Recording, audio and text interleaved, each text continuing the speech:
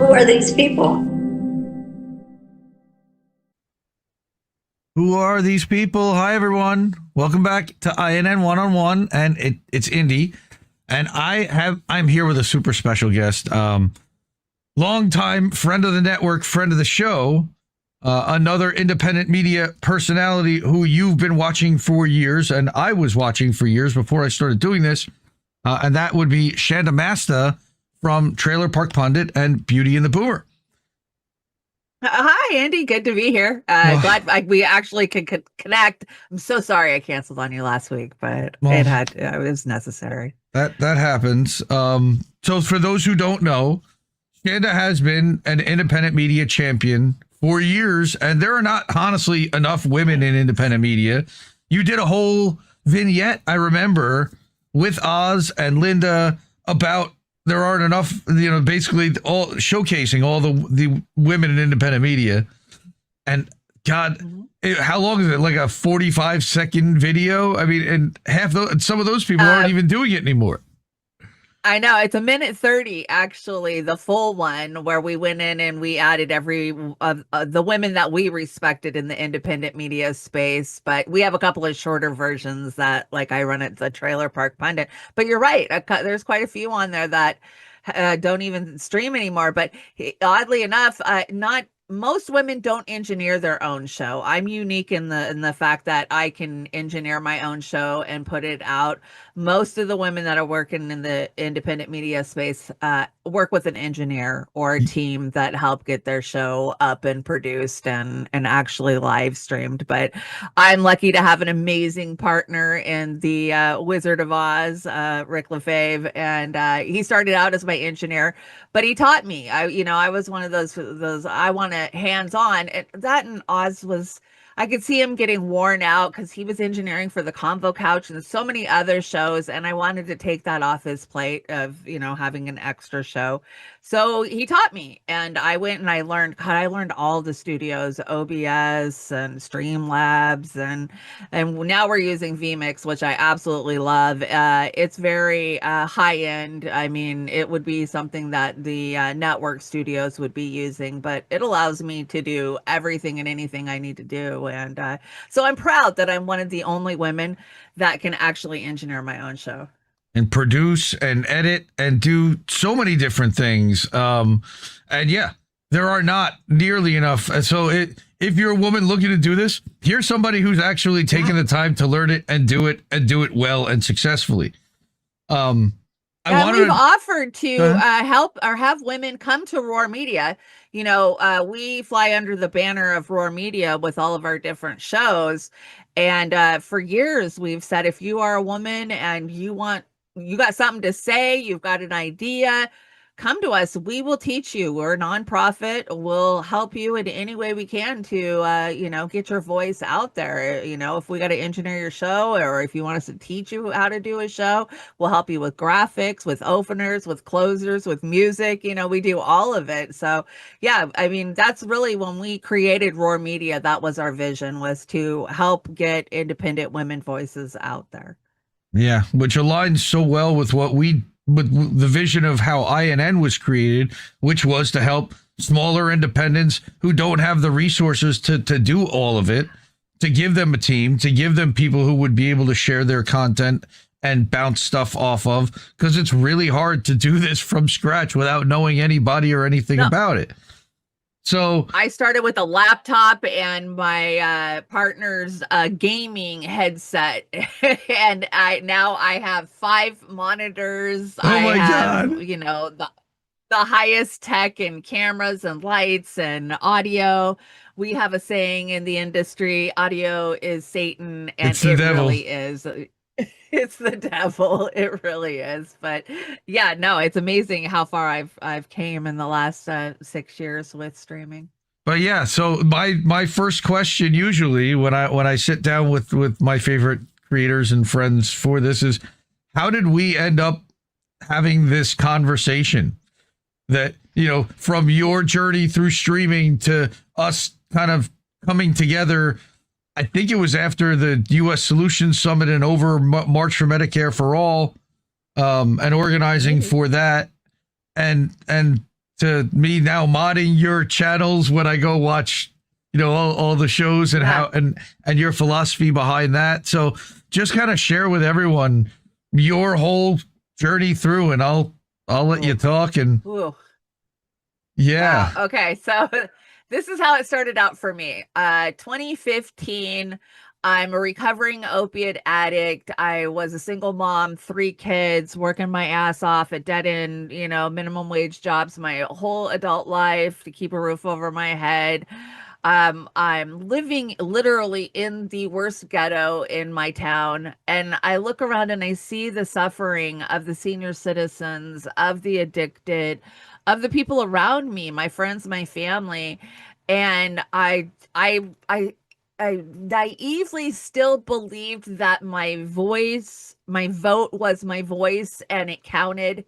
And of course, I was a Democrat. I was, you know, the Republicans are evil. The Democrats stand for the poor. And I was one of those I'm with her women, you know, like, oh my God, it'd be great to have a woman president. She'd bring some, you know, femininity to the White House and some compassion and humanity. That was not Hillary Clinton.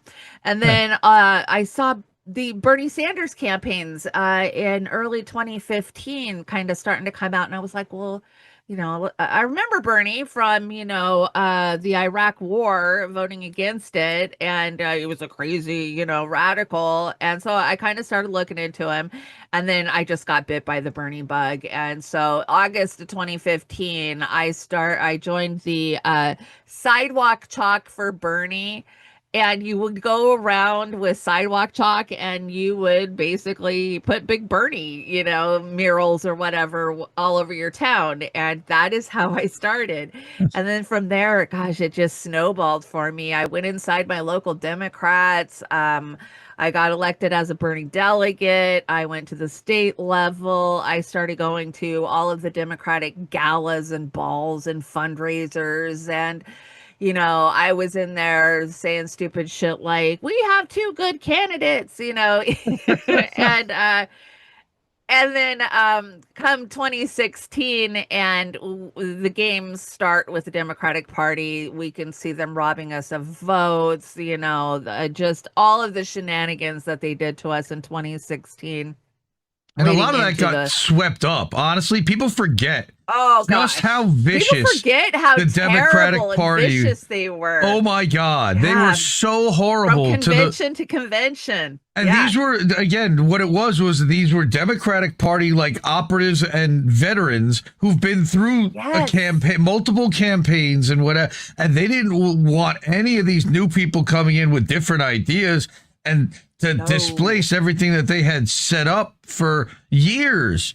And they were the Obama people is really what they were. And they had, you know, Hillary for America, and they were so well funded, and they had David Brock, and, you know, they just had the Hillary hit team behind them. And so my county here in, you know, I'm in a very blue state. I'm in Washington State, just outside of Seattle. We overtook our local Democratic headquarters. We're one of the few counties that has an actual headquarters in our downtown, and we're a retirement community. So there's quite a few of the boomers that are holding on to the dream of what they thought the Democrats were. So we took them head on. I mean, and we swept them. We took their committees. We beat them with a supermajority. We took every single chair in the county. And what did they do? They locked the doors and would not let us take over. Finally, the orders came down from the DNC, and people don't believe this, but the orders came down from the very top to have a new election and get rid of us. So they started simultaneously running individually, running us out of the party. Really, it's just came to my attention in the last year just how many people they sent into our county, paid operatives, to take us out and to separate us. They sent in people to set up indivisible groups to kind of quell our energy, because we had, and I'm not kidding, we had 50 to 300 people every Friday afternoon showing up to work on independent issues, whether it be homelessness, whether it be, water issues. Because remember, we were fighting no DAPL, we were fighting against the TPP, we were fighting against so many things back then. And we had such amazing energy. We were one of the counties in the whole country that scared the fuck out of the DNC. And that's really what it was. The one in Nevada too, right down in Vegas, because they Nevada. They sent the kitchen sink down into there. I remember that for sure. Yeah. And they came for us hard. They managed to split us up. But we stayed strong. We organized ourselves. I was a chair. We were very democratic. We did not Robert's rules, but a version of Robert's rules. So we would vote on everything we did. We voted to leave the Democratic Party. We issued a statement publicly to our local paper. We really went about it loudly that we were leaving the Democratic Party. And then to this day, our energy is still there. The same people, we still meet. We just launched a website last week. And I'm so proud of us. 10 years later, we're still working on local issues. So we turned our focus locally, and we started focusing on local races and local issues. We have a charter review. We're one of the few counties that has a charter review where we can actually take things to the voters. And so we really hit that hard and started getting people elected to the charter review in our county. And EMF has been a big one for us. We have quite a few doctors on our panel, and they know the dangers of this, EMFs and Wi-Fi technology that we're using. And we're all in love with our technology. Nobody wants to hear that it's bad, but it is causing a lot of issues for our children. And so that's, just one example of some of the things that we've been working on. But yeah, I'm proud to say 10 years later, we're still together. So, I did so much. I stuck with Bernie till 2020. I stayed inside that Democratic Party. I always said I was an operative behind enemy lines, because they hated me. Oh my God, the things they did to me. They would slash my tires. They would prank call me at work. Like, the Democrats were brutal to me in those years. And they just wanted me gone because I was such a powerful voice for the poor. I didn't care. I didn't have anything to lose, right? I live in a trailer park. You can't shame me. I was a recovering opiate addict. I put it out there. I had nothing to hide. I brought my skeletons with me because I knew if they got a hold of them, they'd weaponize them. So I just put them on display. And so once Bernie bowed out in 2020, it was such a I'm so done playing the games with the Democratic Party. And I had always gave my vote to the Green Party, even in 2016. Of course, I went to Philadelphia. I was on the gates of the DNC. I saw all that shit. I occupied FDR Park. I was part of a media team that went in. We drove cross country. We were the Journey for Bernie, and we had 25 vehicles caravanning across the country into Philly. Yeah, it was amazing. I made lifelong friendships with that, but I got to tell you, man, it's crazy and it's hard when you put that many strong A type of personalities all together and you go, okay, go spend the next 10 days together. It was crazy. It was totally insane. But the things we saw in Philadelphia just shook me all the way through to my core. I mean, the technology they used on us to steal the video right off of our phones, being the stingrays, the amount of militarized police that they had in the streets coming at us. I remember calling home and just saying, you don't know it, but our democracy is gone. Like, you think you have a First Amendment right to get out in the streets and protest, but I saw how it was gone. And what they do is they would arrest you, they zip tie you, they'd put you on a bus in 100-degree heat in Philadelphia, and they just leave you on that bus for 9 hours, 10 hours, and then they just let you go at the end of the day. So they kept you out of the way. You weren't there to rebel rouse or get anybody else riled up. And then they didn't even have to deal with you, right? So I mean, it was stuff like that. White Many noise of our crew that machines, went, right? I heard white noise white machines. noise They tried to machines. Oh filter my out. God, yeah.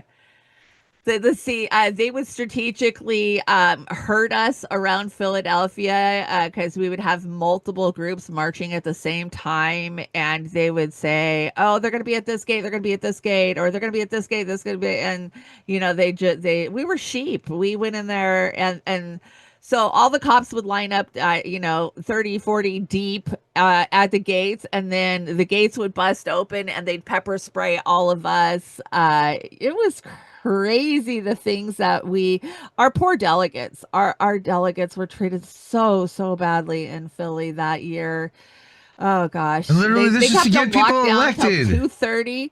Yeah, they locked them down till 2:30 in the morning and wouldn't even let them out of that damn convention center. They couldn't use a bathroom. They didn't have water. I mean, the horror story. So I came home from Philly, and we hosted a big meeting called Bernie and Beyond, but we brought a panel of delegates in, and we sat them down, and we had them tell the horror story of what they had just gone through. And you pay for everything yourself when you're a Right. delegate for the Democratic Party.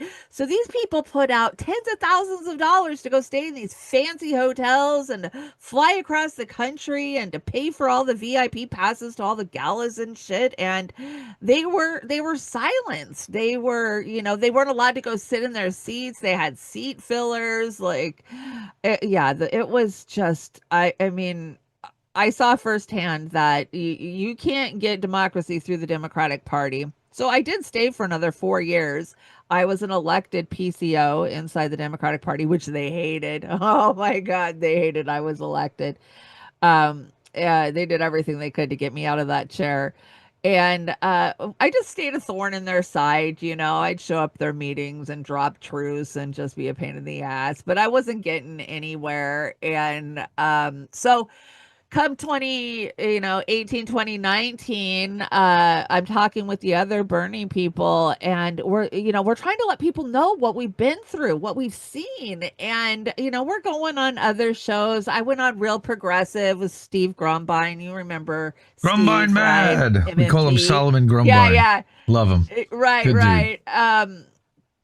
John Lancelot. Oh, I love John. He kind of bowed out a long time ago, but so we were all watching the same independent media, right? I hung out with Tim Black when I was in Philly, and of course Jimmy Dore.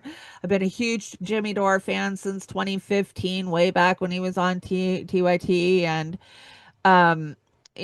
watching these people like, well, okay, if they can do it, I can do it, right? So we got picked up by Uphill Media, which was originally Bernie TV, I think is what it was called back in 2016. So it was a YouTube channel that was called Bernie TV. And that's where you could go to watch like Bernie's speeches when he would go around, right? And so we started doing a couple of different shows. I used to do a show called No Joke. Do you remember No Joke with Amos? He was from Israel, and oh gosh, I don't know Marcus. if Marcus was in Germany. I don't So remember that. it was a really diverse panel. It was really diverse because we had a guy from Germany, a guy from Israel that was in Jersey, and then me, and then a couple other people. And I was the most progressive on the panel, right? And one time I brought up the Rothschilds. Oh my God, you thought I stole their birthday. Oh my God, they came at me. How dare you? That's so anti-Semitic to talk about the Rothschilds. Like it was so crazy. But we were allowed to launch our own shows, and Oz and I and Miss Amber King and a couple other people started a show called The Daily Dive. This was before Jackson Hinkle's The Dive. And Oh my we would do a half God. hour show every morning.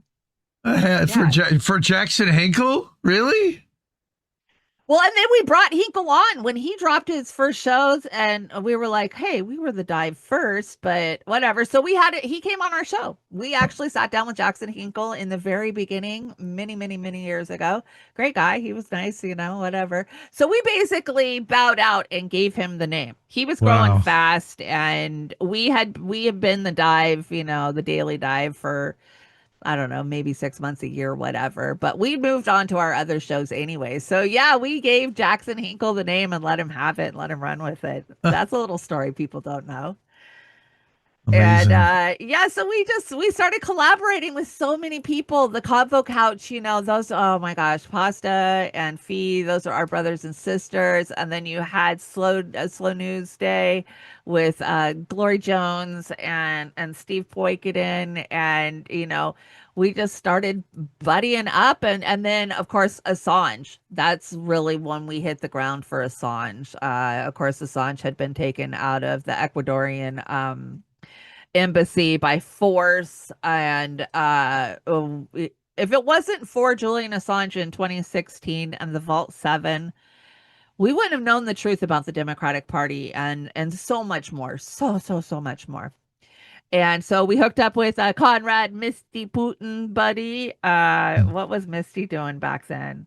Was she doing bitch? I can't remember what show she was doing back then, but we all flew into Washington, D.C.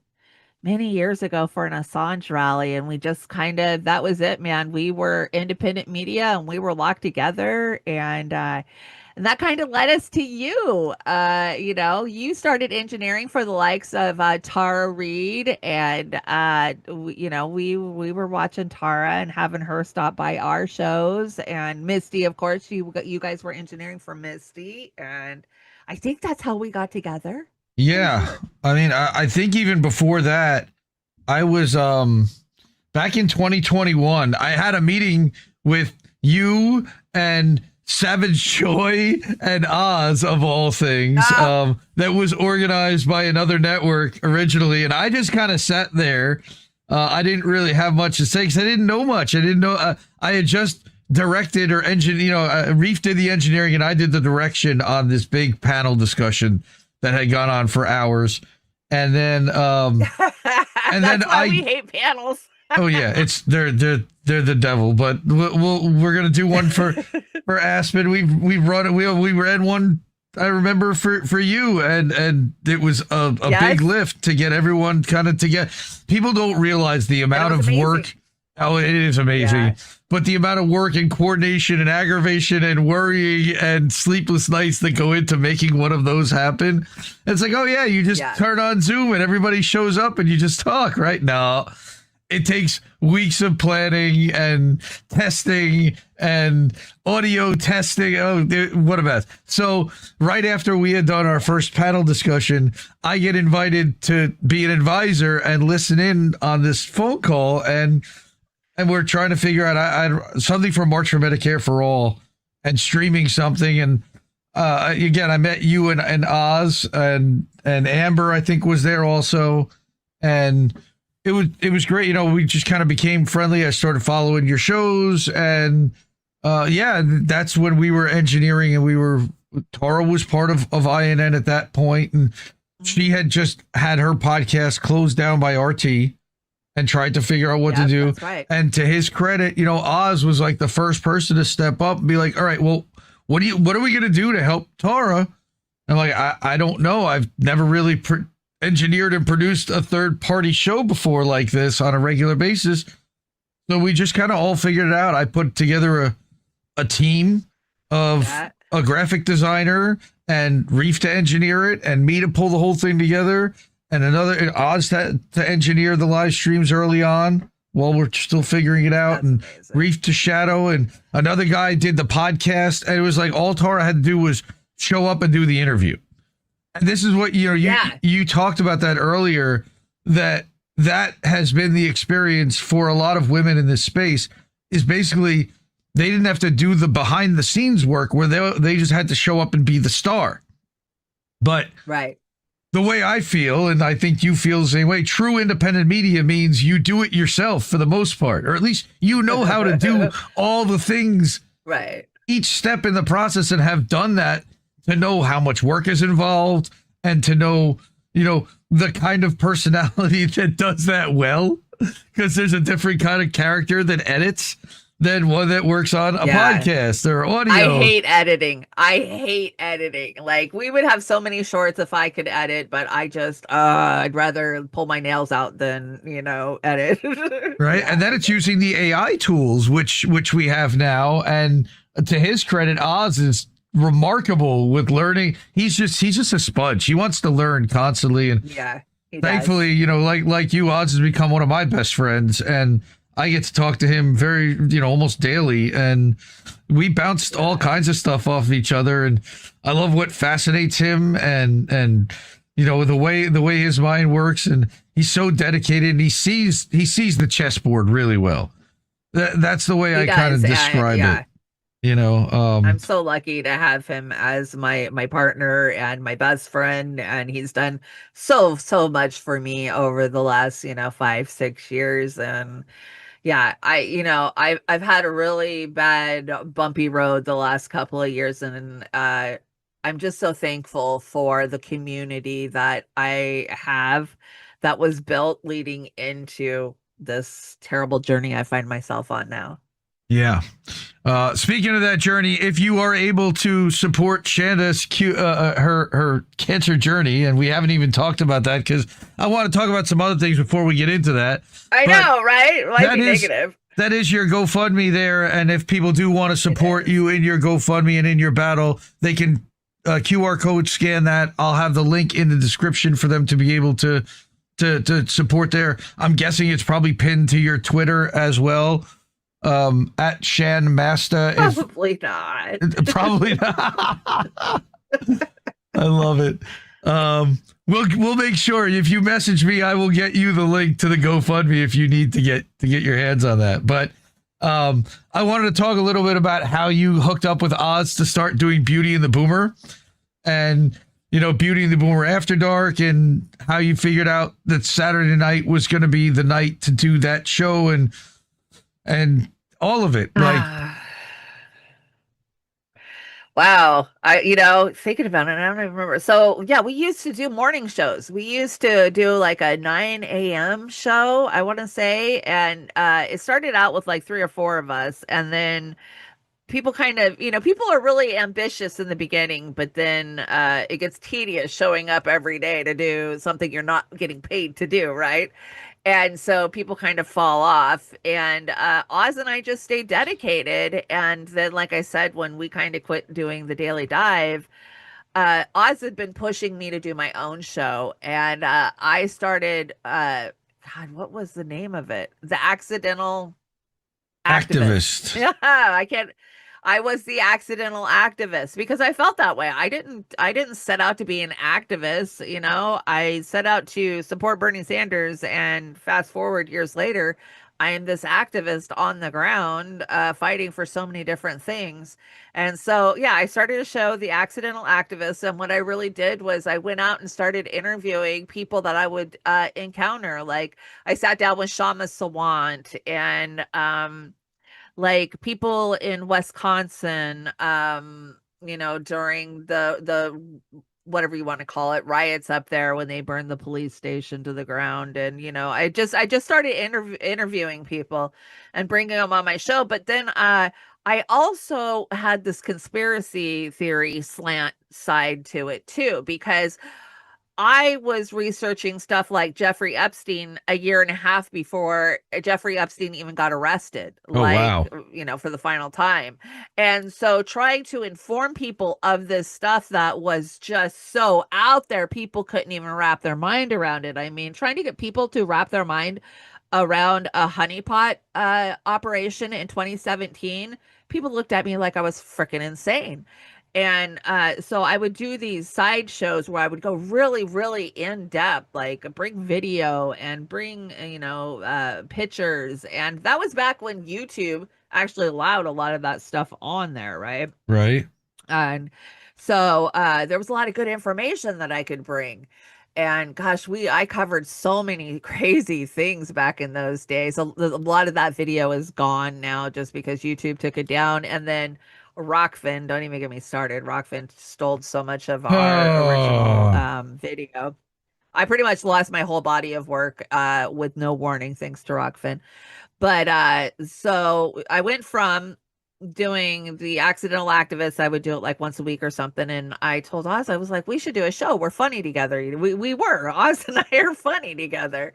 And so I was laying in bed pondering, like, what would we call it? What would we call it? And Oz loves Beauty and the Beast. Like, that was his show back in the day. And it just came to me. And I was like, we should do a show called Beauty and the Boomer. But boomer was such a divisive word. Oh my God, it triggered people. Like, don't you call me a boomer, whatever. But, you know, we're making fun of ourselves. So and we started out themed. Like, we would dress up every Saturday night like in costume, and one night would be we were going to do a 1980s show, but I don't know, Oz showed up in some 1680s outfit. So like I mean, just stupid shit like that. But then we would cover daily politics and just the things that we were seeing in the news that we wanted to talk about and our slant on it, you know, whether you agreed with us or not, whatever. And yeah, so that's how we got the name. Is I just called them up one day and said, hey, let's do a show called Beauty and the Boomer. And here we are 6 years later. We are going to do our sixth annual Halloween on the 25th. So we do big Halloweens at Beauty and the Boomer. You know, we have our viewers dress up, they come into the green room, you know, everybody gets pictures taken. And we wanted to do pulp culture into our shows too, not just straight up dry political pundits talking. You know, we were doing the interview shows and the panel shows. We wanted to have fun with it and let our audience kind of laugh at it, right? I mean, we are in a big ass clown show, and some of this shit is pretty freaking funny, and especially during the Trump years, the beginning Trump years, you know. And so, you know, we bring a lot of satire and a lot of comedy type. A lot of AI video, you know, just funny stuff. And so, and Oz is great with graphics, and he's just gotten better. You look at where our graphics were, you know, 5 years ago to where they are now. It's freaking amazing. And the music that we like to feature artists on YouTube. That, you know, don't get enough recognition, that are doing cover songs, whatever, you know, because we'll take copyrights if we use the actual songs. So we go and find a good artist on YouTube who's doing a good job at covering it, and we'll put their information out there. And that's led us to some amazing friendships with you know, these amazing musicians that have a lot to say politically. Like right now, one of my favorites is Spiderland. Sure. These guys are amazing.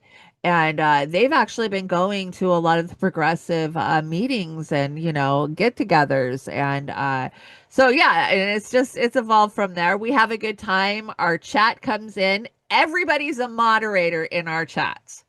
Because, hey, we're talking true democracy here, right? And not one person should have the power in the chat. So everybody gets a standard wrench in our chat. And it helps us see who's new. You know, I can tell if somebody's new to the chat if they don't have a wrench. And I can tell you, out of almost 6 years of giving wrenches to everybody that comes into our chats, nobody's ever misused them. Nobody ever has. Nobody's That's amazing. Gone and like kicked everybody out, you know, that type of thing. Wow. Because So, if I did that that's the at story. INN, that would almost certainly happen. The other thing that I love about everybody having the admin access or the mod access is that they can post links, because if you don't have a mod Yeah. access on most YouTube channels, you can't post a link to something. And people like to share links all the time when they're watching Yeah. live Hey, streams check this to out. other Yeah. stuff, right? Yeah. And yes, Right. it can distract from the live stream, so I understand why YouTube would restrict it, but as a mod, don't you're care. trusted enough. So I guess, you know, that's the only loophole around that. Now, Rumble does not do that, and once in a while you'll get somebody show up in your Rumble stream and be like, hey, blah blah blah, it's the Jews, and have a link to a Rumble video to watch about that. It's like, okay, I guess Really? Yeah, occasionally we'll get someone that's promoting their own show or stream in our chat or We in never the comments. get that. That's Crazy. really nice. And you've done, speaking of YouTube and censorship and copyrights, and you've gone again. You, as an independent media creator, have been put through the ringer by the $100 billion corporations, the $1 trillion corporations. All right, over what we're saying, over how we're presenting it, over again, and there's this famous case right now going on where Universal Music Group is copyright claiming everyone that's using their stuff, even for 10 seconds, and it's messing up people's artwork because they use 10 seconds of a song in a 3-hour live stream.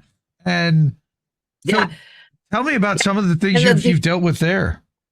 Well, and the screwy thing is TikTok promotes these people putting music in the background because they do video music share. Right. So if you try to bring a video from X that you think has some pertinent information and there's music in the background, now you're getting copyrighted. But so here's the thing. We have been monetized for many, many, many years. And we literally have turned all that off. We don't care. We don't want paid. We don't want advertisements. They'll still run ads, even though we don't get paid for the ads. The only money we make on our channels, we're nonprofit, is whatever the viewer decides to donate to us. So we don't give a shit. Copyright us.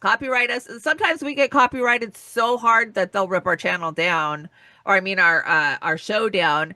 But mostly the censorship and the spankings that we took were back during the COVID days. And the Assange days, And the Assange days. We were one of the very few channels out there way before Jimmy, way before, telling you the truth about the and the effects of them. And we got slapped around hard by YouTube every other week. There was a couple of times where we were really at risk of losing our channel, and so we would have to, that's when I built the trailer park channel. Like, okay, we got to start building these backup channels. But we always had Rockfin as our main backup channel. Like, okay, if we get knocked off of YouTube, you can always find us on Rockfin. We had 20,000 followers on Rockfin, I want to say something like that. 15,000, 20,000 followers. I mean, YouTube has throttled us so hard. They've kept the boot on us that every month we will pick up 30, 40 new followers, but they'll pill away 50 from us. So we have never been allowed to grow on YouTube. We've been sitting at 1.3K followers for 5 years. That's insane. And we know that that's not a reflection of us, because when you go and you look at the growth we had on, say, a platform like Rockfin, that was natural. It was a lot more reflective of what was actually, how we were growing. And so, but we don't care, whatever. We say we're the best kept secret. We're a social club with, our quaint little, red rope room of VIPs that come in every Saturday night, and our chat loves each other. They know each other. Mutual aid. We've always pushed mutual aid. Get out there and help out in your community where you can, how you can. And our community, they do that.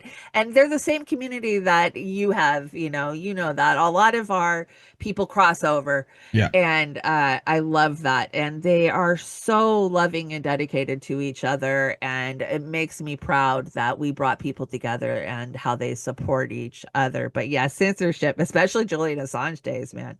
They whooped our butts. They would take our show down. They sent us to re-education school. I got sent to re-education school by YouTube, right? like copyright school, copyright school, re-education school, and we learned the term medical misinformation, which we didn't know even existed until 2020.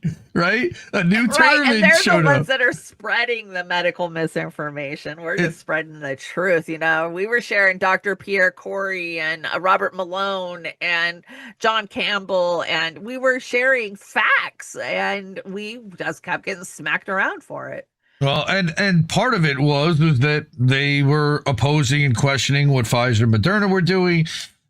Some of those guys have turned out to be on the ivermectin and on the wellness company train, and we didn't really realize what that was at the time. And I think that they might have realized what, that was a whole right-wing influence, whatever operation, but it was big pharma versus big pharma versus alternate big pharma.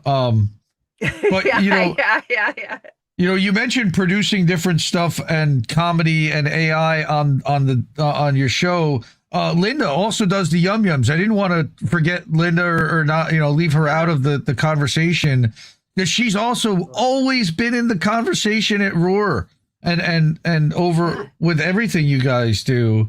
And I think she doesn't nearly get the recognition. Because she's never really out there. Right. She's like you. She doesn't put her face so much out there. I mean, you see AI versions of Linda, but yeah, Linda's working behind the scenes. She's at school with Oz. Oz does this thing called School on Tuesdays.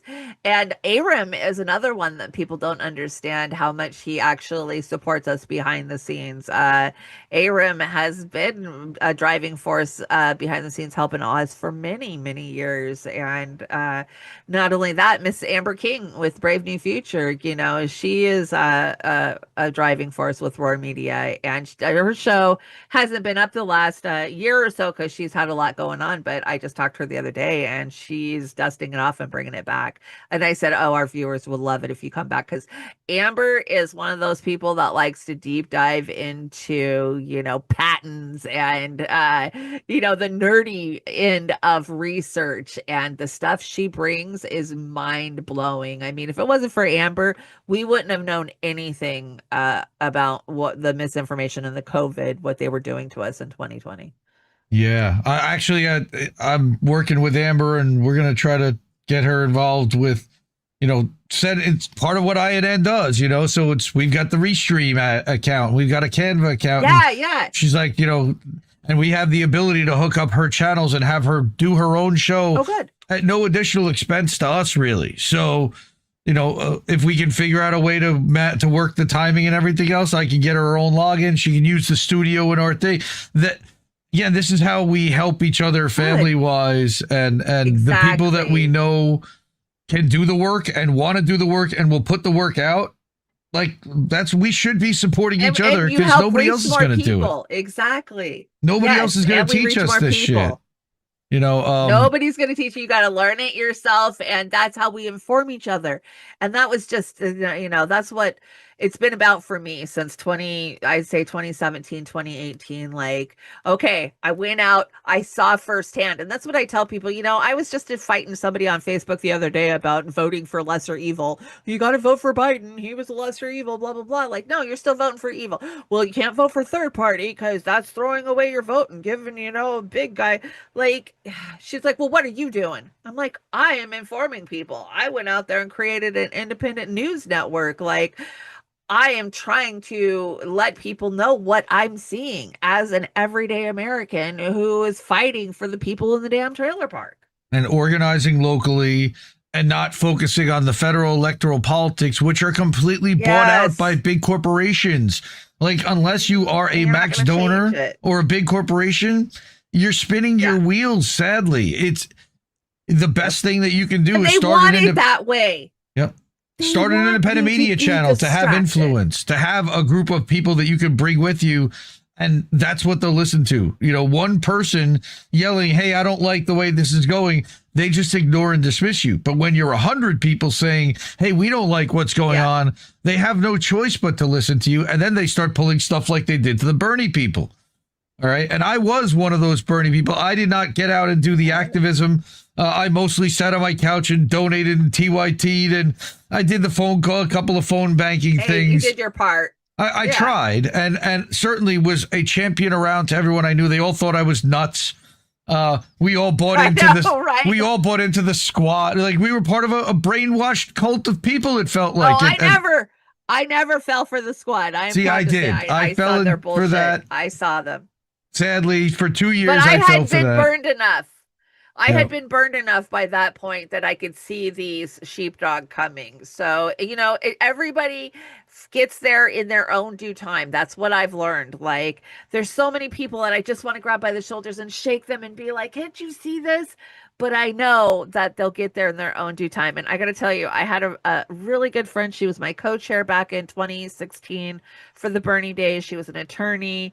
And I don't know what happened, but 2017, 2018, she just like, she didn't trust what I was telling her. And I just saw an email that she sent somebody else a couple of days ago where she said, I owe Shanda the world. She really taught me how to open my eyes and think critically. I can't, something about she was so far ahead of all of us and tried to warn us, and I was just, that made me proud Yeah. because that's all I've ever tried to do is to warn people. But I also realize that people are going to get there in their own due time. They have to get burned enough. They have to fall for the stupid candidates. They have to buy into the Democratic talking points and get let down so many times before they get radicalized, I guess. I guess before they realize that they're never going to get the health care that we all know that we should be getting, not just access to healthcare, but actual healthcare. That again, that has been one of the big uniting factors. And what's funny, you talk about Assange, and I want to go back to that for a second, only because I think my take on all that is, we were shocked that they let him out in 2024. We fought so hard to get him out of Belmarsh, and we really didn't think it was ever going to happen. I think a lot of us didn't. We thought that he was probably going to die there. I thought they'd kill him. Yeah, right. I thought they would kill him. And they were going to kill him in prison, and that we were never going to see him emerge. And I think that in letting him out, it's almost like letting the air out of a balloon. Like, it just deflated an entire activist movement of people that were together and connected and communicating, and it let the air out of that. And a lot of we're still connected, but we're not communicating, and we're not actively sharing each other's things. And there's been a renewed thing about Palestine, but some people weren't necessarily pro-Palestine, or and it just, I almost felt like they let him out to deflate that activist community, because we were getting very strong in our voice about getting a pardon, or about, and then there was the trial that was about to come here, and nobody really wanted a public show trial with all the activists. That's why they let him out. That's why they let him out, is because they did not want that public trial. They knew what we would do. I mean, I'm a girl in a trailer park, and I would take every dime I had and fly across country for a 3-day, not sleep, hit the ground, be in front of the Department of Justice, be in front of CNN and Fox News protesting, and then be back on a plane Sunday night and on my way back across the country. I mean, that's pretty, when you're getting people in the trailer park doing that, you got to deflate that shit. And I believe that's absolutely why they let him out. And then there was getting so much press by the likes of these movies like Ithaca, and there was a couple others.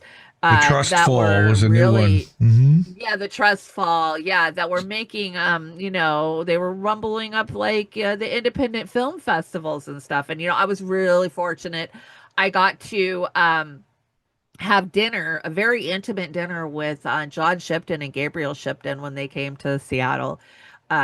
We had, I don't know, Amber had got us some a little cafe or something that was shut down, and we went in there, we decorated it, we catered it ourselves. We had fresh salmon, and we all brought dishes, and I want to say there was 12 or 13 of us, and we got to just sit down and talk to them.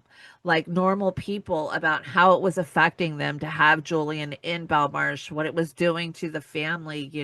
Here's John, he's pushing 80, and he's out traveling the world trying to get people to understand that his son is dying in a Belmarsh prison. And Gabriel, his brother, is so delightful. And they were fun. I had a blast sitting down, and they sat for an interview with us. So Roar Media, Amber and I, we got to sit down and interview them. And yeah, I mean, so giving everyday working class people that kind of power, the Biden administration had to deflate that. I genuinely think that getting rid of that activist community was a key for them.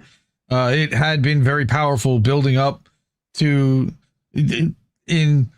I remember in May there was a hearing and he wasn't even able to attend. He wasn't well enough. And then you see him get on that plane, the footage, and man, tears and joy and hugs and ever since, I'm happy for him, but a little disappointed in what we've seen. I didn't want to talk about Julian other than your experience in organizing. You did a table, for example. I remember I very famously tabling. Yeah, you did tabling like at events where you would just have material there ready for people to learn and to talk to people about what he was going through and how they were taking away our ability as even content creators to say what we wanted to say.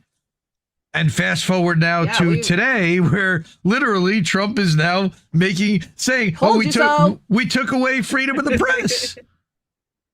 We took away your ability to free speech. We just took it away because people were getting upset about burning flags. So we took it away. What? Yeah. Wow. Yeah, well, we've been out there telling people, I've really been on the ground working on two issues for the better part of the last 10 years, and that is freedom of speech, and the other is the right to healthcare. I mean, these are two of my biggest fights and have been. We should have the right to tell people that we have the right to healthcare. Amen. On both of those fronts. And again, for those who don't know and have been watching this, and just watching us go down memory lane and talk about the history of independent media from someone who's been through the trenches, Chanda is going through small cell lung cancer, her second wave of treatments now. So if you're able to, and of means, please, even $5, $10, that QR code goes to that GoFundMe. So many people have stepped up already. It's an incredible blessing. And I, by the way, show this GoFundMe every Sunday night on How Do We Miss That. I have a section at the end. I go through my lightning round, and then I go through my GoFundMes. Because part of what we do in independent media, and you've always done this so well, is shout out the people that need help. Okay? And uplift people that need help, that don't have a voice. That's one of the reasons why we do what we do. And when I see especially a member of our family hurting like this and going through this now, I also know, because again, I'm friends with Oz, that you were just going through you had just gone through a thing last summer with your mother-in-law, or with your partner's mom, and she was going through a horrible case of dementia.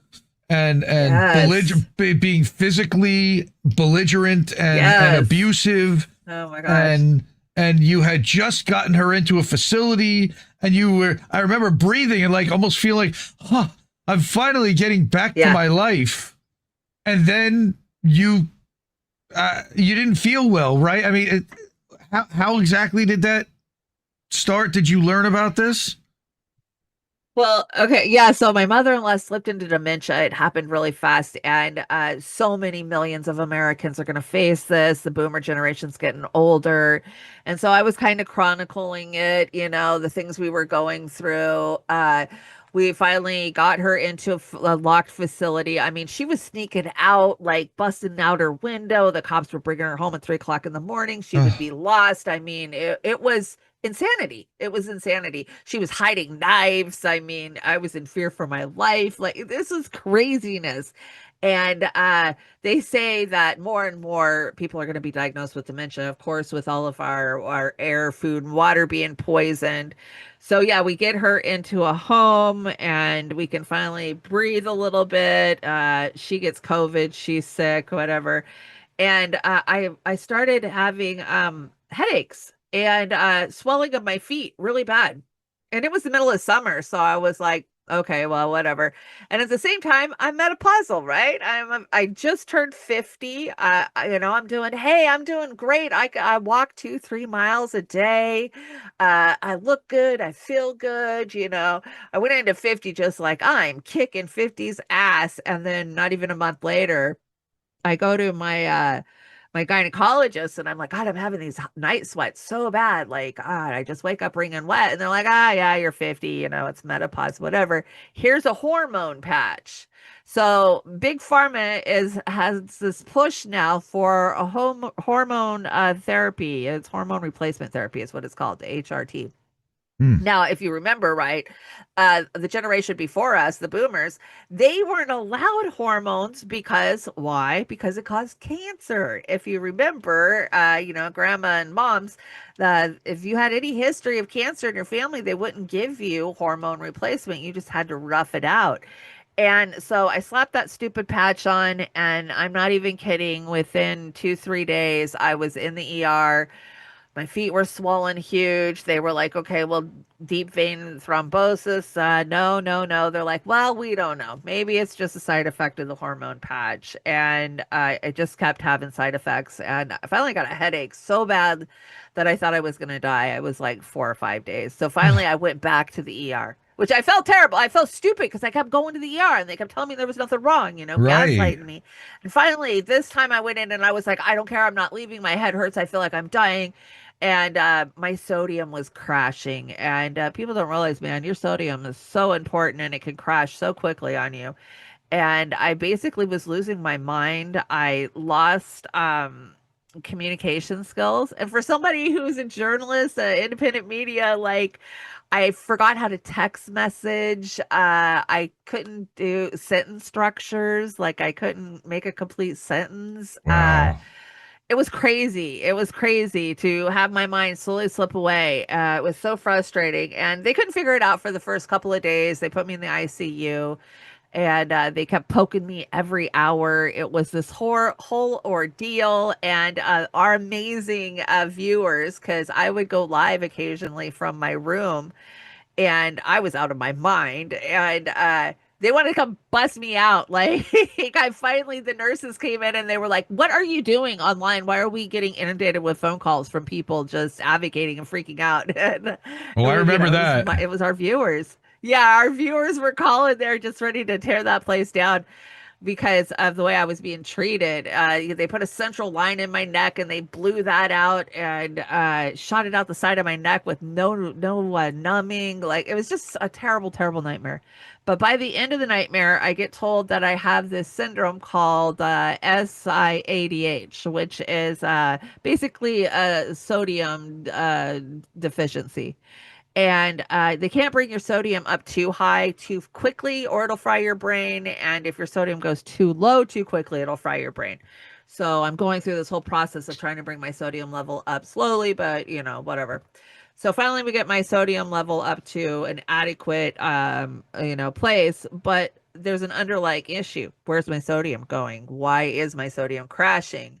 So they start doing scans and stuff. And I have a CAT scan come back. And, everybody has this my chart. Now, the Democrats passed a bill that says that you, as a patient, have the right to see all of your testing as soon as it's available. Yes. And that's even before your doctor even reads it. Now, that was a part of the Democrats' last big bill they pushed through when Biden was in office. Oh, yeah. And so I see the test, I read it, and it says something about Hilliard mass, right side, blah, blah, blah, 11 centimeter. And I'm like, what the fuck does this mean? And my best friend just happens to be a doctor at the VA. So I screenshot it and I send it over to her and I go, hey, what is this? And my phone instantly rings, Oh and my she's like, God. "Oh my God, this is bad. This is bad. This is bad." And I'm like, "How bad? Like what?" And so basically, I knew that I had cancer, and it took the doctors about 2 days to come in and tell me that I had cancer. They hem-hawed around it, and we didn't know what kind yet, whatever, blah, blah, blah. So I got it rushed in and got a biopsy, and it turned out to be small cell. Small cell lung cancer is the most aggressive lung cancer. It kills. It's one of the leading killers in the country, cancer wise. The average lifespan for somebody who gets diagnosed with small cell is less than 5 years. And so that was shocking. I mean, just shocking, like flipped my world upside down. I went from doing family garage sales to being told that I had less than 5 years to live, and the average lifespan is 18 months. And so it's been a year. I went into chemo. I did 4 rounds of chemo around this time last year. I finished up right at Christmas. So you can see I'm bald in that one picture. This is what's grown back in the last 6 months. And then I've been blasted 73 times by radiation. I've had radiation to both the tops of my femurs, my ribs, multiple places in my lung, and my clavicle, my collarbone. And now I'm on my second line of chemo because I over the summer I was doing good. Like everything was kind of in remission, like nothing was being active, and I thought, woohoo, we backed it off for a long time, and I was on immunotherapy because they have all these new immunotherapies. There hasn't been a lot of advancement when it comes to small cell in the last 30 years. It's this chemo, radiation, and then sorry, go home and do hospice. But now we have all these immunotherapies and targeted medications that they can, kind of target your immune system to go after the cancer stem cells. And so this time it came back on my last scan about 6 weeks ago, and my CEA number shot through the roof, and I could feel at the end of summer I wasn't feeling really well. I was like, oh, okay, I feel like something's going on. And they took a CAT scan or MRI of my liver, and it has moved into my liver, and I have 11 tumors on my liver now, and it's in the tops of both of my femur bones. And that's what hurts the most is the bone pain. Like, oh my God, cancer bone pain is the most insane pain I have ever felt in my life. All I can do is just cry when it comes on. It's like a toothache, but in your bones is the only way I can describe it. And I just cry and cry when it hits so hard. Like right now, I am on 120 milligrams of morphine and 40 milligrams of Percocet. I mean, I'm sorry if I feel if I look or act intoxicated. Not at all. No one to hear you and see. People wouldn't know, and I think that happens a lot. There are a lot of people going through treatment and struggles. They're very private about it. They don't want to talk about it, and the amount of rise in cancers in the last several years, and the younger people that are getting it, there's a lot of talk about plastics and the amount of plastics that's around us, the and nanoplastics and the toxification of that. Not even yes, we got nano in our brains and sperm. Everybody's apparently got it in their sperm now. All their kids are getting it.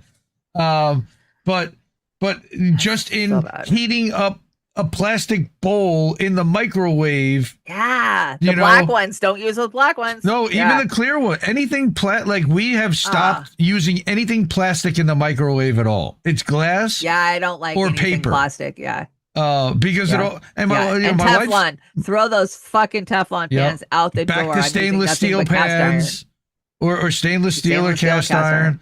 But even the paper plates have a chemical coating on them. On them. Yeah. And when you heat everything is poison. Everything around us, everything we touch, we eat, we drink. It's remarkable. And it's all again based on petroleum. It's all based on oil and and figuring out ways for them to make everything out of oil. Plastic is made out of oil, for those who don't know. Yeah. And It's so are pharmaceuticals, and it was really hard for me being somebody who researches everything, knowing what they did to us during COVID, knowing that I didn't trust big pharma, as somebody who went through the opiate era, and then COVID. I'm supposed to now trust these doctors that want to give me chemo and radiation and all of these medications, right? It was just flipped my world upside down very quickly. Like, I had to do research and I had to figure out, was I going to take these medicines or was I going to try to go naturopath? And with our network, I had so many people reaching out to me, Indy, that were like, you need to look at what's going on in Mexico. You need to look at the Joe Tipton protocols of ivermectin and fenbendazole, and you should try soursop, and you should try this, and you should try that. And so it was so much information coming at me so quickly when I right. first got diagnosed. How do I navigate this? What do I do? Fortunately, I got a lot of doctors. I got a doctor in Mexico. I got a doctor at the Bastar Clinic in Seattle, which is a naturopath doctor. And then because my friend's a doctor, she found me the best oncologist and thoracic surgeon in Washington State. And I gathered up all the information that I could. And basically, what I was told, even by the doctors in Mexico, is with small cell, you have to hit it with chemo and radiation. You're not going to kill it any other way. It responds very well to chemo and radiation, but it grows so quickly. It can literally grow in 2-3 weeks. And Wow.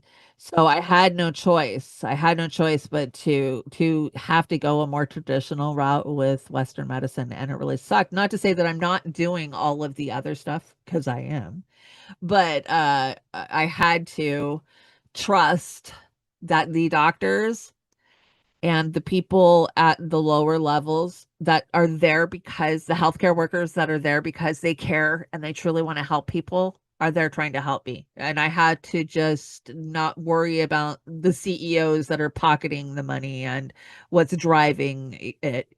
But at the end of the day, it's all petroleum based medicine. That's Yeah. all Western medicine is. And you went through chemo already, multiple, and Multiple times. I'm doing chemo right now. The I Red do chemo Devil, again on Monday. did they hook you up to the Red Devil? That's like one of the big things, and that's allegedly supposed to knock you out quite a bit. And then they mix in anti-nausea medications, because everybody knows people who take that, stick to their stomach. This is my per needed medicine bag. Look at this.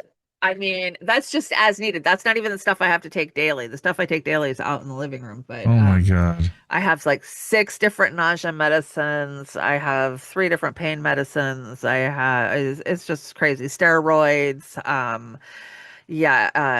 Acid reducers. Oh my gosh, the chemo, man, just kills my stomach off. I end up having to take like massive Pepcid and Mesopril, whatever they call it, Prilosec, whatever. Right. But I just got accepted into a new trial, and I'm super excited because there's nowhere left for my cancer to go right now except for in my brain. And then once it hits my brain, they pretty much send you home for palliative care and hospice. Like, okay, well, you live your best life and we'll keep you comfortable. I mean, that's really what happens once it hits your brain. So I'm trying my best to keep it out of my brain. I'm scared to death. My next brain scan is November 11th. I mean, I get such anxiety because I'm so scared, I didn't think the last scan would come back with 11 tumors on my liver. So I just never know, every day's a gift for me. I know I have a death sentence. I've accepted it. My loved ones haven't accepted it as easily, I guess, as I have. They're having a hard time with it, watching somebody you love decline and having to accept that they're going to leave when they're young. It's really been hard on them. And I'm young, yeah, and my grandkids are young, and my children, it's just, it's been really hard. So I'm really excited about this new clinical trial. I have a doctor over at Fred Hutch Cancer Center. Even if it doesn't save me or give me extra time, if it can potentially help somebody else have extra time down the line, I'm more than happy to be a guinea pig, is the way I look at it. But I'm hoping, I'm praying that not only will it give me some time, but maybe it'll slow this down and give me a year or two. Yeah. That's what I pray for. So Well, and then there's the but it's been a entire nightmare. cost insurance, dealing with That's where that we're going. whole Yeah. side of it. And that's where I wanted to kind of talk to you about next, which is not only Yeah. are you having to go through treatment, but then go through figuring out the entire insurance navigation. And Oh, I know that you have was it Apple Care in Washington is what they call it. yeah. Basically Medicaid for or Medicare for all, ensuring that nobody has no Yeah. health care, which is what we were fighting for the whole country, by the way, to ensure that even if you No, I'm lived in a lucky. trailer park, you still get the treatment that you need Yeah. and the meds that you need. Right. All right. And think about how many people around the country don't have access to that. And it's just heartbreaking and a people in nightmare. Louisiana. No, no, you got to give up everything you own to go get on welfare. So Washington State, we did a ballot petition, which we are one of those ballot states where you can go out there and you can get your neighbors to sign on. You get enough signatures, you can take it to the voters. We took it to the voters of Washington State, and they said, hell yeah, everybody has the right to health care. And so we have Apple Healthcare, which it's DSHS state care basically. But it offers basic coverage. And I gotta say, for the most part, they've been great about covering my chemo, my radiation, my doctor's appointments, my labs, my testing. I mean, these things, my radiation alone costs $200,000. A lot of my labs or a lot of my testing is $5,000, $10,000 a pop, So not only are they having to pay for me to use the machinery, but for these doctors to read it. So, I mean, I have been probably close to $1 million patient Oh, yeah. on my local healthcare, which is Molina. I have Molina. If you've heard, Molina is like the fifth worst in the country. And but I also understand the frustration of the likes of Luigi Mangione, because here I am. I have stage 4 terminal cancer. It's in my bones, it's in my liver, it's in my lung. And my damn insurance company denies my pain medication every fucking month. And it takes days and weeks for my pharmacy to fight them and fight them. And now here's a stupid rule. If I am on state health insurance, meaning welfare, I shouldn't have money to pay out of pocket to cover a prescription. So they deny my prescription, but the pharmacy is not allowed to sell me the prescription even though my insurance denied the prescription. So basically, I'm not allowed to have it. Isn't that insane? Make it make sense to me. I'm like, what do you mean you can't sell it to me? So my pharmacy, I bring my pharmacist donuts every month because these people spend hours on the phone fighting my insurance company every month for me for every freaking medication. They get hung up on, they get jerked around, they get left on hold. Like I love them so much. They advocate and they fight so hard for me. And they finally came up with a system where after it gets denied twice by the insurance company, they'll let me pay out of pocket for it. And then they have found me some discount cards to put it on. So I'm not paying the $500, $1,000 for the prescription of 30 days of, morphine. Yeah. So that's how it's working right now. I finally they switched me to fentanyl patches this last week, and now the fight is on to see if my insurance is going to cover that. So I'll let you know. I didn't want to go on fentanyl patches because I kept telling myself like, no, you're not that bad yet. You're not that bad yet. Like I'll save it till I'm really sick and at the end. But because my insurance doesn't want to cover the morphine, we're going to try to see if they'll cover the fentanyl, even though I'm kind of really scared to be on fentanyl. But yeah, I mean, it's all that fear mongering. Frustration. People have been fear mongering about exactly. fentanyl and Prince and, that this little pinhead can kill you. Basically, Yeah. I'd be definitely afraid of it. Yeah. Well, I do keep Narcan in my car. I have Narcan next to my bed. I am on a lot of opiates, so I do, keep it because that's just smart. But I don't abuse my medication, so I'll never need it. But the fentanyl, there's other stuff out there now. They have car fentanyl. Have you heard of that one? No. That one's supposed to be like 5 times worse than fentanyl. So oh my God. Yeah, there's much stronger stuff out there from what I understand. Now you mentioned Luigi. I have my own theory when it comes to Luigi, and I think he didn't do it. I don't think it was him. I think he's a patsy. I don't think he did it either. I think he's a patsy. What's up with all these patsies? I think the Charlie Kirk guy's a patsy too. I totally agree with you. Well, that to me, my speculation is that's the cover up for an Israeli murderer, an Israeli sniper. That was totally because Israelis are the ones that have been shooting people in the neck like repeatedly every day for 2 years. And then you have I don't know what to think. The lack of blood everywhere, and the first and third base coach that are signaling behind him. Like there's so much weird stuff going on there. The guy who was at the Butler PA thing that somehow is also the guy who's coordinating here at the Kirk thing.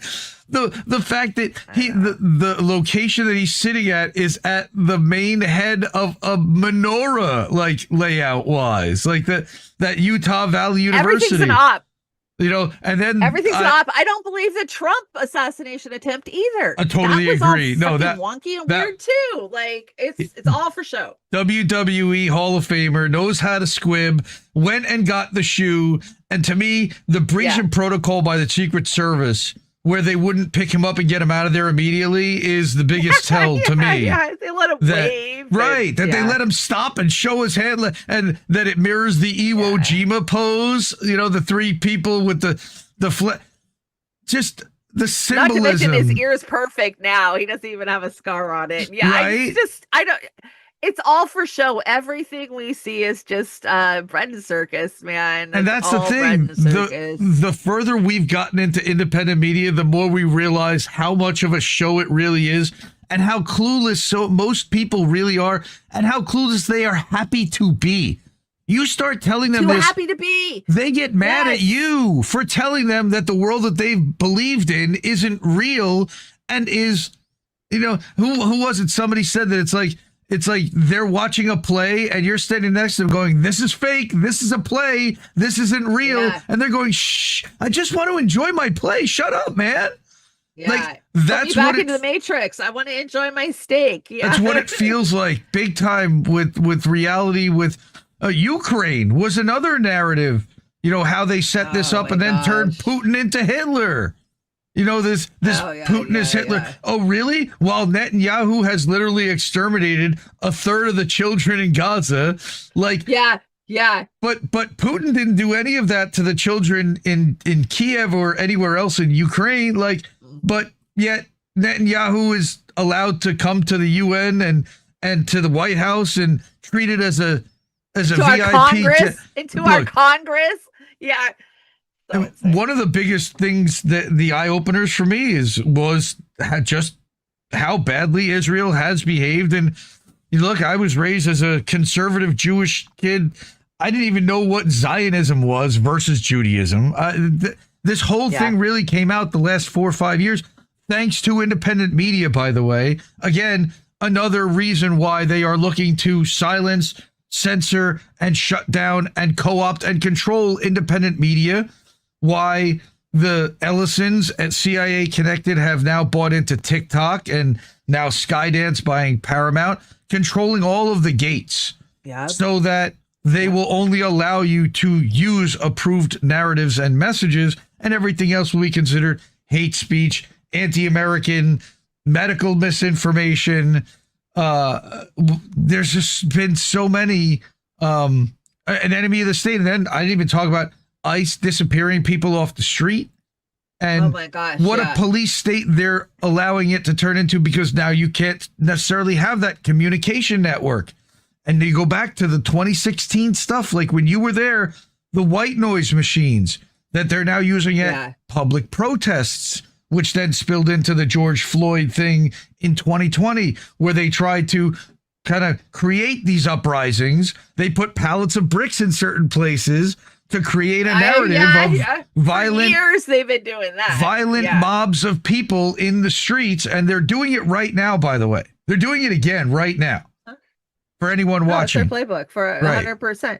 But, you know, it's all done intentionally. Like Biden opening up the fucking borders and just letting, we had no immigration policies under Biden. Nope. Anybody come in, come on, everybody come in. That was intentionally done. So that way Trump could be the bad guy, unleash ICE, turn them into a Gestapo. But not only that, he could slowly roll out the surveillance state, and Americans would beg for it. Would please MAGA protect us. And please. MAGA is like bullying people that aren't down with it, which is, if Biden were in, that never would have happened. The ones who were supposed to not to be, exactly. So how else were they going to get the far right Republicans to fall for the surveillance state? This way, exactly this way. Right. You know, the left was always going to fall for it. Yeah, Palantir, you know, the technocrats, JD Vance setting themselves up to get him as the VP by Rumble running Truth Social and the back end for the Trump for TMTG, and now this whole crypto thing. So now they've just decided to blow the whole thing up and just grift to their heart's content, create new cryptocurrencies and vehicles and investment arms for their supporters to be able to put money into, which yields them nothing. I mean, you have all these videos and tweets and messages of people that are, I put all my money into this, and then the rug pulled us, and it's the Trump coin, literally the inauguration weekend. Oh my God, the Trump coin. He launched a crypto meme coin that raised his net worth at one point during that night to $60 billion. And then it came all the way back down. But the whole thing's a scam. I think that right now what he's doing, he doesn't care about ideology. He doesn't care about anything other than enriching his family and his kids and making sure they're set up in their little businesses for life, because he's not going to be around forever. He's got two fail sons that fuck up everything they touch. All right. Yeah, right. But hey, he's got Jared Kushner as a son-in-law. Ivanka's going to be okay, because Jared Kushner's going to sell the waterfront property in Gaza. All right. So I was just going to say that. You beat me to it. He's got that set up, right? So he's literally setting it up like he'll let everyone do whatever they want corruption-wise. They did that trip to the Middle East where they literally just lined up to throw money at them, didn't bring the press with them to that trip. All right. But you know, this isn't TDS. This is looking at the facts and looking at that this is all part of a corrupt network that involved the Bidens also, that involved the Clintons also. It's a uniparty. All the Democrats are over there kissing the damn wall too. You know, Washington has been bought by not just AIPAC, by all of the Jewish lobbies, and has been for our whole entire lifetimes. You know, and Christian Zionist lobbies. Christian Zionists. You know, and I was raised deep Pentecostal, talking in tongues, Assembly of God type of Christian. I'm not afraid to call myself a Christian, but I don't fall for this false prophet of Israel that we've been sold in the Bible.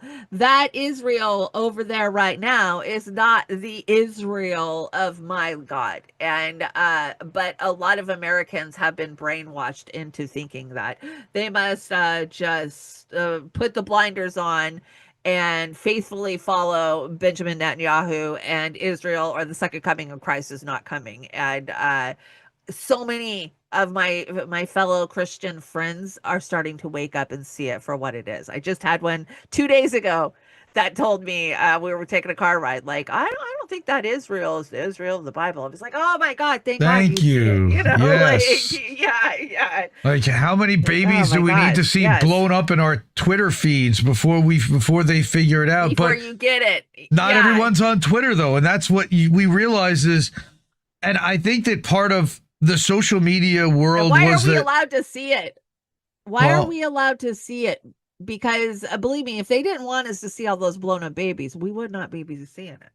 I guess. Because they want the anti-Semitic pushback is what it is. They want to be able to say, look at all these anti-Semitics, and they can attack the college kids. They can attack.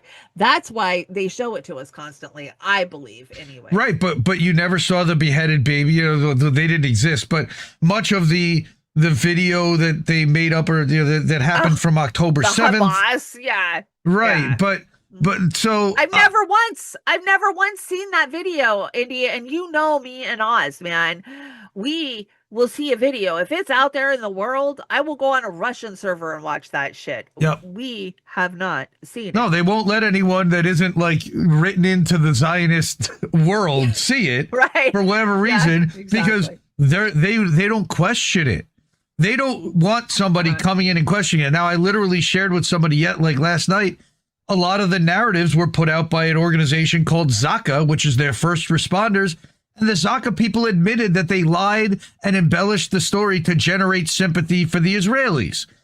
Yeah. And they've recanted. The likes of Deborah Messing and dumbasses in Hollywood. Right. Exactly. They admit that in their own newspapers. And that's the other thing is that you have to look inside the Hebrew newspapers for what they tell to the Israelis. Is very different from the narrative that gets projected on the United States because we're the wallet. So it's like they tell the kids tell themselves the truth and then they tell the parents the lie. That's kind of what, in a way, but Israel isn't necessarily the kid either. Though the citizens, I would say, are kind of manipulated through their media because they don't have free speech and they don't even claim to offer free speech. It is narrative-controlled propaganda media. And now they've decided that they're going to do that to the entire world. And if you're going to report against it, we're going to blow up your house and we're going to kill you and 3 generations of your family. Yep. Yeah. I mean, look at how many journalists have been attacked. Look at how many human rights laws have been violated by Israel. Everyone. And the UN just turns a blind eye. Every single one. Yes. And has been long before October 7th. We've been telling people this for years. I mean, when we saw Rachel Corrie bulldozed over, she's from 2 towns over from me, So, yeah, we've been telling people this for years. But October 7th, I'm so tired of, Hamas and October 7th. You guys let that fucking happen. Israel had the most secure border in the freaking world. Right. That wall was monitored. They were taken by surprise. Yeah. Yep. And then they sacrificed their own people, the Hannibal directive. They don't care about those hostages that they keep playing around with. And, they don't want a peace deal. They don't want a ceasefire deal. They're going to keep doing this. They're going to keep bombing. And they are a threat to the entire world. Them going after Iran, them going into Syria and Yemen, their plan for a greater Israel is a threat to the rest of the world. And I don't know when we're going to wake up. The United States, supposedly the most powerful empire to ever be on the damn planet, and realize that this little tiny freaking country is going to be the end all of us. Well, and we're just marching along right behind them. Sadly, I think it's a partnership between the U.S., the U.K., and Israel that we're never going to, as our government won't wake up, but our people will wake up and have to tell the government this is not going to happen. But the problem is that what they've been trying to do is cut out the Suez Canal and create the Ben Gurion Canal so that they then have their own international shipping lane that can no longer be affected 100%. By any other country. Then they create their own pipeline through Syria, and then they have their own energy delivery system, their own global delivery system of whatever they want that nobody can stop, and then they can do whatever they want to do. One of the big things that's happened with the Houthis Damn Indy, so well informed you are. Thank you. But one of the things with the Houthis in Yemen is that they've been fucking with Israel's imports because a lot of the imports come into A.M.A. and it's got to go past the Strait of Hormuz, and that's in Yemen's control. And they bomb ships that go in there, and they've been stopping that to the point that A.M.A. basically had to shut down as a port. They've been hampering Israel's ability to import stuff for 2 years now. And them kind of they took out Yemen's leadership again, attacking sovereign leaders of other countries, and nobody's stopping them. That this is just okay, it's acceptable. Nobody thinks it can happen to them. Looking at this shit, right? Don't forget, we got a meat shredder going on in the Ukraine where we just are sacrificing, tens of thousands, hundreds of thousands of Ukrainians, young men. Yep. And then you got Africa that's being constantly violated. Africa never gets its due for the crap that we're pulling down there, right? Yep. The minerals and South America, the whole global South. Yeah, and South America. Look at what Venezuela. I mean, oh my gosh, it's so bad what we're doing around the world. When you really start to look, I didn't realize that we were the bullies of the world. I didn't realize the things we were doing when I was just an innocent dumbass in a trailer park worrying about how I was going to pay my power bill. How could you? Now I'm How just could you know? mortified by who we are. Yeah. Again, independent media, YouTube brought a lot of this to us unfiltered to a point where they couldn't stop us from knowing it. Where before you had to go through CNN or one of the big networks, and you only found out what they wanted to tell you.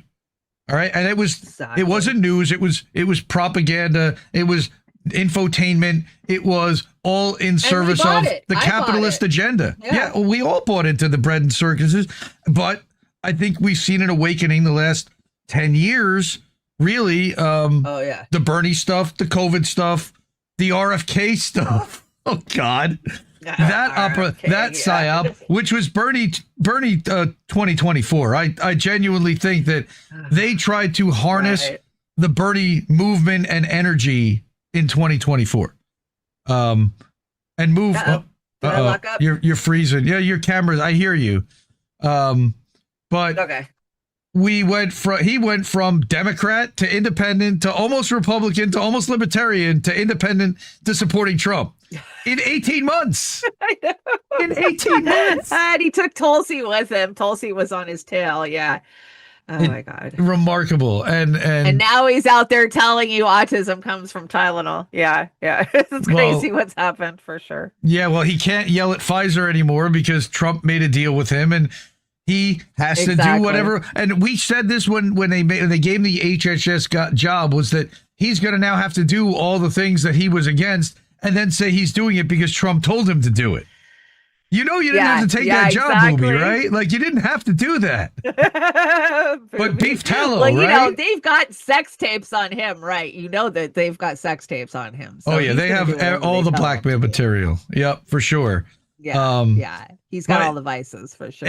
And it's like, walk through reality in life with people that don't understand any of this because all they watch is CNN and all they read is the Washington Post and New York Times, and walk around thinking they're informed and you're the crazy conspiracy theorist who doesn't know what the fuck they're talking about. Right? Like, we've listened to the experts that have actually done the thing where you're listening to someone who's paid to tell you what you want to hear. And then there's the move again to Substack the last 5, 6, 7 years, where you've seen now, and this year we've seen a major infiltration of corporate media into that platform where everybody is now an independent. So how do we navigate a world where everyone's independent? Even if they're corporate funded, the free press just got sold to Paramount, sold as an independent outlet funded by venture capital to the tune of over 100 million.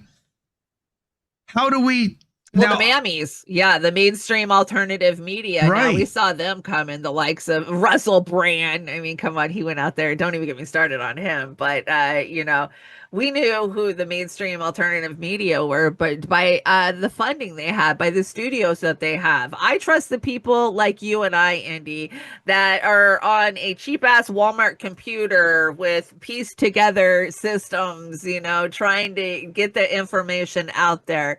I think if you have under 15K, I want to listen to what you have to say. But at the end of the day, really, it comes down to longevity of trust. Who do I trust? I trust Whitney Webb. Who do I trust? I trust these people who have been on the ground doing the research for years and years and years. And not only are they doing the research, but they will show you where they got their information, so you can verify it yourself. Go to the source. How many resources can you find that back up that information? You just have to get vigilant about it, and I think so many of us have, and we rely on Yeah, like the Ryan same people, I think. Ryan at The Last American Vagabond. Jeffrey Sachs, Amazing with his Ryan research. Christian, I love James Corbett. He's amazing. God, who else? Brilliant. Oh my God. Yeah, I mean, True Stream Media. They're another one that have Love proven Melissa themselves over the years. I love Melissa. Yeah, I and mean, Aaron. Yeah, we know the ones that have floated to the top of the cream that over the years have proven themselves to do the work, have the research. But then you've got, the bigwigs out there, the professors like Chris Hedges and Jeffrey Sachs and Norman Finkelstein and Gab Marte. These are people. I don't necessarily agree with everything they say, but I do follow a good percentage of what they have to say because they're bringing valuable conversations and information. I think I think Sachs is like at a kind of level like that people are following through. Mainstream media executive representative to the people. Like he's at the Lancet and like he dumbs it down for everyone else to understand, and he's allowed for some reason to say the things like Mearsheimer. Now Mearsheimer is kicked to the side, but Jeffrey Sachs is invited to the World Economic Forums and the Lancet studies, and even saying what he says, which I respect him for that. I do. Respect him for going into those spaces. Yes, and telling them exactly like it is. And the fact that he keeps getting invited back says something to me about him. I mean, he's clearly principled. But he, also that he will play the game, obviously, with them because they wouldn't allow him in their circles if he didn't. So I do think about that. But I do too, with like the likes of Chris Hedges. Chris, he does that too. But I still appreciate a lot of what Chris has had to say, the books that he's wrote, the people that he's reaching. Sometimes you got to kind of dumb yourself down or water it down to reach the masses. And he's been an advocate for prisoners and Palestinians for decades. Again, big fan of Hedges, and that's why I created the Indie Media Awards, which was to honor those in independent media that don't get the recognition and the shine. And people ask me all the time, well, who should I be listening to? Who should I be watching? And so that's why I started by making that list of channels, and here's their links to find them. And again, vetted and proven over time to be consistent, to fight for free speech, to fight for healthcare for all, to fight for the principles that got us into this, and we're not always going to be on that, and also not just in it for the money. People need to make money on their channels. We get that. But there's a way to do it where if you do it right, the money comes anyway. Although not to us really that much. We've managed to not to us either. Afloat. I mean, we limp along. We've made $78 in 3 months on YouTube. If it wasn't for our community, our Patreons, they pay our subscription fees, to our studios and to our Restream accounts, those type of things. But personally, we don't make any money off of it, and that was never the goal. And just the fact that it can cover itself is great. But as far as the GoFundMes have kept me going over the years, whether it be for me to travel for an Assange event or a Bernie event, or if it's been for a health matter, because I've had a couple of different health crises in my family where people have stepped up and helped us with GoFundMes, and so that has been a lifesaver for me as an independent media person, whatever we call ourselves. I don't call myself a journalist. I don't call myself I don't even know. I would call you an analyst, because you certainly do analyze the news. Right. You're the trailer park pundit. Pundit would be a good word. I'm a pundit. Yeah, exactly. I bring you my opinion on stuff, and I try to make you laugh, and either you like my brand of what I do or you don't. And so again, it's an honor and a pleasure to have this conversation and to go back through all the stuff. And I think a lot of people today who are watching that have woken up the last couple of years, they may not know about all this stuff. That's why I like to go through it. And there is a history. You know, look, history doesn't repeat, but it tends to rhyme. So understanding where we've been and what's been done to the people that have carried this torch beforehand, to know what to look out for as the government continues to pull its nonsense, as big corporations continue to pull their censorship crap, to look at how it's been handled in the past and what's been done to people as a playbook, and what playbook are they following, and then again just slightly modifying it, but here's how it was handled in the past, and we don't want to behave necessarily that way if it wasn't successful, so let's come up with a different strategy and leverage that and learn from our past mistakes and from our past experiences, so that we can continue to be successful and fight this mega corporate media machine going forward, so that we can continue to say what we want to say, inform people about what we see happening without being completely censored, marginalized, or stuck into a bell jar and isolated, which is what I think a lot of us kind of feel right now. I certainly feel isolated, that we're in a small little bubble and they don't let us, they don't let our content get out there beyond it. Nope. No. Like, yes. Just bounce around your little, they're very controlling. You know, your little jar. Boop.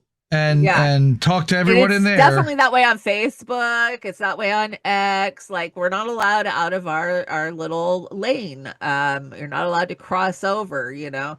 And that was kind of part of why we did what we did with Beauty and the Boomer. We were kind of hoping to kind of skip that lane and get into the next lane like a bowling ball that's been thrown too hard, you know. Like, let's try to jump over into a comedy lane or something. But yeah, they definitely make sure that we don't escape our echo chambers, and really that's the goal. So, you know, as my message please set forth, please try to get out of these echo chambers and reach more people, you know, and do it slowly, little breadcrumbs, you know.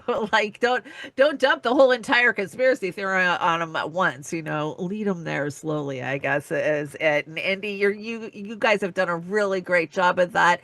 The Indie Media Awards have been amazing at informing people of where to go to find these people to listen to, directing them to all of the sites. The beautiful graphics that you guys have had done up with the Zago brothers, and we were so honored to be named. Oz and I were in 2023. We can't thank you guys enough, and it's definitely a badge of honor that we wear. We showed at the end of all of our shows and our closing credits, and I, you know, even for my medical records, I use my Zago picture. I love it, and I know you guys commissioned it, so I thank you guys so much. And I thank you so much for wanting to sit down with me. I haven't done a lot of shows. I'm really tired all the time, and Trailer Park Pundit hasn't. I haven't done one in, I want to say, 2 months now. I've just been too sick the last couple of months, and I'm hoping. I'm not saying it's over. I'm just saying I'll come back once I'm strong enough to do it. But thanks for inviting me on and having me come sit with you and having a chat. It was fun. Oh man, it's my pleasure. Seriously, my honor, my pleasure. Again, you've been one of the people who has stood up for so many, and we all want to be here and have been here for you and will continue to be here for you. You know, we live supporting independent media, and I hope that others out there will be inspired. Again, that QR code up there is, let me put it up one more time, is for Shanda's, for her GoFundMe. So if you have a couple of bucks, please support Chanda in her journey. You know, treatments are expensive, but also living, you know, she can't work during all of this. So, you know, the income, and we talked about how Medicaid is so critical and how thankfully she lives in a state where she can go get the treatment, but still every dollar counts and every bit helps.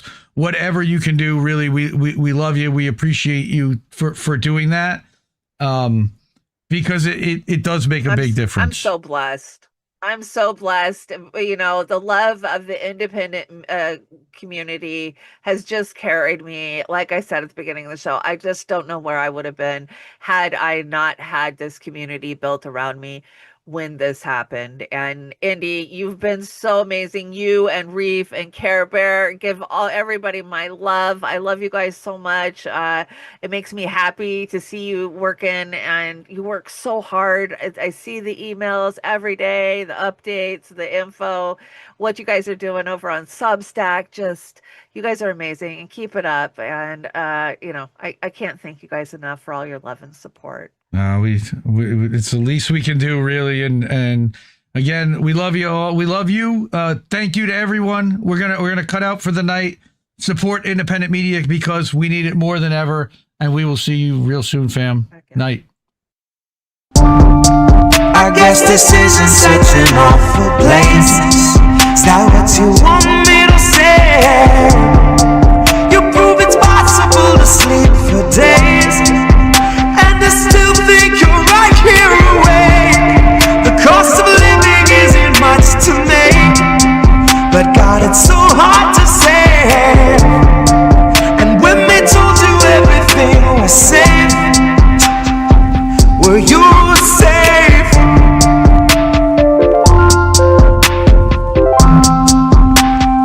Were you safe?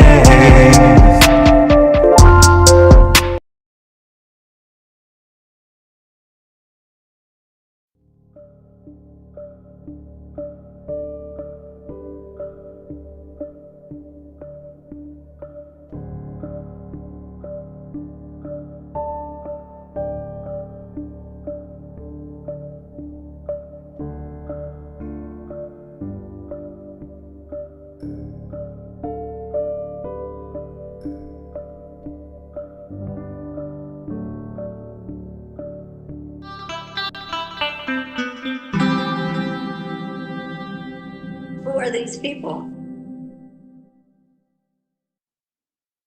Who are these people? Hi, everybody. It's Indy. Just wanted to say hello. It's been a couple of weeks since I did a one-on-one, and I've got a really special guest who I'm super excited to talk to because I've been reading a lot of her articles lately on How Do We Miss That? And she's become very quickly one of my favorite writers and journalists in 2025 for sure. Independent and doing it the way that we like to do it, covering material that I like to read about. So Dissent in Bloom, welcome to INN One-on-One. Thank you for joining me. So I think I found your first article was writing about election integrity, which is a topic that I've been super interested in for a while. But it wasn't the first topic that I saw that you started writing about. So tell us a little bit about kind of how you decided what got your ass off the couch. Sorry to be vulgar, but what got you off the couch to like want to start writing? And you write beautifully. I mean, did you ever write before? Where did this all come from that just started pouring out of you? Please. So funny enough, I joined Substack because this is kind of cringe to say. I joined Substack because a TikToker, yes, a TikToker, had promoted his and had everyone pretty much come and join his Substack because everyone was under the impression that the app was going to go down. And I got on here and I started looking at what other people did beyond his work. And I was like, wow, this is really interesting stuff. And I have written before, but not like in a professional. I'm sorry, my cat is trying to climb up on me.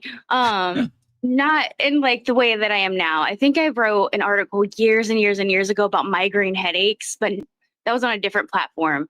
And after that, I didn't really write anymore because I kind of thought, honestly, nobody really read anything outside of like mainstream media. So I didn't see there to be a point in it until my articles here started to get traction. And that's what encouraged me to keep writing. That's great. Yeah. So I think I saw somewhere that you're a nurse. Is that right? You're in healthcare? Yeah, I'm a registered nurse. So outside of this, yeah. That's awesome. Actually, Medicare for All was one of the main issues that brought me into independent media, into the Bernie Sanders sphere originally, into learning about electoral politics and wanting to try to get involved in maybe doing an independent thing, maybe doing a third party thing, and then realizing that the entire system is completely manipulated, rigged to maintain the duopoly, first of all, to freeze out any type of challenge to that duopoly. And then you've got the money aspect on top of all of it.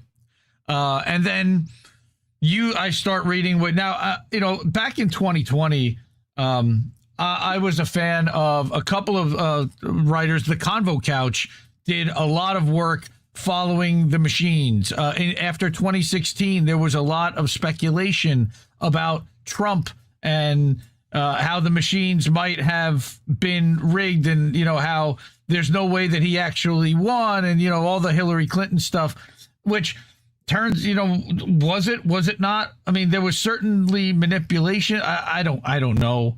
I don't think that any of them have been clean. And that's what I think that your research has been showing, is that we have to look a lot deeper into the results, into the counts that people claim that there are, because all of this stuff could easily kind of be manipulated, or it's not being regulated at the level that everybody expects it's being regulated. Let's just start right there. So can you kind of explain a little bit, like Jack Cobb? So I want to get into, I read your article about Jack Cobb and about ProVNV and about the certification labs. Okay. And I want you to kind of walk people through, how did you discover about him? How did this whole thing kind of unfold so that you keep digging down this rabbit hole, and it's like, oh my God, really? Like, this is what it is? Seriously, it's something new every day. Like, I have an article coming out on Friday with even more. It's like, whoa. But it had started, I had a reader of mine when I was still a much smaller page. I think I had maybe 1,000 subscribers.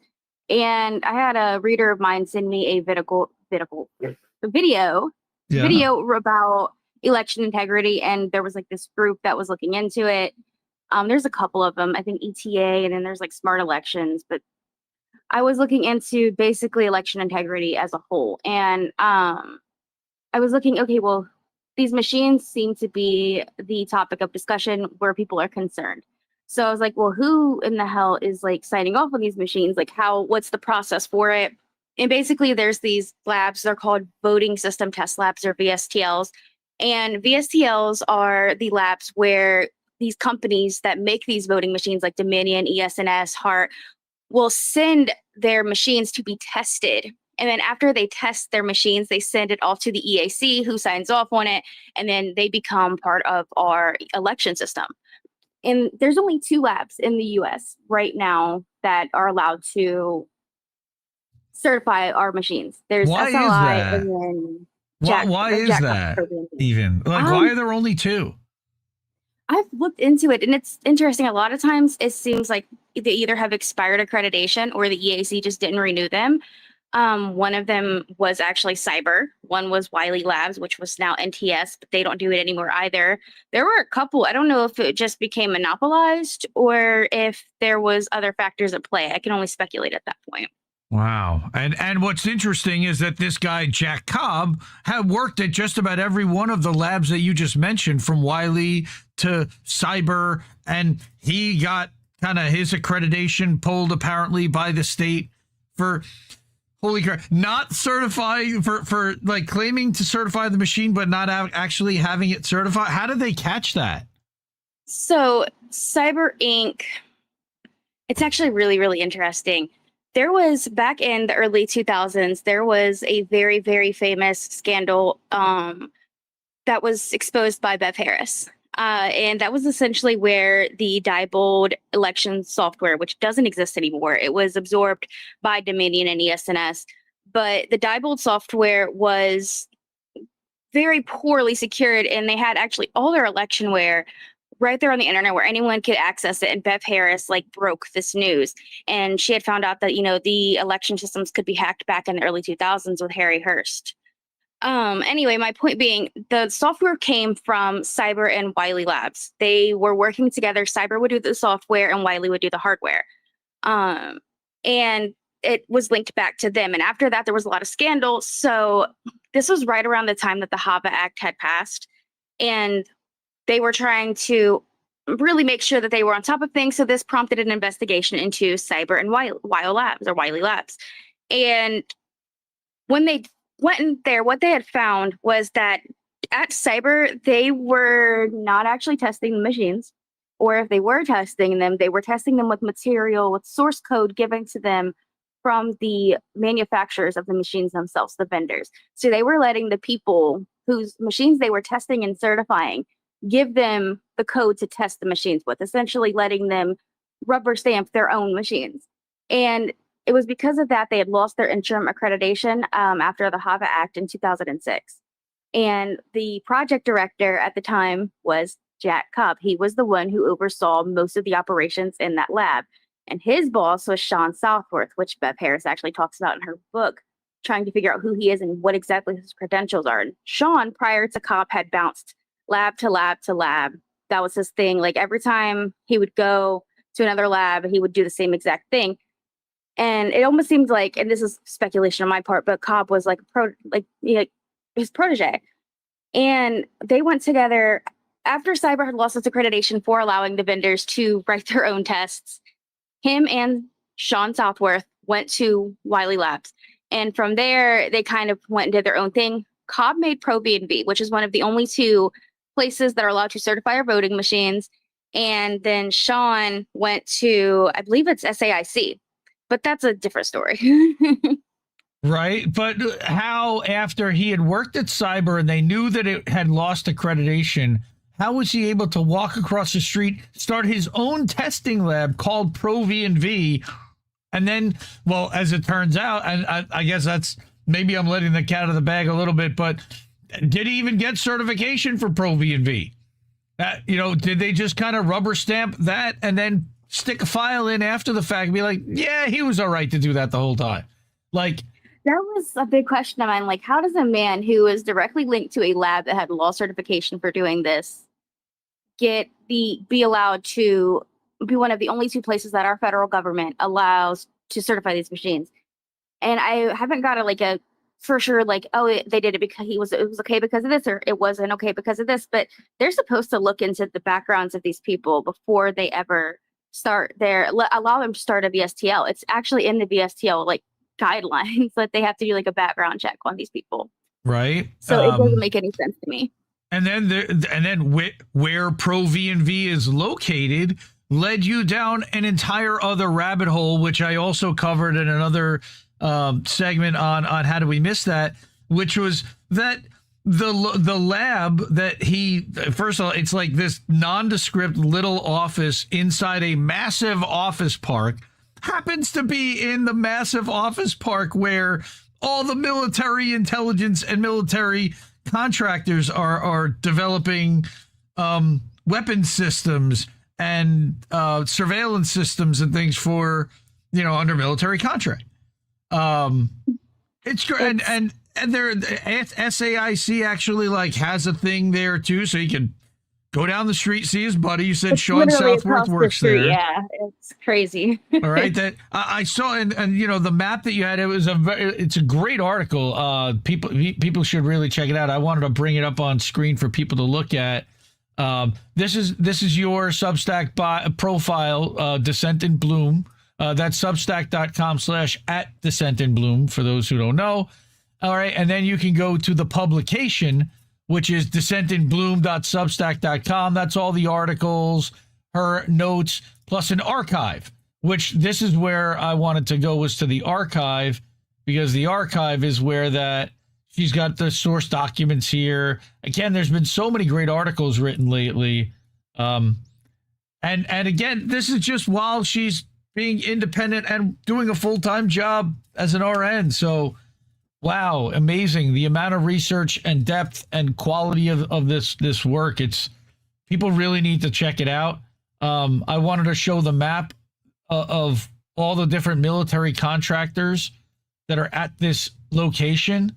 All right, this one that you put up from Google Maps. So kind of walk people through what the hell's going on here.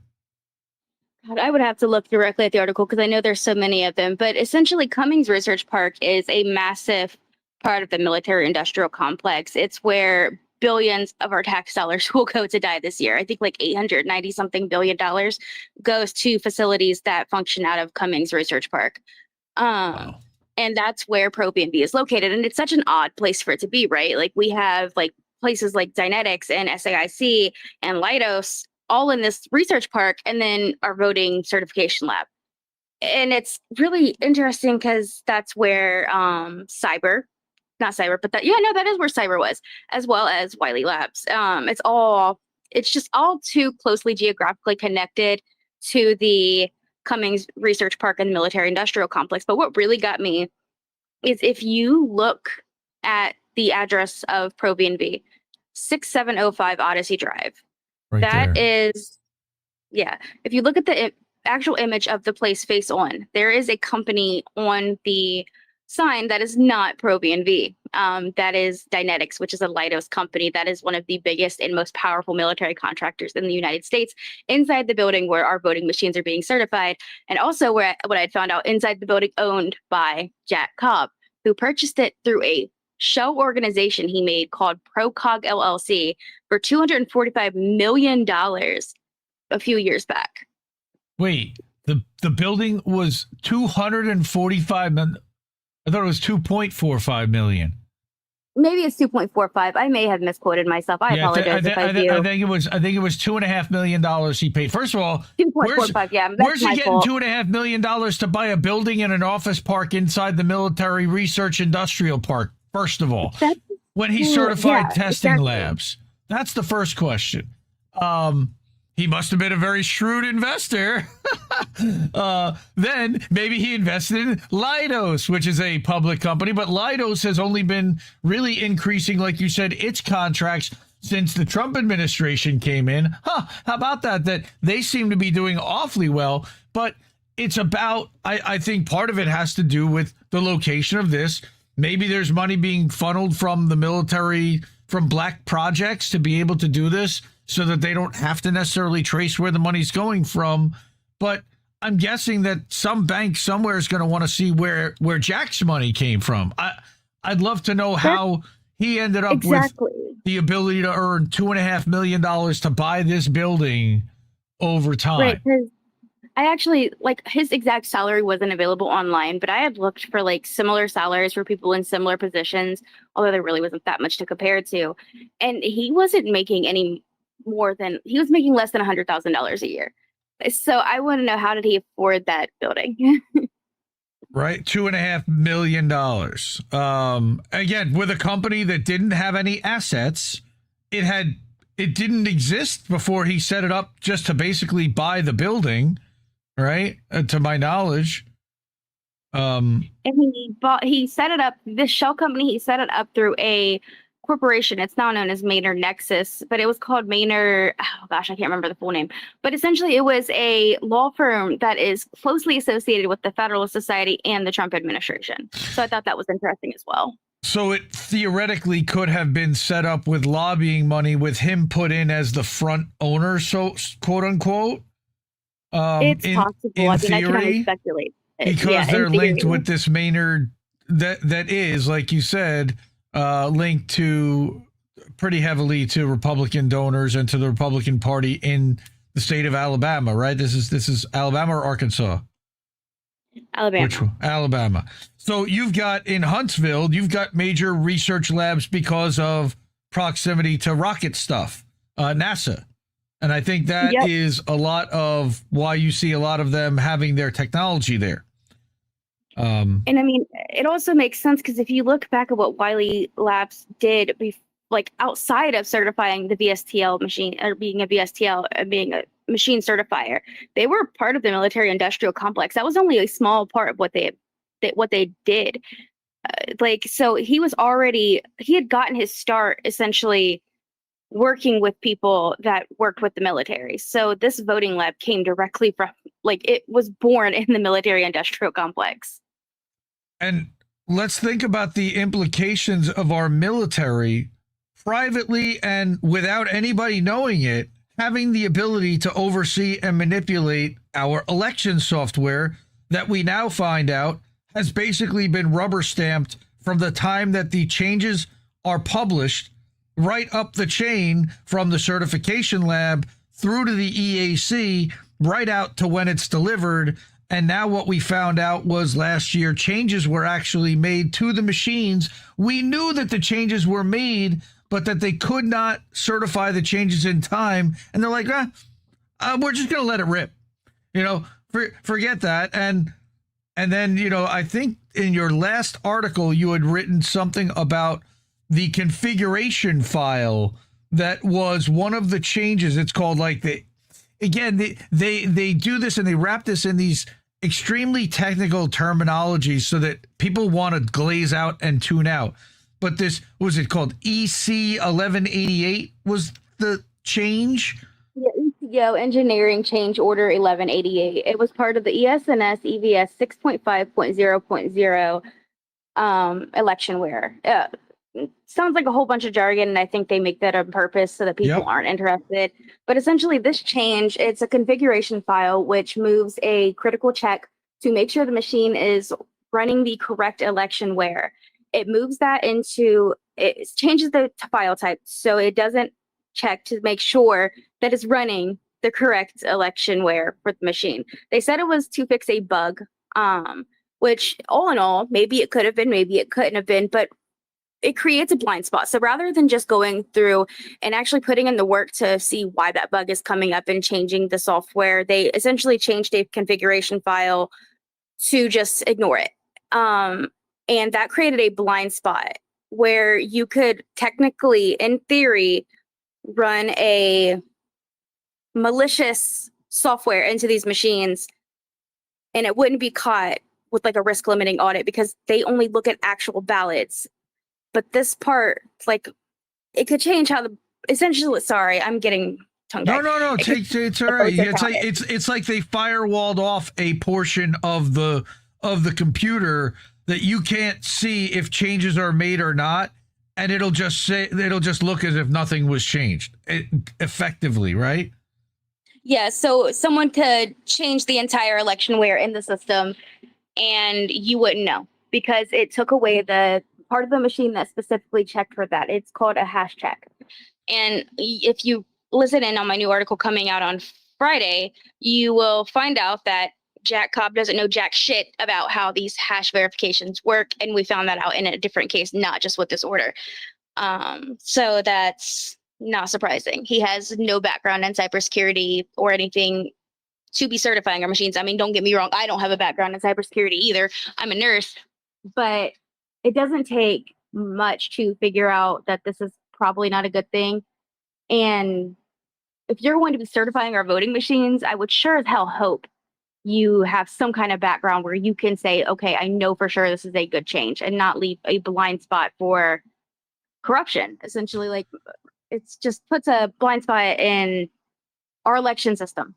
Well, worse is that he's literally using a test that is provided to him by the same company that's giving him the software to certify in the first one. How are you supposed to certify something when they're giving you both the thing to certify and the thing to be certified? Like, how do you know that either one of them is not rigged to say that they're both right? Like, it's mind-boggling to me. Yeah, it's what he did at Cyber, and it kind of seems like it's what he's doing now based off of a lawsuit from 2022 in Georgia, which I talk about in my upcoming article.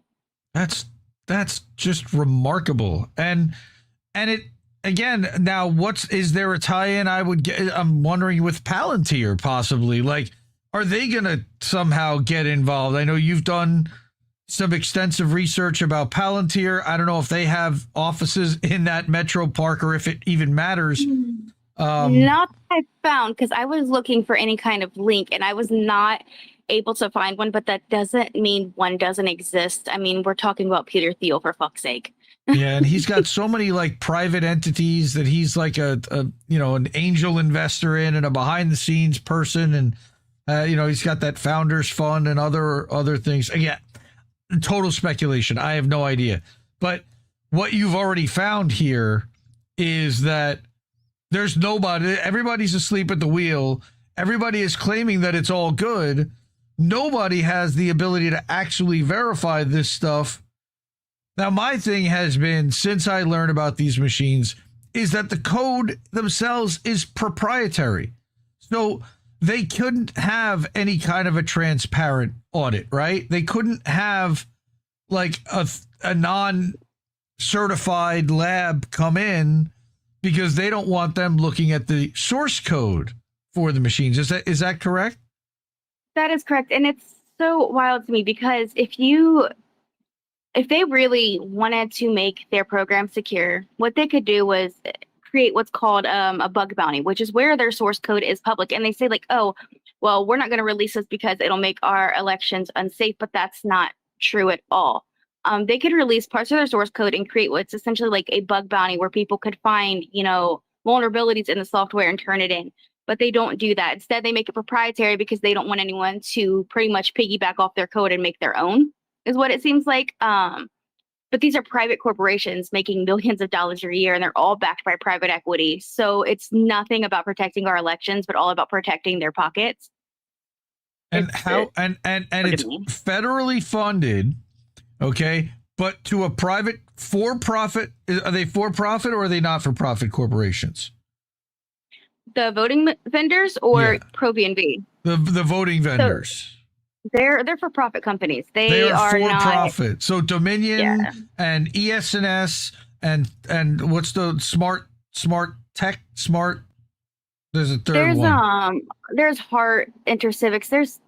Those are the three biggest. There's a couple smaller ones, but those are the big ones. Right.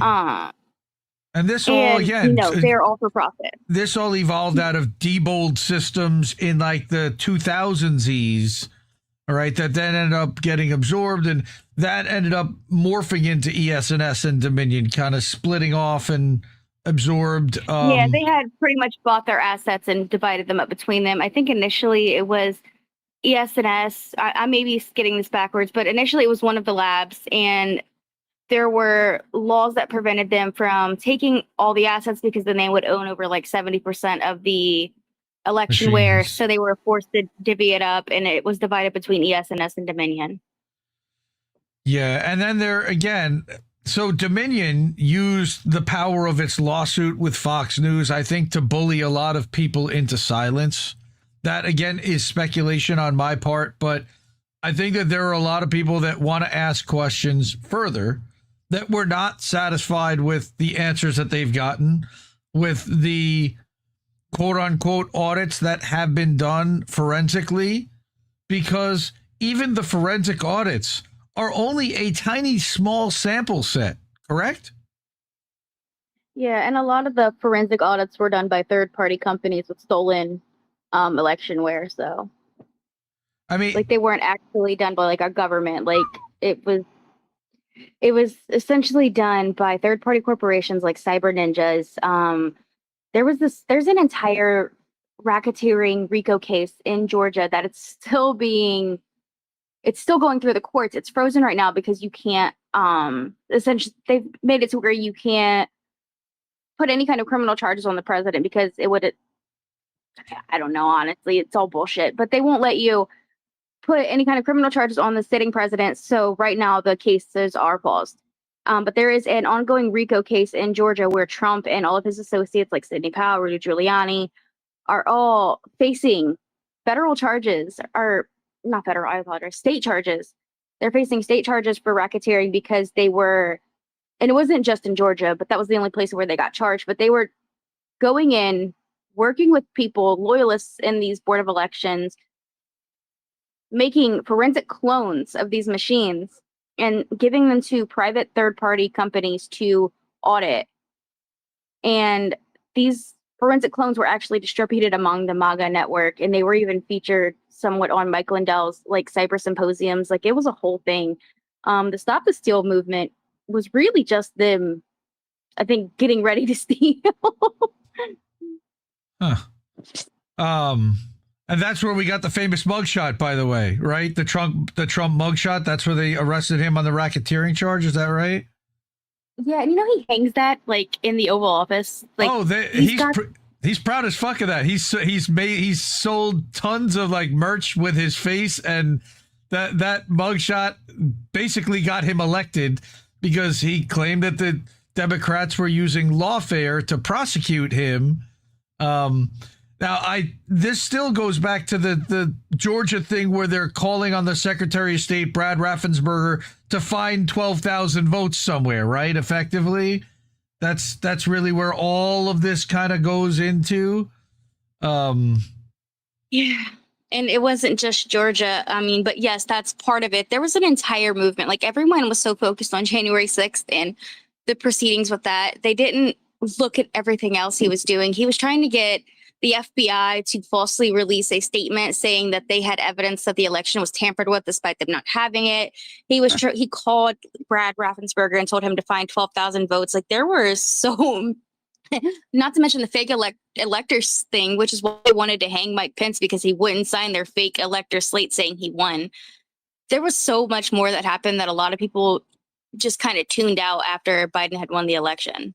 And what about the people from Michigan that he flew to the Oval Office and asked them to like flip their vote on the final, like, you know, it was up to the electors in the end, right? So he flew the Michigan ones to the White House. He hadn't been out of office yet in 2020. There was crazy maneuvering going on, and he tried so hard. So I think that was really his motivation to make sure that he won the 2024 election. Now, my only thing is that, you know, people were like, he's going to lead an insurrection. He's going to this. He's going to. He left peacefully. I have to, you know, I hate to say it, that he tried every legal maneuver you could. He's a coward. He does not want to actually fight, or they'll let other people like fight and do that. But if there's any chance that he could have personally suffered any kind of injury or anything, he's staying so far the fuck removed and away from that. I knew there was no way in hell that he was not going to sit in the Oval Office with his arms crossed going, yeah, well, I'm not leaving. What are you going to do? Because there was the possibility that somebody might lift him up by his arms and take his ass out. And he doesn't want that footage ever. So he's going to walk out with his head held high and act like that was what he wanted to do the entire time. All right. No, you know, he never wanted to leave, but he had no choice. I mean, And he did. And so when people always, the fear mongering in 2024 was, this is going to be the last election ever. And my feeling is he's still going to walk out of that office on January 21st, 2029. I genuinely feel that way. I don't think that he thinks that he's going to rule forever.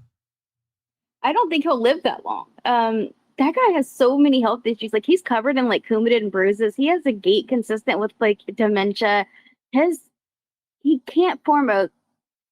I didn't think he was going to last this long. I didn't think he was going to make it to 2020 with all the cheeseburgers this motherfucker eats.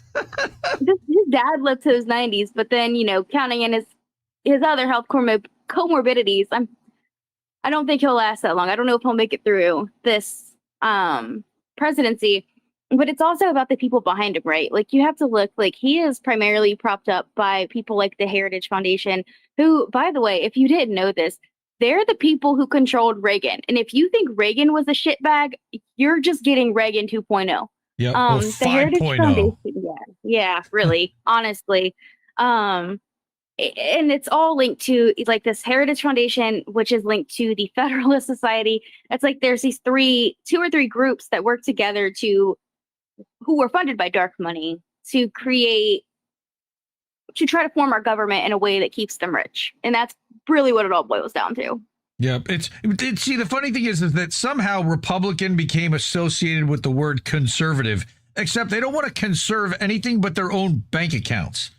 It's really hilarious that they ended up co-opting the word conservative because and about family values. This is the party that actually introduced divorce to the entire thing. Now, they were originally and still claim to be Christian conservative. You know, they're the party of fundamentalist Christian, whatever you want to call that. I've never been a subscriber to evangelicalism. I mean, it can be fundamentalism. I mean, it's the opposite of, you know, Wahhabi sect. I see it as that kind of religious extremism when you're talking about, Mormons, and the Mormon church in 2016 was very impactful in getting Trump elected. There's again so much to people this. People did not fuck with Romney specifically because he was a Mormon. So it was really interesting to see that pivot. Yeah, they turned on him really bad. And then they had that Evan McMullen, who was a CIA agent that actually ran in Utah because he was so pissed at the Republicans for picking Trump. Who also, remember, now you've got former Democrat Trump running the country. You've got former Secret Service agent to the Clintons, Dan Bongino, number 2 at the FBI. You've got Kash Patel, who's a clown. He's running the FBI. I still can't believe that shit. But Tulsi has no life behind his eyes, I swear. Tulsi, well, they're going in different directions. Tulsi, with former Democrat. Robert F. Kennedy, former, the party and the people that are running this, there's so many former Democrats that are involved. It really does show that it's a uniparty. And I think that getting back to the election software, not just the software, but the entire system is guaranteed to produce the outcome of Republican or Democrat. And either way, they're going to win. The election machine vendors win to make sure that the people in power are going to stay in power, which means that they're going to keep the machine vendors in place. And like you said, they're for-profit companies, right? So yeah, our entire election system is essentially based off corporate interest in the military-industrial complex, who is the biggest recipient of our tax dollars. So just think about it. Yeah, it is all linked, and then you get the media perpetuating and propagandizing, telling everybody that this is effectively the only way that it's going to work, even though in so many ways it's not working, and none of it's really verifiable. Now, I haven't really talked to you about 2020 and the 2020 primary. That was one of the things that triggered me to actually start an independent media outlet of my own, was seeing the way they dogged Bernie Sanders on Super Tuesday, March 3rd, 2020. And we were all expecting a big win, right? 2016, honestly. Right, but 2020, he won 3 out of the first 4 states, effectively. They claimed that he didn't really win Iowa, that it was Mayo Pete, but there was the shadow app, and it was percentage points between Pete and Bernie. It was effectively a deadlock, but Bernie really had it won. And one of them was literally a coin flip that determined which county, where those delegates went. But 2020 Super Tuesday, there were major discrepancies. Now, here was another whole thing, is the exit polling. And we haven't really also talked about exit polling and its impact on the system and on public perception, because really that's the only thing that the exit polls technically do. They're not polls, they're sentiment. And my thing was that the corporations that run the media, they own the exit polling company, Edison Research. All right. They have a large stake, and it's also CIA, USAID, NED involved funding to fund that. And there was major discrepancy between what the exit polls were showing on election day or on Super Tuesday and what the results ended up showing. And I remember there was one independent journalist interviewed somebody who claimed, and I think he said he worked for Edison, that they were manipulating the results to fit what corporate media was saying effectively, because otherwise people were asking questions. And we're talking swings of 10, 12, 15% in some cases. Memory hold. It disappeared. It disappeared. That honestly does not surprise me. I'm going to sound like an asshole, but I knew some of it. I had known that they had screwed Bernie again, but I didn't know it went that deep. And that doesn't surprise me because they did something similar in 2016. And even now, there's some of these younger Gen Z Dems that they're trying to push out of their own party because they're realizing that they're questioning them, if that makes sense. Yeah, they're questioning the system, how the system is set up, and they want transparency. They want visibility into exactly how this process works so that we know that what's happening is legitimate and it's not just some payoff behind the scenes.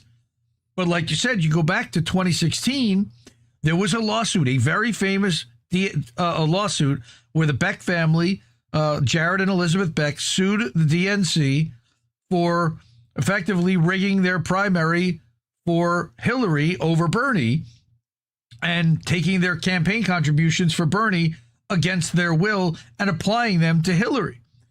And the DNC's argument in that court case in Florida was that they could effectively go into a back smoke-filled room, choose their candidate, and that the public would not be able to do anything about it. And they did exactly that in 2024, and the public went along with it. Nobody even asked the question. That's bothersome because these elections are meant to represent the will of the people. And if you're making it to where they don't have a choice, then is that really the will of the people? Like in other countries, they don't just have, it's not just Democrats or, Republicans. And I know we have like the Green Party, but not everyone aligns with the Green Party either. But they have like 3, 4, sometimes 5 different political parties that they can, align with. And that's honestly how it should be. We shouldn't have to just go with like the lesser of two evils, if that makes sense. Well, we have a Citizens United ruling from 2010 that effectively made corporate donations unlimited legal. And because of that, we get 2 parties because the donors don't want to write more than 2 checks, apparently. Because the donors are the ones that end up controlling the entire narrative. Because with it, the campaigns end up buying ad space, which is what, and usually it's the campaign with the most money that spends the most on ads 90% of the time wins the seat. So it's all about fundraising. And who do you think these corporations are going to give their money to if not someone that will work in their interest? Well, and that's it's why not their morals, it's their fucking pockets that they're worried about. And it's Democrats and Republicans. No, it's great because it's Democrats and Republicans both that are doing this.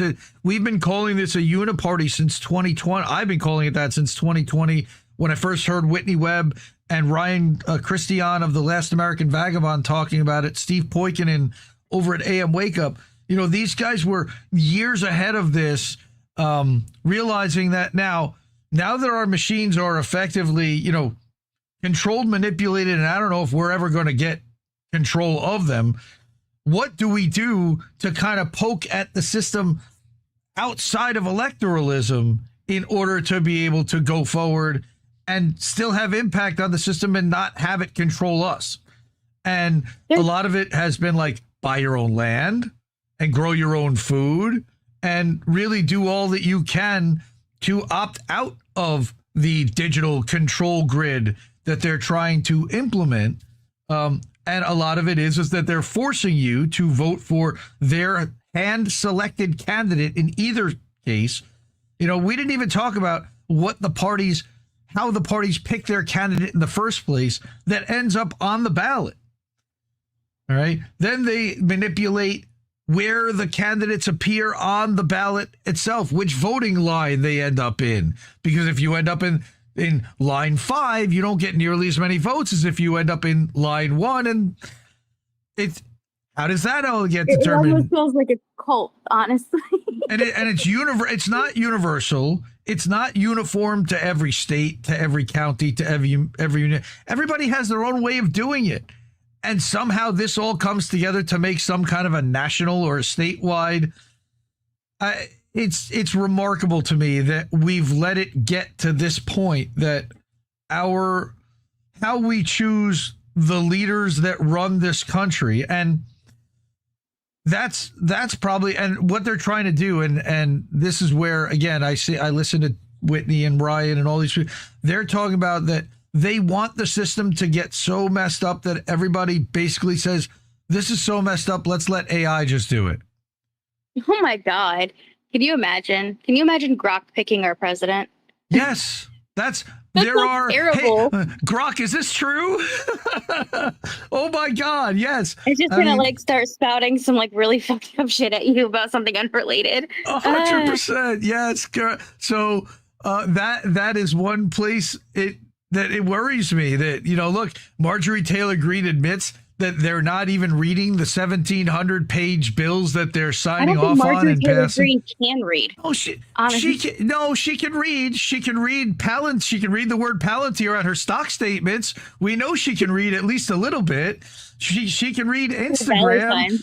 She Instagrams and she TikToks and she can read Twitter. So she can read at least a little bit. The one I'm not so sure about, and again, I hate doing that, is Anna Paulina Luna. I have this thing where she bothers me as an elected official. And the reason why is because her name isn't even Luna. Her name is my cat's name. but that's probably for Luna Lovegood, but or maybe not. It's moon, but it's because she was born during a full moon. Oh, there you go.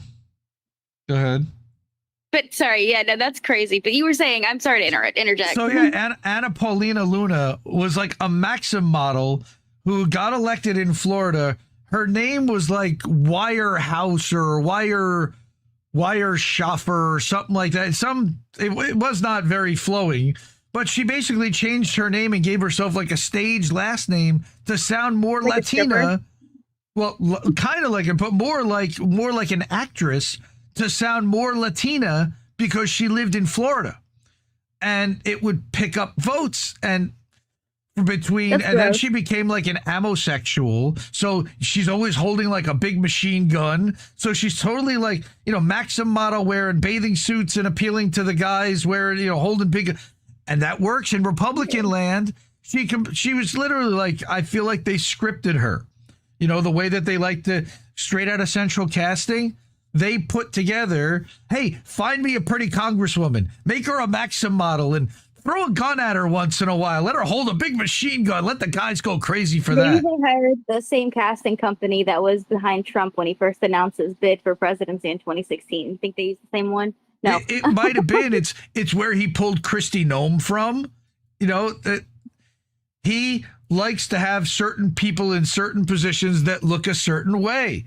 I mean, that's why originally he didn't want to have Bolton as his national security advisor, because of the mustache, the fucking murder walrus. Okay? Because he didn't look right. It had nothing to do with the fact that he was a monster and had awful policies, and he ended up becoming national security director in the end anyway, but holy crap. But yet he has Tom Homan. Anyway, sorry, not. And now we have Tom Homan, okay, who gave a crazy fucking speech yesterday at this Charlie Kirk thing. What is it, Turning Points conference? Which that was a whole crazy thing. They ended up heckling and booing, and MAGA is being manipulated every day. My thing with Trump is that he is a sideshow designed to distract from the real controllers of this world from doing what they want to do. And people are so mad at him because he's crass and he's inappropriate and he says the wrong thing at the wrong time every time, almost guaranteed. He's an actor. He's the WWE heel. He was the boss in actor. He was in Home Alone. He was in The Apprentice. He was an Emmy award-winning actor that Hollywood gave him awards for every fucking year.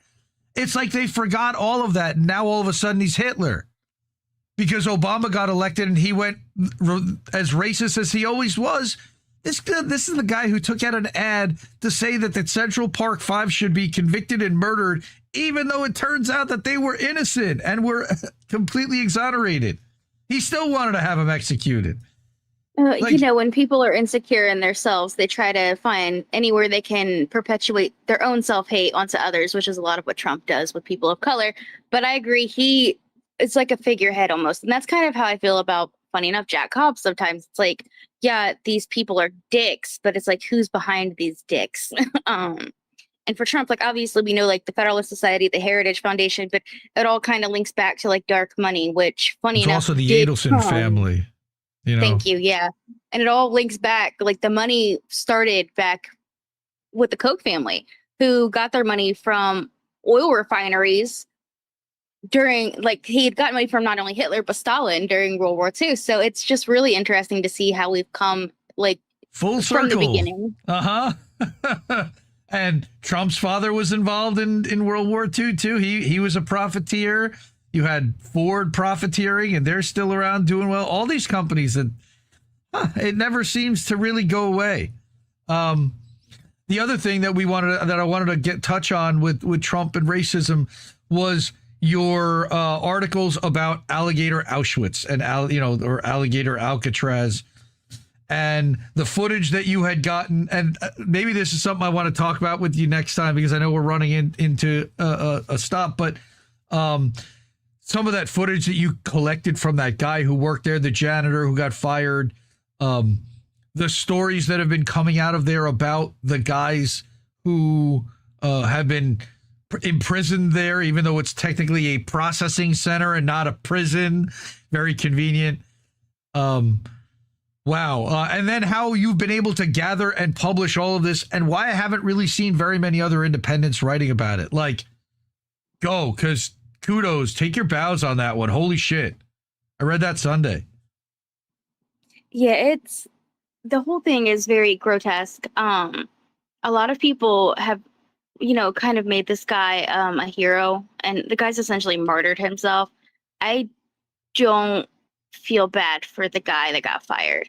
I feel bad for the people that are there being processed and given no choice to either face torture or self-deport to a place where they will almost certainly die. That's just me. I would definitely go into it more, when we talk tomorrow. Yeah. But the whole thing is gross, and I honestly don't know why it's not being talked about more than it is. I feel like right now everyone's focused on the Epstein list, which, okay, yeah, I would like to know everyone that's on the list, but you can kind of already figure it out if you just look at the court filings that were released. And obviously we already know Trump's on it. So is Bill Clinton and a bunch of other people. But everyone's so focused on that they're not really talking about the fucking concentration camp in Florida.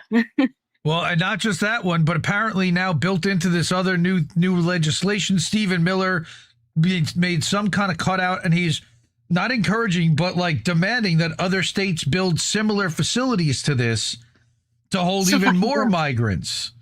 I mean, this one's going to hold. He's a horrible person. We knew that he was horrible from the first administration. I actually did an article on him not that long ago about his background. He's a piece of shit, and he's always been a piece of shit. He's a fucking weirdo who has no friends, so that makes him hate everyone. And because he hates everyone, he tries to idealize himself as a mediocre white man who hates anyone that's not another mediocre white man.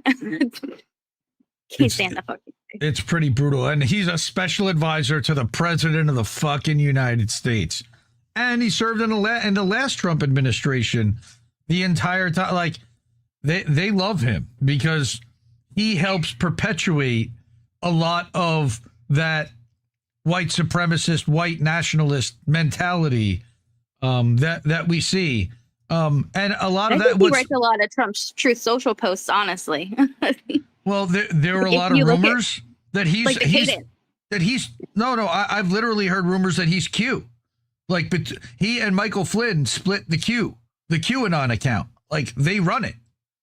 They are the orchestrators of Q. I've actually recently found out that Michael Flynn is linked to a paramilitary group here in the Midwest. That's in Racine.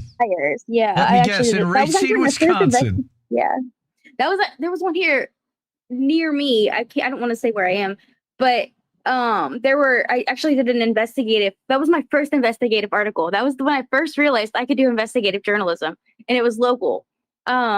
And it was linked to Michael Flynn.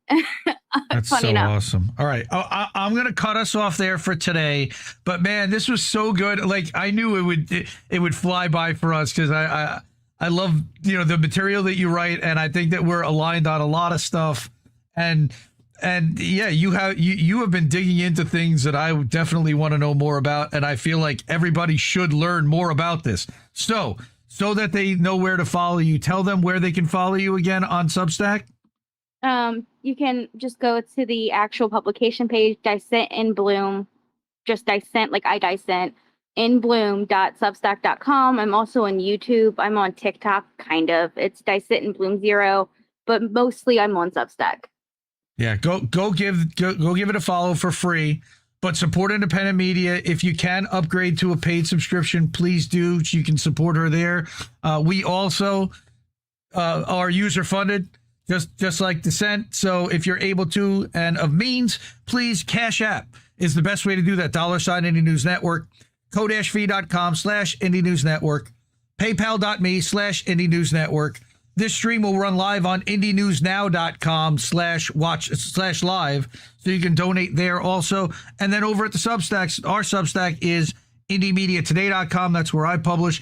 And then at INN Newsletter, that's our network newsletter, where you can get a daily update. And actually, this podcast will be housed at INNNewsletter.com going forward. So, Dissent, man, but thank you so much, seriously, for being a guest and for writing and for representing. You give me hope for the next generation, honestly. Like, I have been hoping and waiting for some good independent writers to call out some strands that I have not really seen anybody pull on in a while. And I'm excited that you're doing this, and I thank you.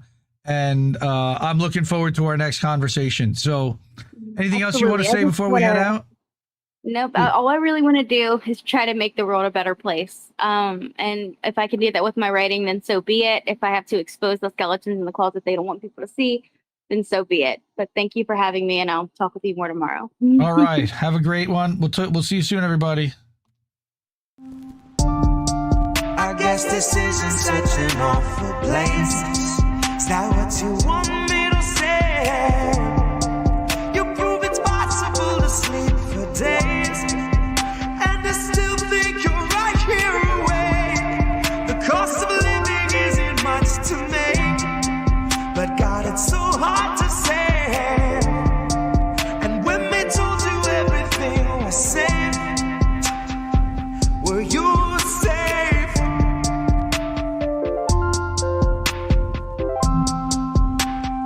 Were you safe?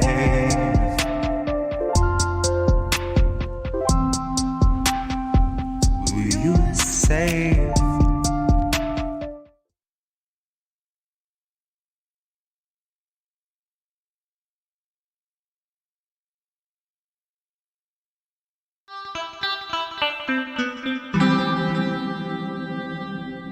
Who are these people?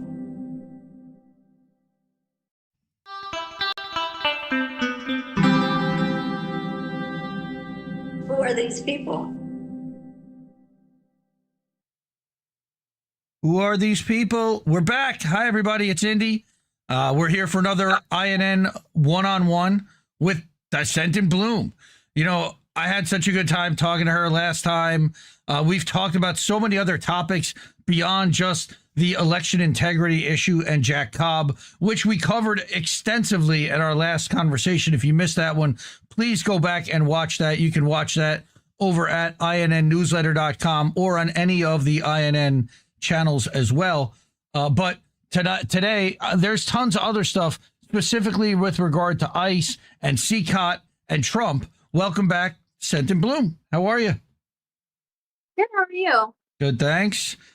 So, I mean, you know, I made a list of all of the articles that you wrote just in July. All right. It's your output has been like remarkable. First of all, I don't know how you do it. And it's on a wide range of topics. And that's even more impressive that you're able to kind of keep a track on 3 or 4 issues while managing life as well.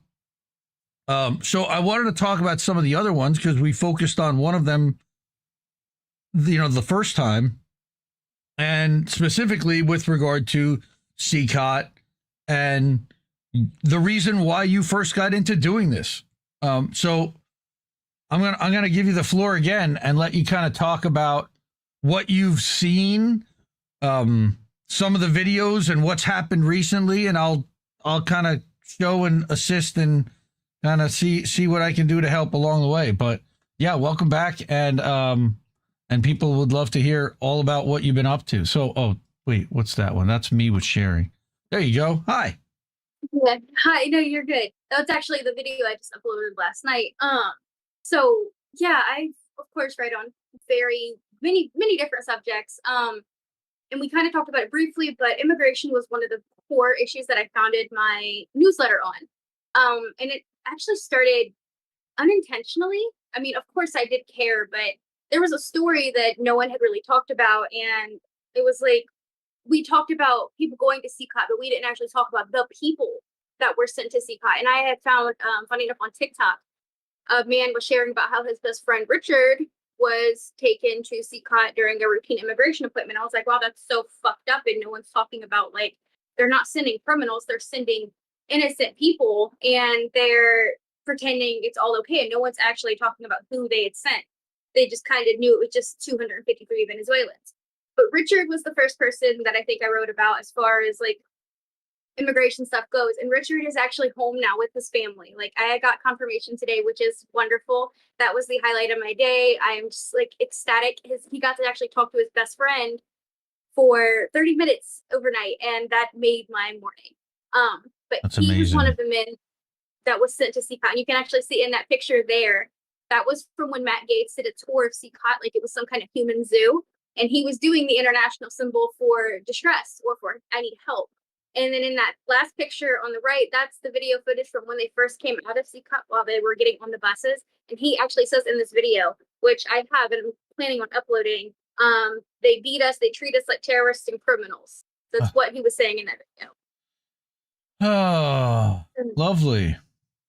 So again, it's giving them their, helping to provide that voice to a ton of people that were not aware of it, and giving them the ability to share it. The other video that I wanted to bring that you published, and I don't know where you found it or how you got it, but check this out. This is as they're getting out of CCOT, right? On their way to the airport. That's actually Richard in that left-hand corner. He's the guy in the blue with the bowl cut. Yeah. Right there. Yeah, I think he stands up in the video. Yep, that's him.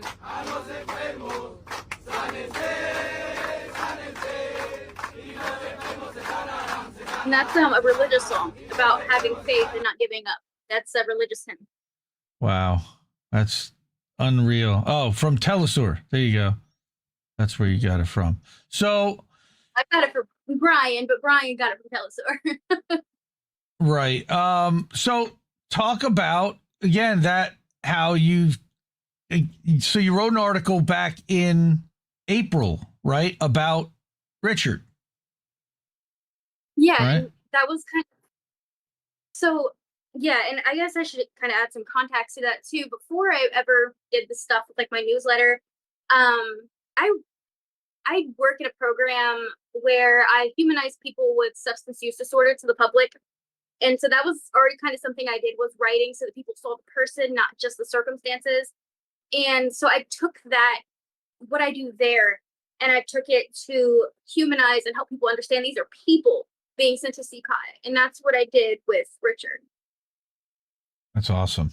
That's amazing. And it's not the only person that you've done that with. Now you're starting to do like stories, right? Where you're doing like those you've done a couple of those little flip booky type of things that were really powerful in helping to tell somebody's story. And I just, go ahead.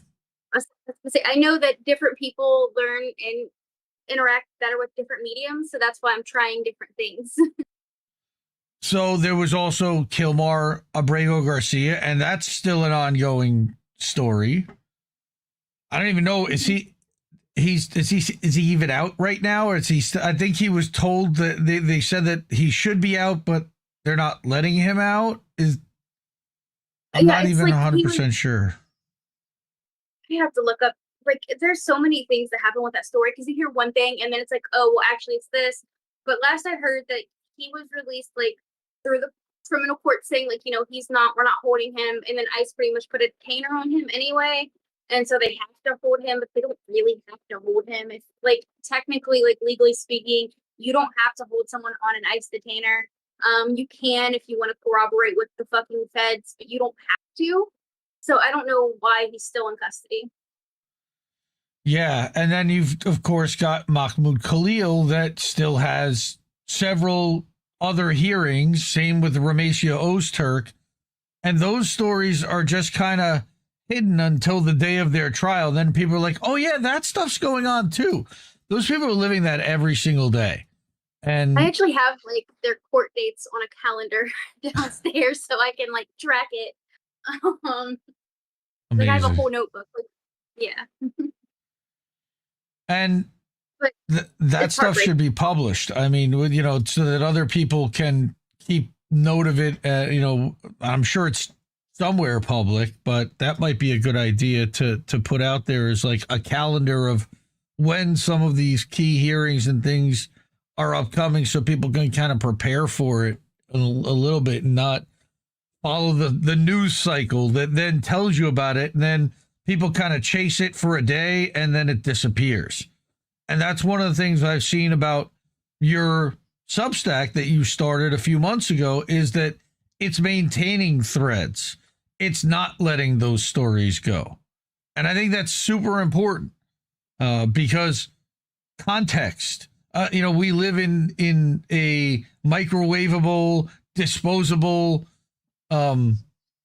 Reef likes to call it the memory of, everybody's got the memory of flies, right? Like it's crazy. And they just fall back into those same patterns that they're comfortable with and know, even if they're harmful to them, because they are familiar. And it's kind of like out of sight, out of mind mentality. Yep. And yeah, I would say so. But, and yes, it is, because, you have to kind of, it's like exercise. You have to consistently do it, for a few weeks, multiple times a week, for it to become more like a habit.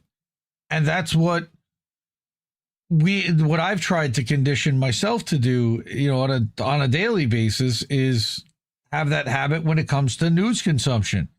And I'm completely off corporate media, and sometimes to my detriment. I don't know one of the major stories that's breaking because I won't plug into it. It usually makes its way through, between somebody in my circle somewhere. Somebody's going to share it.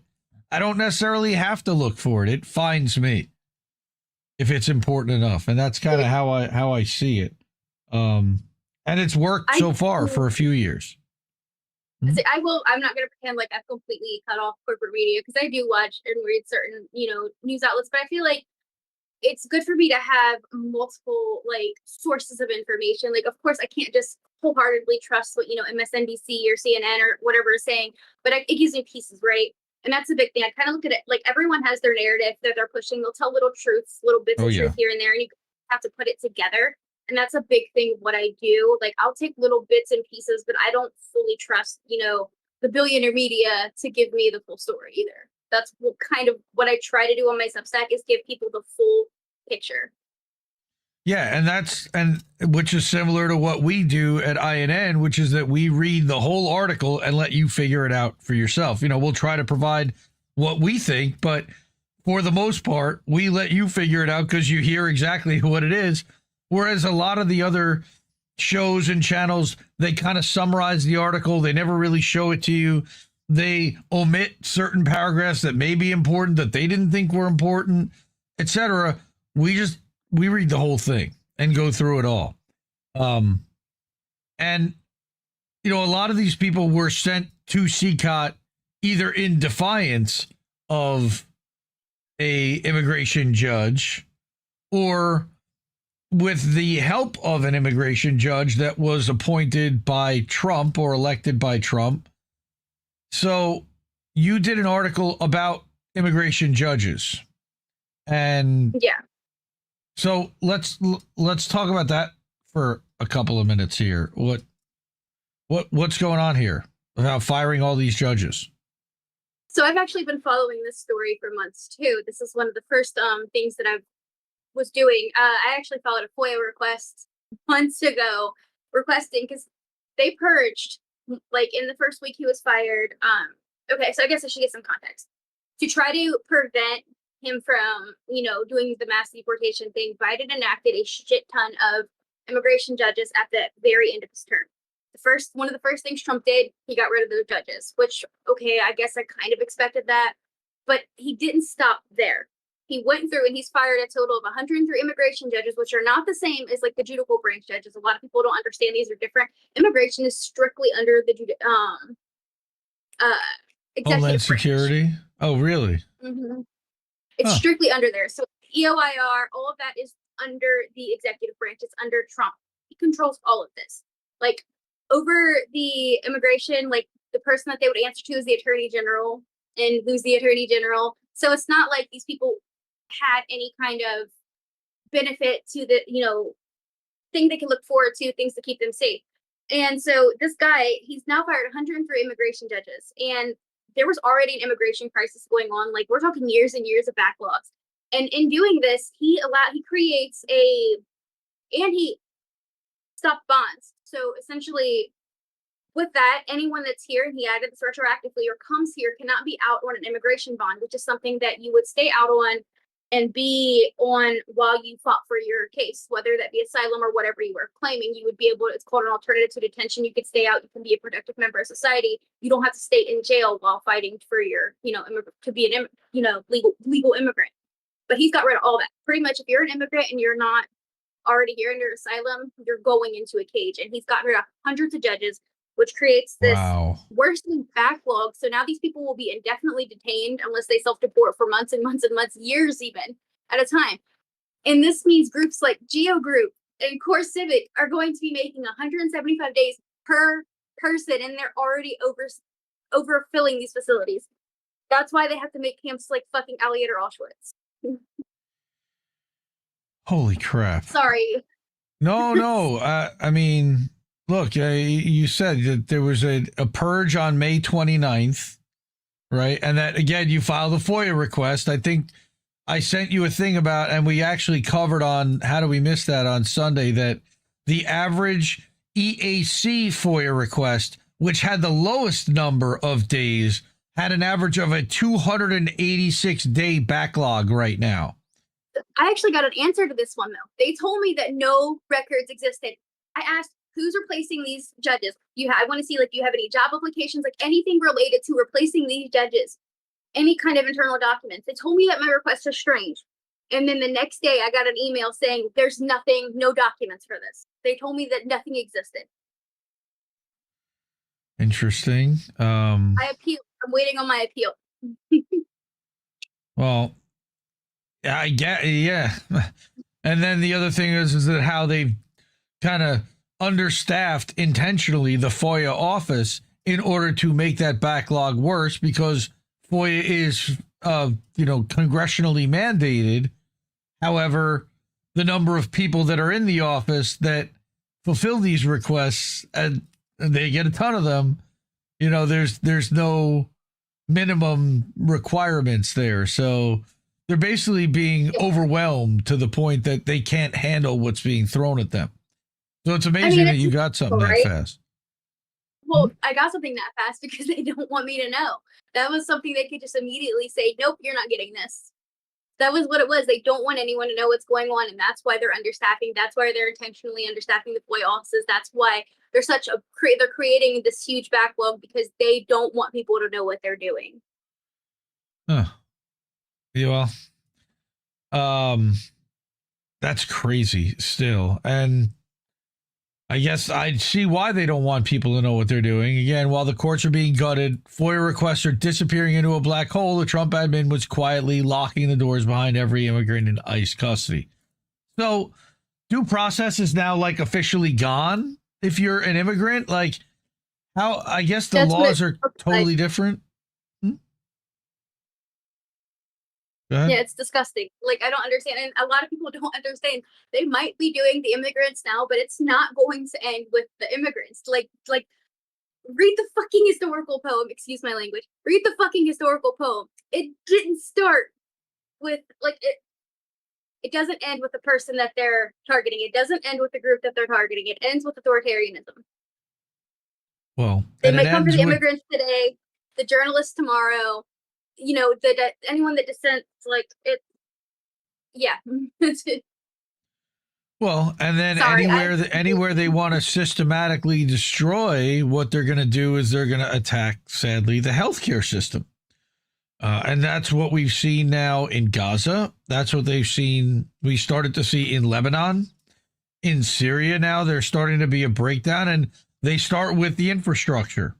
They start by bulldozing the roads and bombing the roads and making it like really difficult to get around. And then they go after the healthcare workers, and it's wow. And we haven't even gotten there yet. What? I said, don't like that. No, I figured as a nurse you wouldn't. But yeah, where are they putting these people? So that is the other part of this whole thing.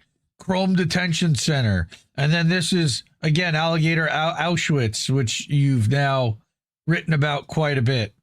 All right. And then we've also got some of these other ones. Now there's dozens of these being built all over the country. And this new bill apparently cuts out a provision to build them all over the country and cuts out special money exactly and explicitly for this use only. You should read not only this bill, you should read the initial executive orders that he placed in his first day. I write about it in that immigration judge thing. Like, they're talking like making DNA databases, which we kind of already knew about with like Immigration OS. Like, they're working with Palantir closely to like essentially create a database of immigrants, almost like marking them. It's disgusting. It's like, read everything that they're planning on doing in those executive orders and you'll be disgusted. Well, the private prison industrial complex. All right. Even before Trump and Miller, this is wow. I mean, this scares the hell. You know, this is just Geo Group, right? Over 100 facilities nationwide. Yeah, then that's their data. That's from their website. That's from the Geo Group website. Like, they're proud of it. Well, they're publicly traded, I believe, right? I'm not sure. I've never looked into that part, but pretty sure they're a publicly traded company. So you can look up all their financials and everything. I do know that they were one of the biggest donors for the Trump campaign because they knew it was coming. They knew it would line their pockets. Well, they were for the first Trump campaign as well. And I mean, he certainly rewarded them for that. I mean, he ran his first campaign on hating immigrants too. Like, he's a fucking asshole. Oh. Yeah, there's again, it's not French. I don't think you're going to get too much argument here. I don't see him as being very much different from any of the others. He's just more flagrant about it. But I think they're all just criminal monsters that either choose to look the other way, while people like the Geo Group and, you know, the Stephen Millers of the world and the architects of all of this, between the Peter Thiels and the Leonard Leos and all the other people that you're writing about, he's just like the guy who introduces all of this and kind of distracts and is the sideshow while that's all kind of happening in the background and most people aren't paying attention to it. And that's why you do what you do. Right. That's why I said right on it, because he's a fucking asshole. But he's just the asshole that everyone's watching rather than everything else that's going on. I mean, seriously, this guy is a WWE Hall of Famer, a 10-time Emmy winner. He's an actor. That's the thing he's been almost most successful at, that and bilking banks out of hundreds of millions of dollars. Failed casinos, failed Trump steaks, Trump water, the Trump airlines, trying to buy football teams. And he still does the stuff in his presidency with like gold cards and Trump phones and well, that and those are kind of get rich quick little successful ventures that the people who love him, they buy into. The gold shoes, remember the Trump sneakers, the golden sneakers, and then that's ugly. Now, I don't know how much you've looked into the crypto thing that they pulled. Oh my gosh, I've kind of looked into it. I'm actually there's a website that I follow called Sludge, I believe, that they talk Yeah. about it a lot. Yes. But I haven't gotten to read the articles in depth. I'm a paid subscriber to Sludge. I've actually brought several of their articles on the show on How Do We Miss That, as well as I'm also a paid subscriber. I just haven't read enough. right. My friend, and I have those articles linked, I believe, on the IndieNewsNow site too, so they link directly from there. But Golden Monarch has also been on this. There's a few other people. Michelle Decryptodamus is over on Substack, and Michael Ginsberg, who is in Australia. They have all kind of been talking about the grift that's going on here and the criminal level activity that's happened within the Trump family, within members of the Trump administration, where they're dropping legislation and dropping criminal investigations into, crypto companies that were under investigation for wrongdoing. They basically made it legal to do meme coins because that was a big question, whether it had value and what it was going to do. And they basically said, well, yeah, I guess it's okay. Just so happens that Trump introduced a meme coin that made him a couple of $1 billion like the day before he was inaugurated.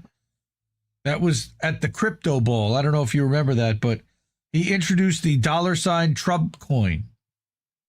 I do remember that. I remember, but it was just like one of the many things in a mess of chaos that came with his presidency. Yeah, I mean, and that I think has been two other things. Is that number one, they thrive and like plan on a multi-pronged attack from so many different angles that it's almost impossible for anybody to track and follow and keep up with all of it. I think that's by design. What about it?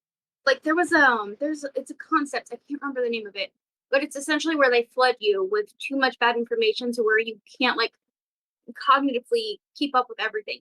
It's just like because mentally, like humans only have so much capacity for bad news, and there's so much happening at once. It's overwhelming. Well, from Iraq War, they called it shock and awe.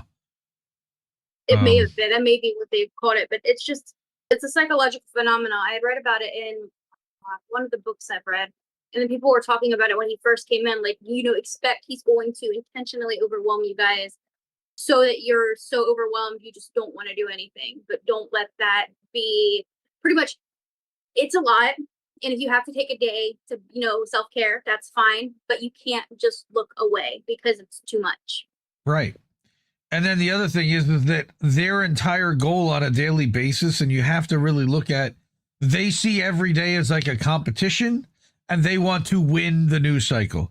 They want to be the thing that they want to control the narrative of what's being talked about, whether that's good, bad, or indifferent.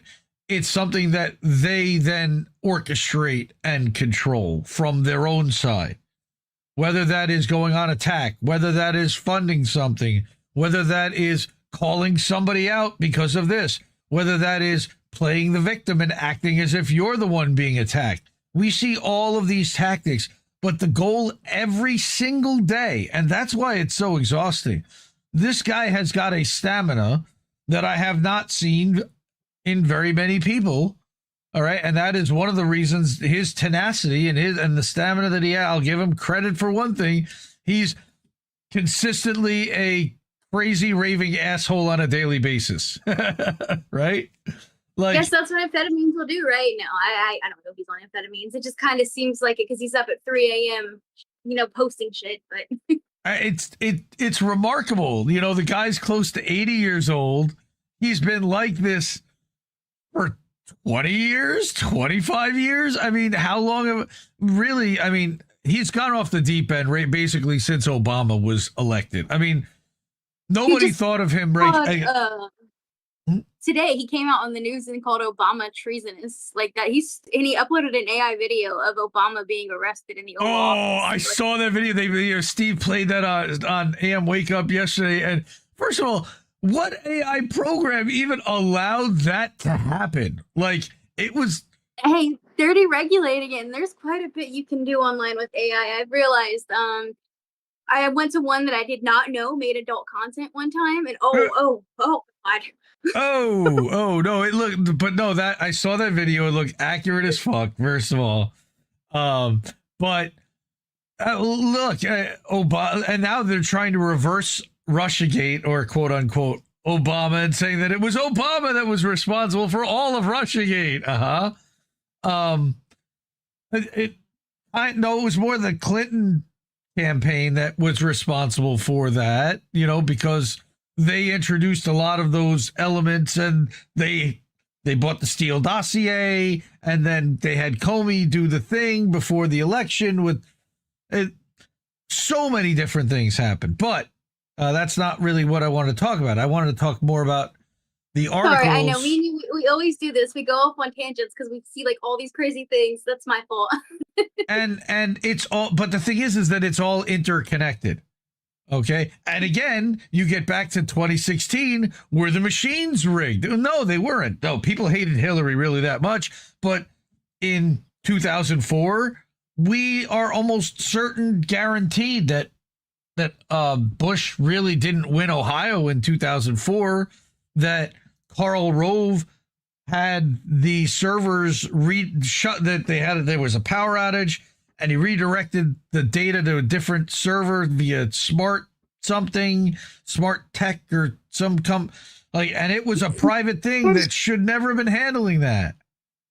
There's tons. If you look back, you can actually find election fraud dating back to like the 1990s, early 2000s. Like, if anyone's looked into the work like Beth Harris, like, this isn't a new concept, and it comes from both sides.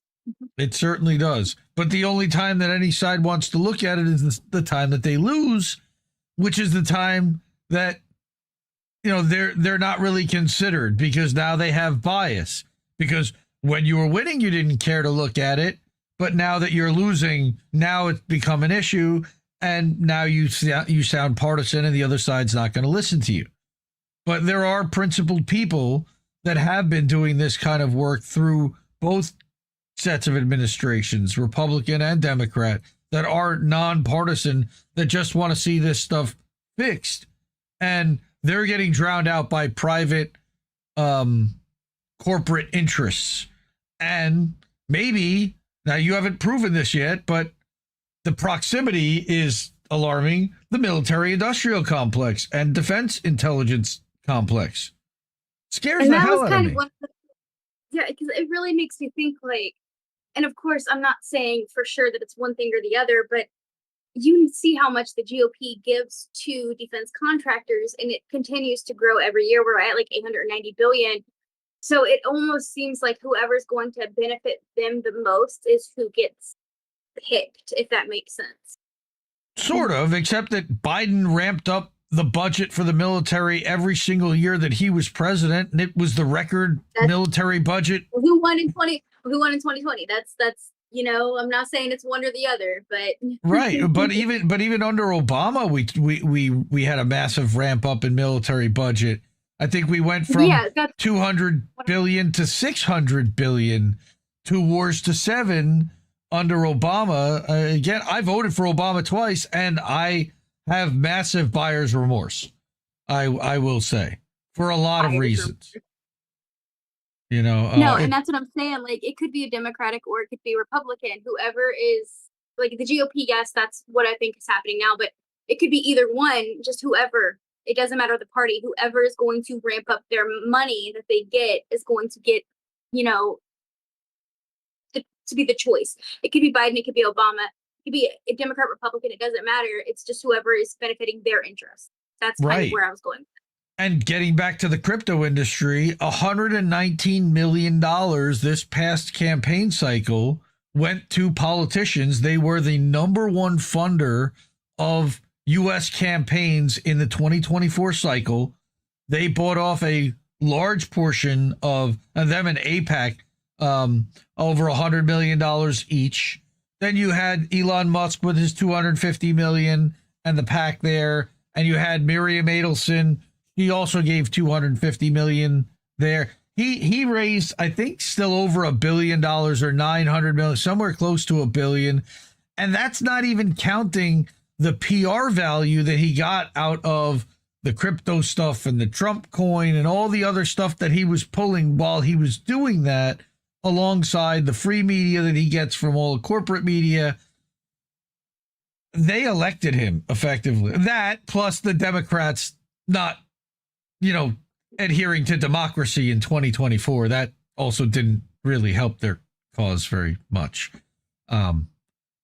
Like anointing their candidate and not holding anyone to a primary and ramming a convention through that, that they had a coup d'etat and nobody wants to talk about that.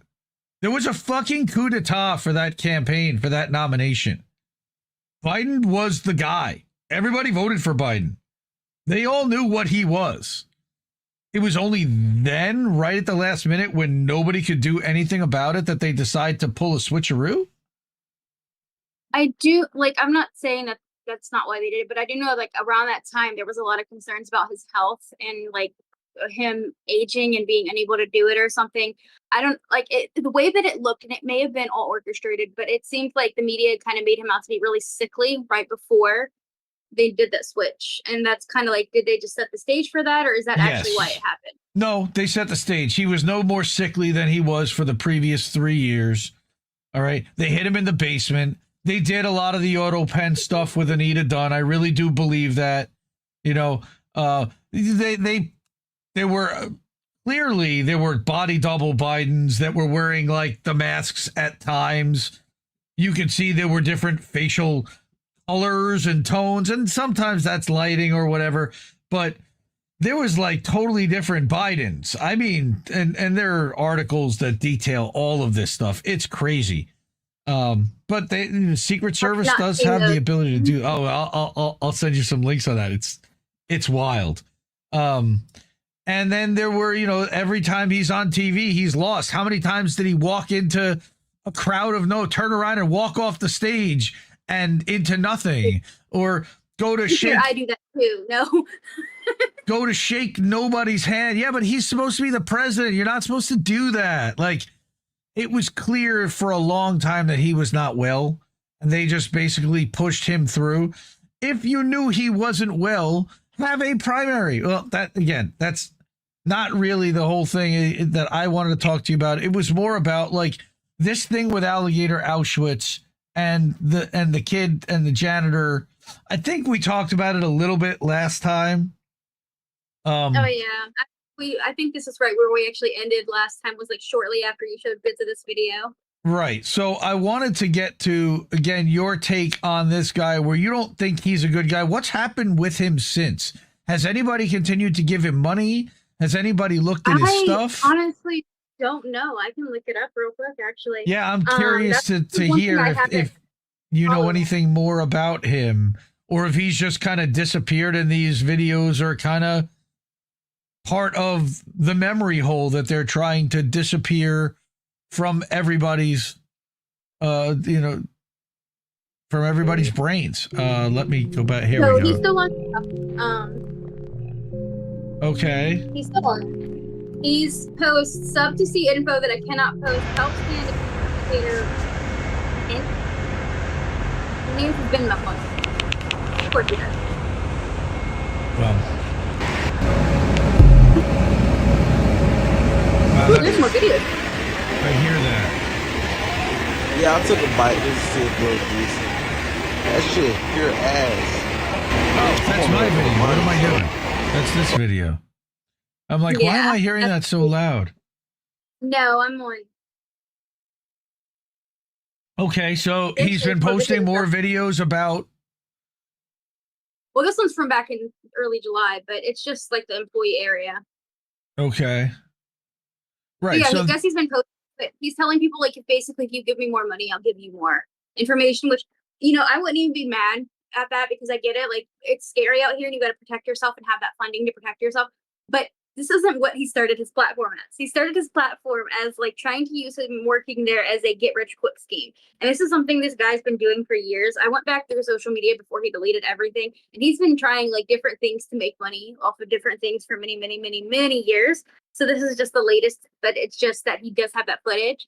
And so now he has something that he can use to his benefit. I don't think he's a good guy at all.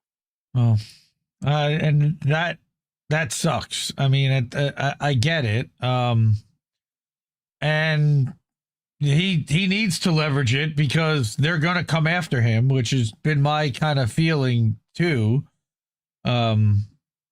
He said he didn't have to sign anything to work there, but they were just going to allow. Yeah, he said he didn't sign shit. And they didn't. But no other person. You said a couple other people have also put videos up from working there, like. Yeah, just I think one girl uploaded a video of her like driving past the employee like tent things, but people have kind of formed the same opinion of me on TikTok. Like, you didn't give a fuck when you took a job at a concentration camp, but now you want us to feel bad for you.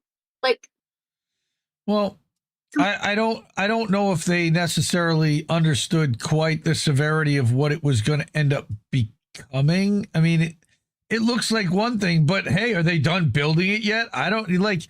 There's ways to justify that to yourself and write it off. That look, I mean, there's a way to justify anything. I mean, I'm sure, like, I could go and work for fucking Trump and try to find some justification for it, but at the end of the day, like, you kind of knew what it was. Like, you can look at what they've been doing, and like, it doesn't take a genius to have context.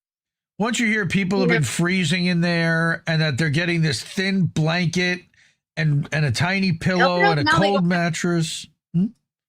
Apparently now they don't have air. After that all happened, one of the congressmen went and visited, and they said that there was no air, so they took it away. Now it's just hot. There's no air conditioning in these tents? Not anymore. They took it away. Like, they made it freezing to where they couldn't get out of bed, and then when it came out, like, hey, they're freezing the people out, they just took the air away. Kind of like, oh, you want to complain about it? Well, now you get nothing. That was pretty much like what I got from it. Stifling too. Now, this is the other thing that's crazy. No fire alarms, no fire suppression. How do they pass a building code? Do they need to pass a building code? So it's not technically a building, so I don't know. Well, it's a structure that's built on land in the state of Florida, in the county of what, and the town of what. They have some kind of jurisdiction. Yeah, I'm not sure. We'd have to look more into the actual laws of Florida, but it's Florida, so I don't have high hopes. Well, but yeah, I'm not sure. That potentially could be something, a way to have this thing shut down, because it literally is a risk. Like you said, if a fire were to break out, there's no way for the guys to get out. They're basically all gonna die. Yeah, they're locked in cages that are like padlocked and and like the tents themselves are, I'm guessing, pretty thick walled. Like, you can't just cut through them or climb under them. Like, plus the way that they're structured, like if you look inside, like at the footage and the pictures, they're gates. They're like gated sections. They're very much like what they used to do to kids back in the first administration, but they're gated sections inside the tent. So like they're nowhere near like the walls. So like they couldn't even try to get out of those if they wanted. Yeah, the walls are like protected by a whole other set of fences, I'm guessing. That, yeah, like, in order to walk the perimeter, you've got to go through a gate and then be able to walk around the edge, because they have to be able to get to it somehow to service it, maintain it, whatever it is. Somebody's got to be able to get to it, but not the prisoners, would be my guess. Which is why you're seeing like this pole right there. Jesus. Like, that place is just awful. And I heard that Americans have made it in there. I've heard that minors have been put in there already.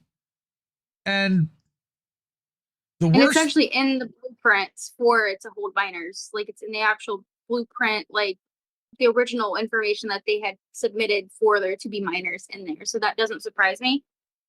But I mean, then again, if you think back, like fucking Christina months ago said that she wouldn't say explicitly they wouldn't send minors to Guantanamo.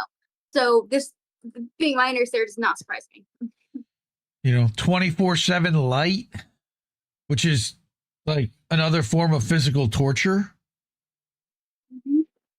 Mm-hmm. No music, no videos, no televisions. They don't talk. Like that again is another form of psychological torture, of like silence. It's one meal a day, maybe, or 2 meals, maybe, one for sure, right? That's what you said? That's what he said in his live, yeah. Okay. Limited food, controlled water. This sounds a lot like Starvation Plus, which is the diet that Israel puts the people of Gaza on. In a way. It's a way to malnourish them.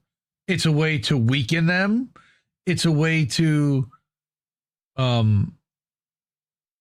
discourage them from wanting to stay, obviously, because at some point, weeks later, they then put them in front of a judge and say, you want to self-deport or you want to go back in a hole?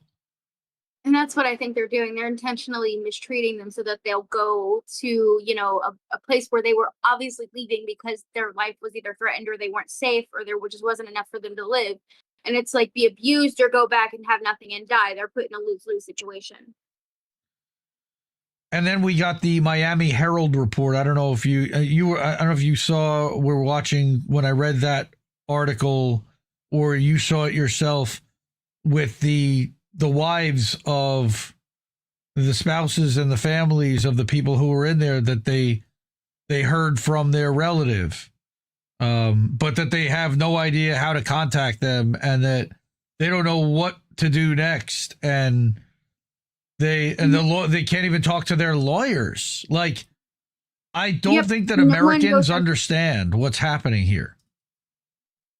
And that's one of the big things. And I actually think I talk about that, if not in this, in one of my other articles. That guy pretty much affirmed it. Like, the only people that are allowed in and out are the people that work there.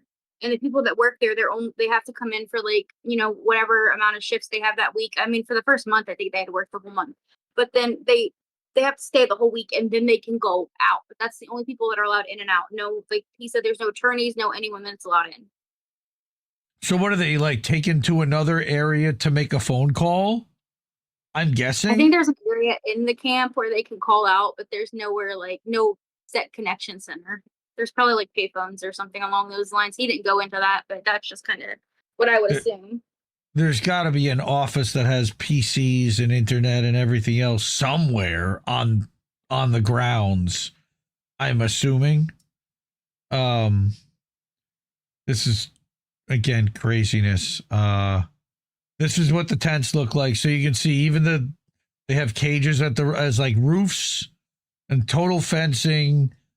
Very difficult to get through this chain link stuff.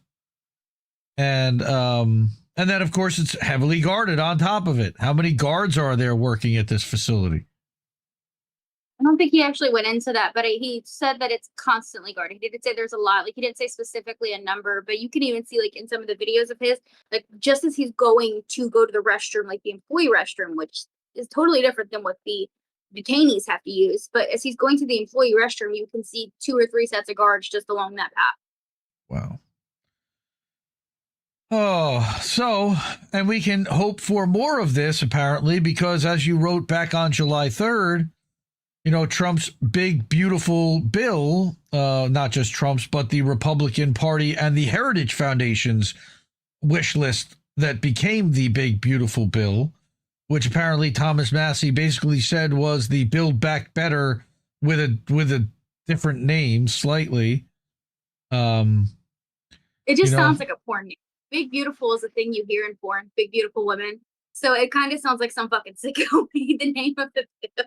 Well, I've got other people that have literally just written them in like the B's in lowercase, and then it kind of looks like a 666 in a way, like, there's that too. There's a lot of symbology involved in this. And we've been talking about, Right. And then we've been talking about how they've been for decades naming things draconian and the exact opposite of what they actually are, like the CARES Act, for example.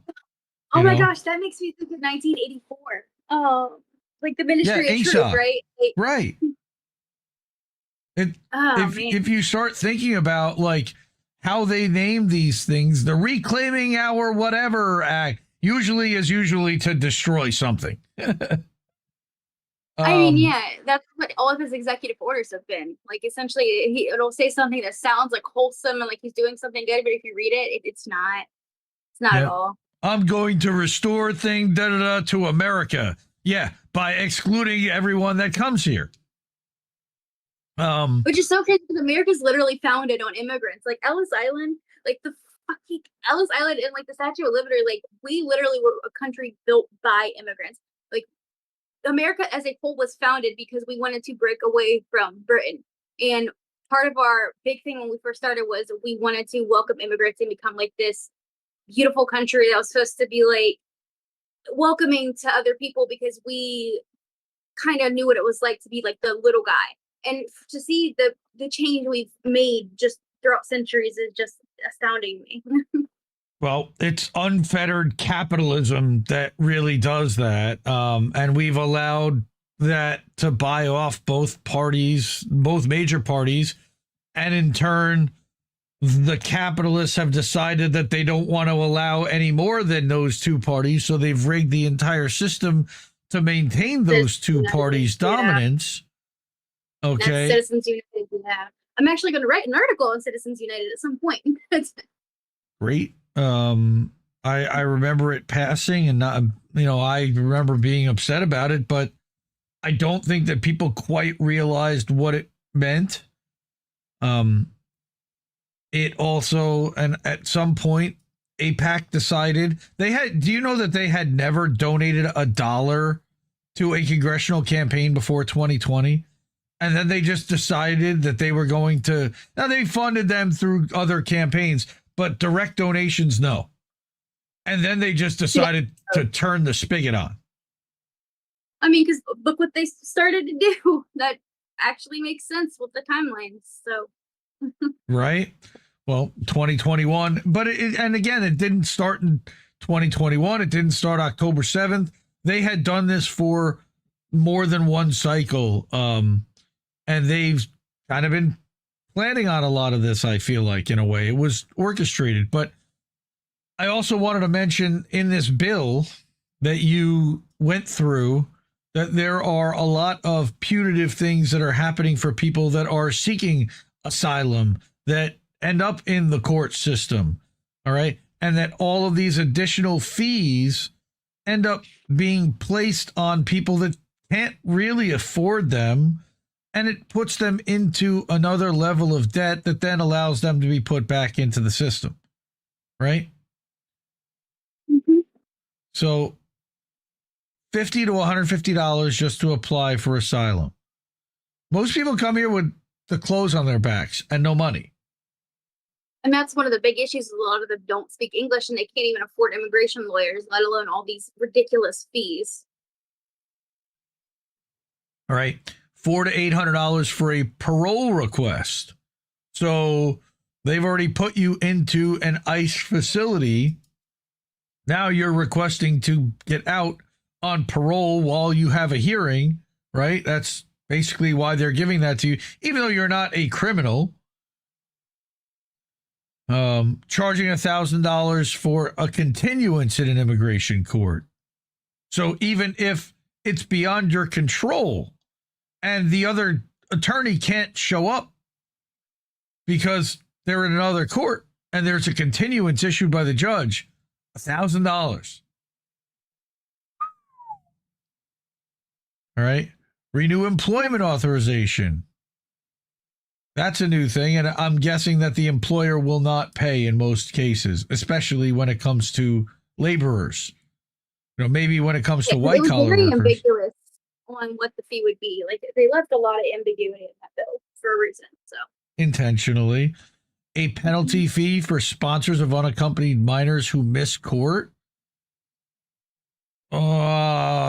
there's got to be some kind of circumstances that they allow for, but okay. EOIR court fees, what are those?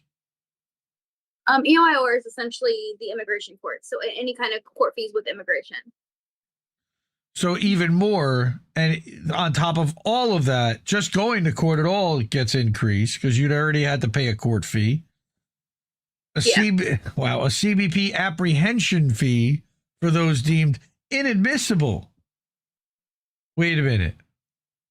So they're charging you to kick you, yes. They're charging you to kick you out. Yeah. A visa integrity fee. What does that even mean? I don't know. I assume it's in the same kind of language as people that charge, fees for using their platforms. It's just them pickling and diming people that can't afford to be here. That's all it is. They're just trying to make it as hard as possible for people who don't want to be here.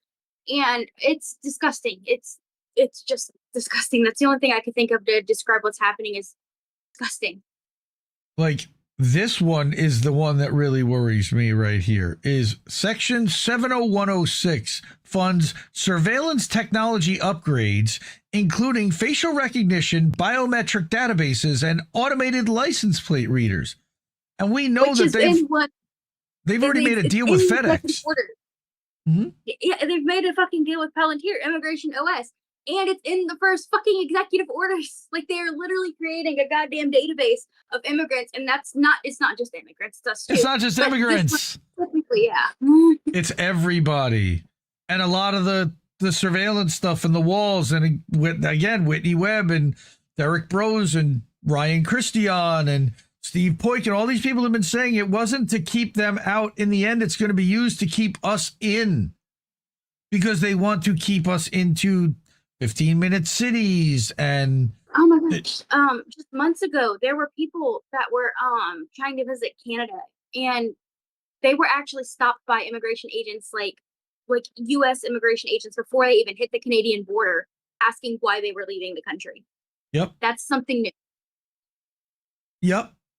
And then you've got the people who come here, they detain the girls from Hawaii and put them into one of the camps because they didn't have their stay fully booked. They were backpackers.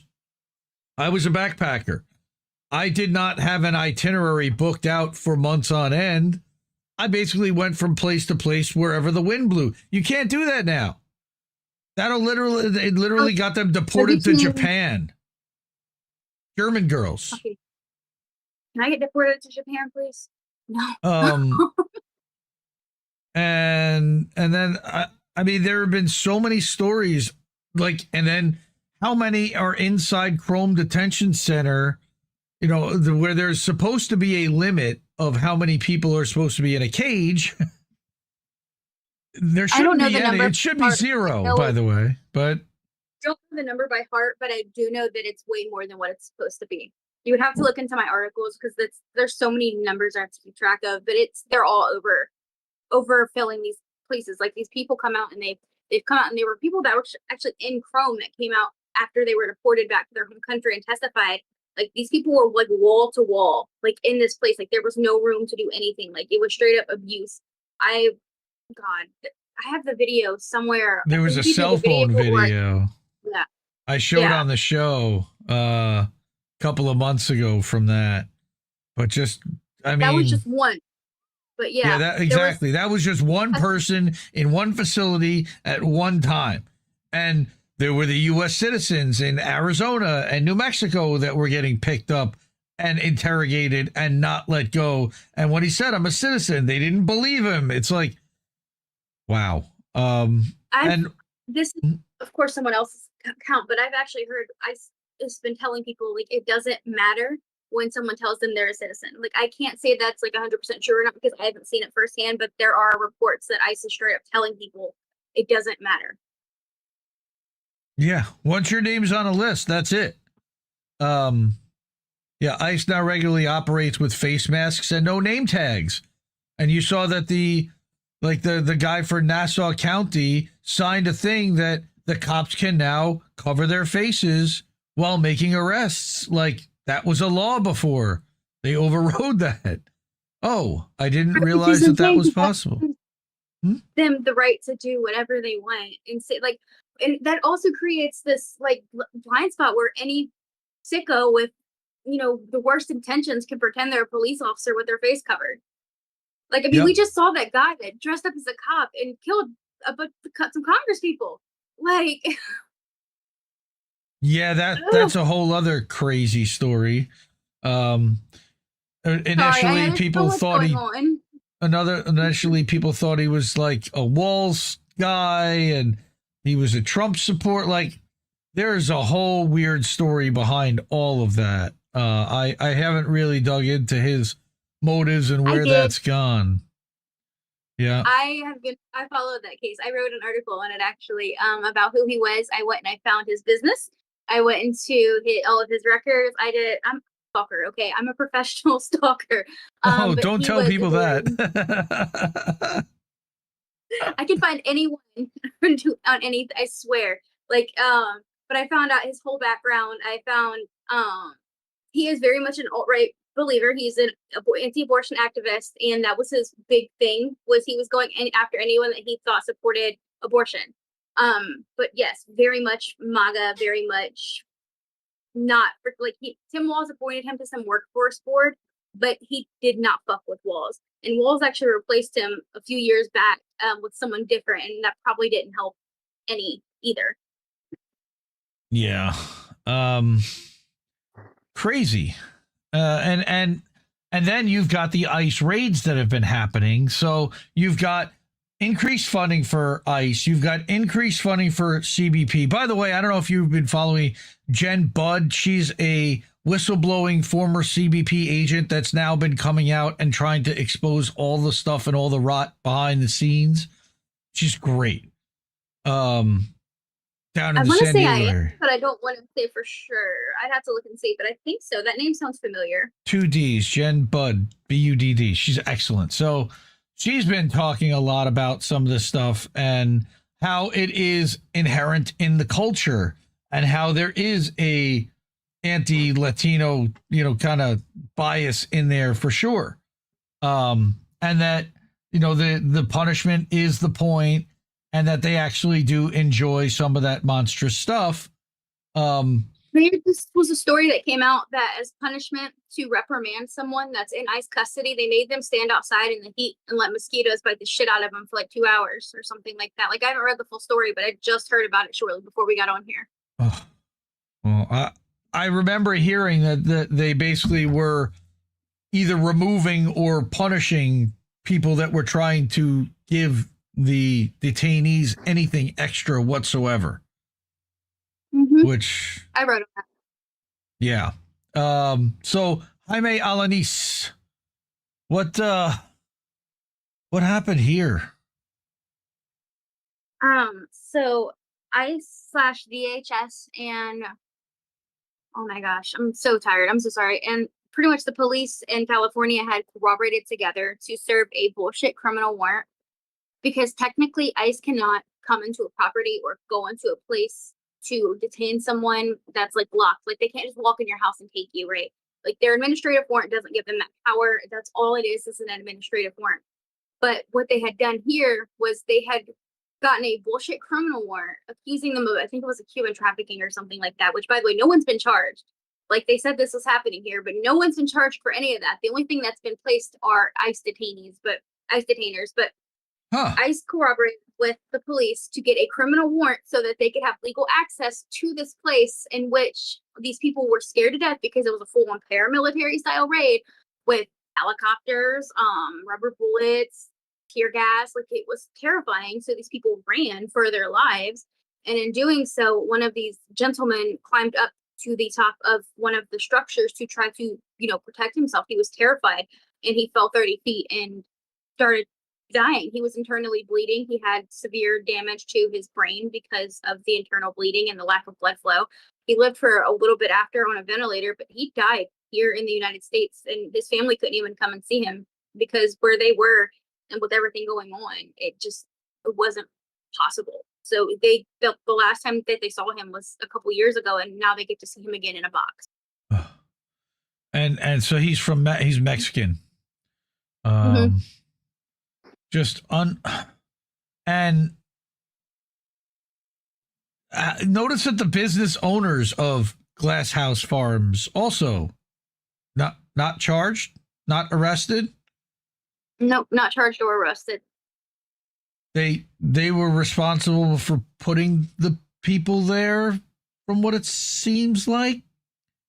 But yeah, like they knew that they were hiring people that were undocumented, but of course the people that are utilizing immigrant labor will never get in trouble. It's only the immigrants who are performing pretty much very cheap labor for Americans that face the consequences. And unfortunately for this gentleman, that consequence was the ultimate one.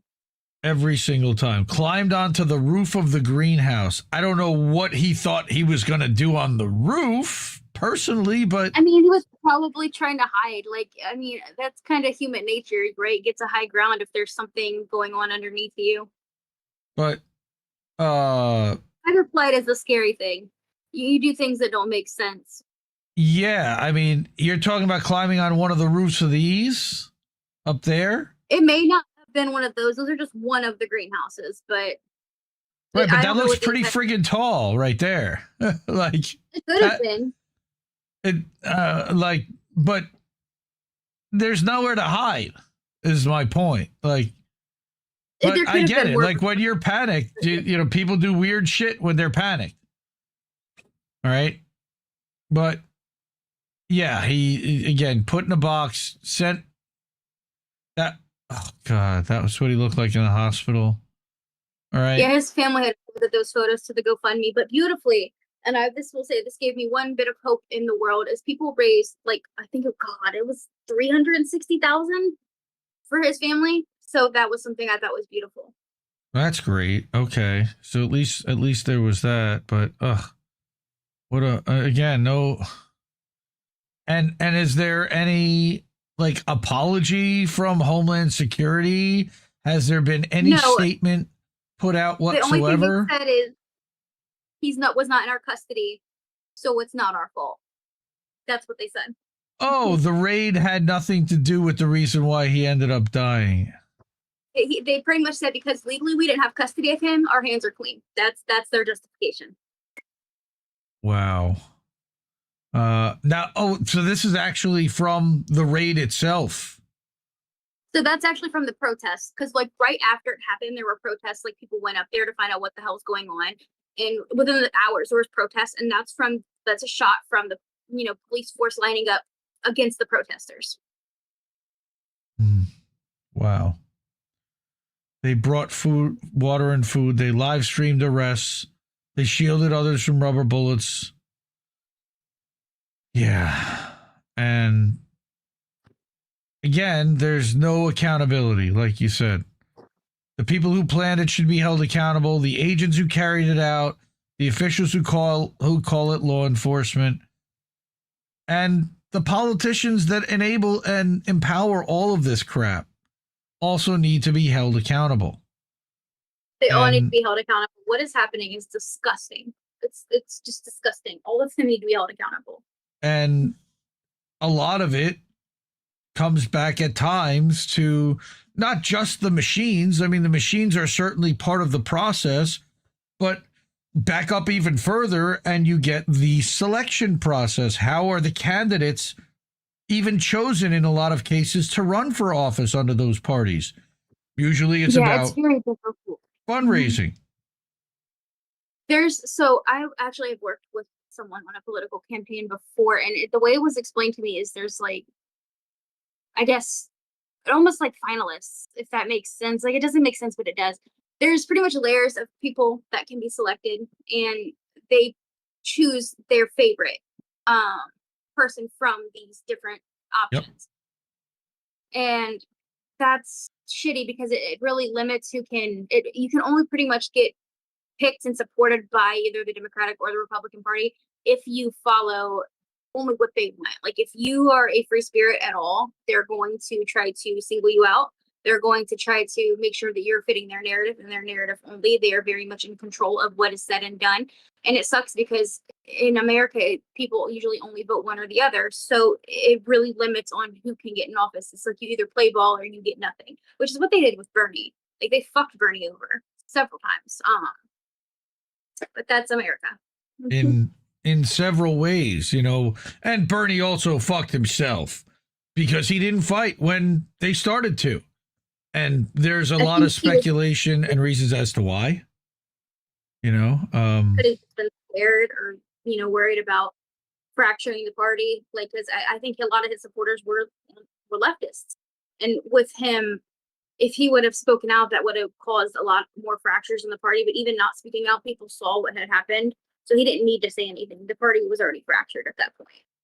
Right. But he could have led a move. Again, he wasn't going to be the leader. He spent 25 years in the House and Senate playing ball with the Clintons and with the Democratic Party and caucusing with them.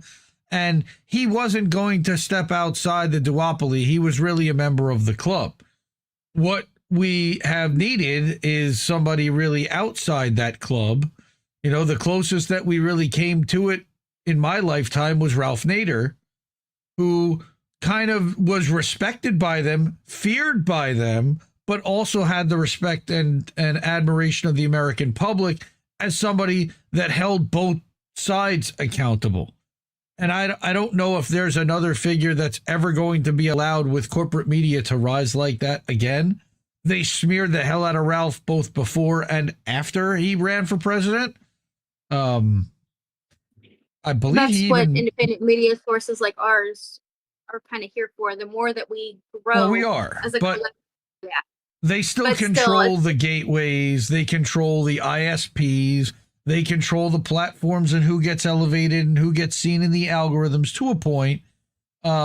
They're controlling quite a bit. What's that? That's kind of what you have to learn how to game the algorithm. Like, okay, I know I sound like a fucking cringe Gen Z or whatever, but you can talk about one subject on social media, but in like your actual text of the thing, things like that, you kind of change it up so that the algorithm doesn't actually pick up what you're talking about. And that's a good way to get people engaged. I've realized that, like, I've gotten a lot of engagement because it'll, like, to TikTok, it looks like I'm talking about Sabrina Carpenter, but I'm not. I'm actually talking about voting machines, if that makes sense. Nah, well, I mean, what are you putting, like the hashtag Sabrina Carpenter in the body of your text, or? So it's complicated. Yes, but no. So I record it initially, and then like my actual captions and stuff will be put on another app, and then I upload it after the fact to TikTok, which I don't use captions. And then I kind of just add text in. Like even if it's a small hashtag that's like so small no one can see it like on the screen, but that kind of changes it up on the algorithm. It's just kind of about gaming the algorithm, but that's only part of it. And it sucks that we even have to do that. That's kind of important point. Okay. Yeah.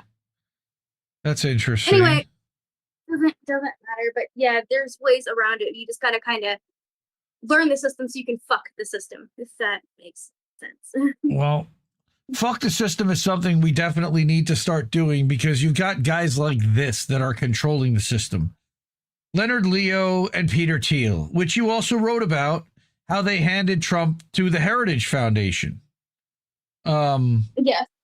And that the Heritage Foundation, Obamacare was a Heritage Foundation plan that was then adopted and sold by the Democrats, of all things, which the Republicans then turned around and screamed about, which is hilarious.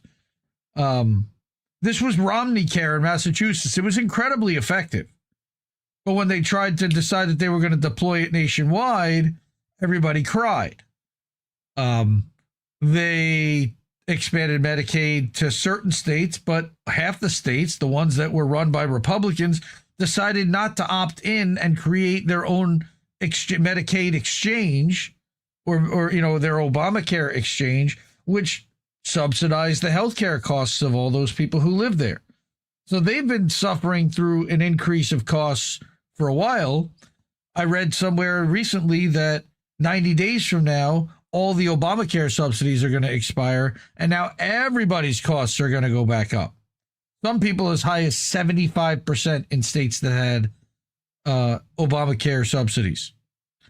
And they don't even know it yet. They're gonna learn. Yeah, they're going to find out. So Leonard Leo, I had heard about Leonard Leo several years ago. And then he was already pretty influential with the Federalist Society and helping to pick judges. He was influential in Trump's first term in deciding which Federalist Society approved judges would be nominated for Supreme Court terms, which is beyond incredible. Like, this guy really picked who our Supreme Court justices were. It wasn't Trump. It wasn't Congress. It was Leonard Leo.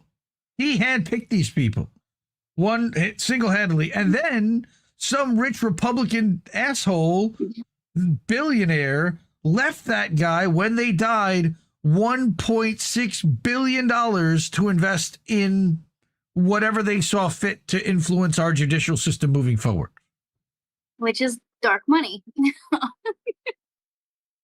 In a lot of cases, but in some cases it's light money. It's setting up foundations and think tanks and funding heritage. Like I call him the pipe in the pipeline because people give him the money and then he puts it to these other things. So, but yes, he's part of the pipeline of shitty people using money for shitty things. Well, now he has his own coffers, though, on top of everybody else's money. So he's a conduit that also has a massive well of his own. And then you've got, again, the friendship with Clarence Thomas. I think you said 6 or 7 of the 9 judges on the Supreme Court right now, other than the ones that were appointed by Democrats, effectively are Heritage Foundation, Federal Society members. Yeah, they're either he didn't directly place Clarence Thomas or anyone, I think, during Bush, but he played a role in them being placed. Like, he supported their placement. And then there were 3 that he placed on his own, which are the Trump picks. Right. Which is Amy Coney Barrett and Kavanaugh and Merrick Garland. Right? Not Merrick Garland. Not Merrick Garland. Who's the third one? Like, that doesn't sound right. Fuck is their name? Oh my gosh, I can't remember. Neil Gorsuch. Gorsuch is the third one. I was like, the white dude. No, you're right. The old crusty white dude. Who literally, like, I remember he voted, or maybe it was Garland. One of them voted for a trucker to have to die in his truck to be able, rather than go get a hotel room because it was too cold and the heat was broken. There was some kind of a case, and he voted against the truck driver who had died, which was crazy. All right. Gross. But Leonard Leo's been around for decades, building power and building influence in Washington, D.C. with these judges. This led him to be known, like you said, as a judicial kingmaker. So everybody really should go back and read this article to get some of the background on some of these people. Peter Thiel, I think, have a whole series on Peter. Like, I have a 3-part case file series on Peter himself. Yep, and he's been documented quite a bit. Whitney Webb has talked about Peter Thiel and Palantir and the PayPal mafia and everywhere that he came out of. The friendship and partnership with Elon Musk, and Pierre Omidyar, who was kind of the kingmaker for progressives and independents until he really ripped the mask off for the last 5 years. But we all thought he was on our side for years. He would fund Glenn Greenwald, and he funded The Intercept, and he was funding adversarial journalism, and the Snowden archives were housed, and we thought we had one of these billionaires kind of on our side, and we realized not really. Now, some of us, there was already people that were screaming the alarm in 2017, 18, 19. A lot of us weren't paying attention. I certainly wasn't. I started figuring this out. Whitney Webb started laying some of this out when it came to Epstein as well. There's a lot of connections from Thiel to Epstein. But Palantir is frightening because Palantir was a CIA offshoot. All right. It was their idea. Yeah, it was started by In-Q-Tel. Right. But before that, it was actually a DARPA program. All right. That they were trying to achieve what they called total information awareness. So this is a story that Whitney Webb tells to go through the history. And I put together a little graphic. I don't have it up and handy right now, but it kind of shows what the relationship is between Thiel and John Poindexter and Alan Wade, who was the CIA's chief information officer, right? So they had this software called Promise, which they merged with Total Information Awareness and spun it off into a private company called Palantir. Why? Because they thought it would be better to serve that as a private company that didn't have congressional oversight, unlike a DARPA or military or CIA funded program. I mean, that's kind of what they've been doing with a lot of this stuff, though. Privatization means that there's no oversight from the government. So that doesn't surprise me. Well, and that we saw that happening in with the Hamilton 68 database. I don't know if you're familiar with all of that. That was used to kind of Russia smear. I'm still kind of a baby to stuff, so there's still stuff that I'm not educated on. But I've Hamilton 68 was a program that was started with NED, USAID, CIA style funding behind the scenes, government funding to smoke out and identify potential Russian accounts. And they created a database, which a lot of the major news outlets used. And then I know what this is. I've looked into this. I remember this now. Yes. Yeah, sorry. I remember Kelly Lane was the one who had sent that to me. Yeah. Yes. No. So if you ended up on this list and smeared, like it meant that the corporate media basically couldn't touch you, or they were going to get in trouble or what. Like it, very weird. And it was all done around the Russian proxy war that came up, and it came out of the 2020 election initially because of they accused the Russian interference with the Hunter Biden laptop, which we know was not. He left the laptop at the thing, and Rudy Giuliani did really get handed that laptop from the owner, and it ended up in the FBI's hands, and they had it 11 months before it ever ended up, publicly known.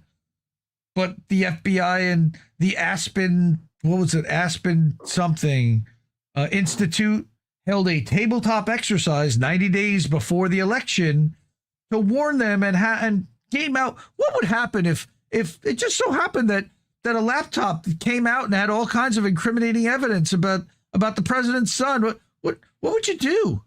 And they literally gamed it out and had like a war game on that 90 days before. And then the Hunter Biden laptop came out and said, oh, no, it's bullshit. They stopped it from getting sent out and disseminated through DMs even. The New York Post story got blocked with DMs. It was a crazy thing that happened in 2020. And a lot of people just kind of blow that off. It ended up that Glenn Greenwald ended up leaving The Intercept because of the Hunter Biden laptop story, where he had receipts that showed that it was legit and real, but The Intercept would not let him print it, would not allow him to even publish it with a counter article side by side saying that, no, it's not bullshit, and here's why. He literally left and went and published it on his own and started Substack. That's sad, and that's one of the reasons why I have such an issue with a lot of corporate media. And again, that's The Intercept. That's perceived to be independent media. Yeah, that's, but still, is it really independent? But no, that's sad, because Intercept is actually one of, I didn't know about that, and Intercept is one of the places that I like to read. So that's good information to know, because now I'm kind of yeah, you got to take it with a grain of salt. And then here, I got another piece of news for you. Last year, and I reported on this, The Intercept was failing and going out of business because they changed their payment structure and how they funded. Omidyar stopped giving all this donor money to basically fund the $25 million a year that it cost. They were trying to shift to a donor funded model. So he cut back a lot. Thing was running into the ground, and the people that started running it at that point were Ryan Grimm and Jeremy Scahill. They took over operations. Within 6 months, they were basically done, and they walked across the street and founded Dropsite News on Substack. And Dropsite has done some pretty good reporting, but it's all been done with scoops that seem to have been very similarly aligned to the scoops that were being handed to them when they were at the Intercept. Actually, maybe even more than there were when they were over there. It's kind of weird. I have been screaming about this, and most people have not really been paying close attention to it, but this was all funded by Pierre Omidyar, and this is still influenced and impacted by Pierre Omidyar. And oh yeah, by the way, Dropsite announced that they had funding principally from the Intercept. Partnership So they were funding. Intercept Light. They basically moved the Intercept to Substack and rebranded with an Uber Eats logo. That's the way that I call it. They're Uber Eats of the news. You know what's Okay. crazy is I think they're number one in like world news too, because I'm up there, like I'm on that list like of Rising or whatever, and I'm pretty sure they're number one. Yeah, they're up there. They're up there a lot. Again, that's what happens with certain kinds of operations that have connections at Langley. They end up quite well funded and fed scoops. Now, the thing that I worry about with those guys is that sometimes they're fed kind of false flag scoops or nonsense propaganda that didn't really happen in order to push a narrative and have certain people feeling a certain way at a certain time that was advantageous to the people pushing that to them. And they repeat a lot of that stuff unquestioningly and treat it as scoops, breaking news.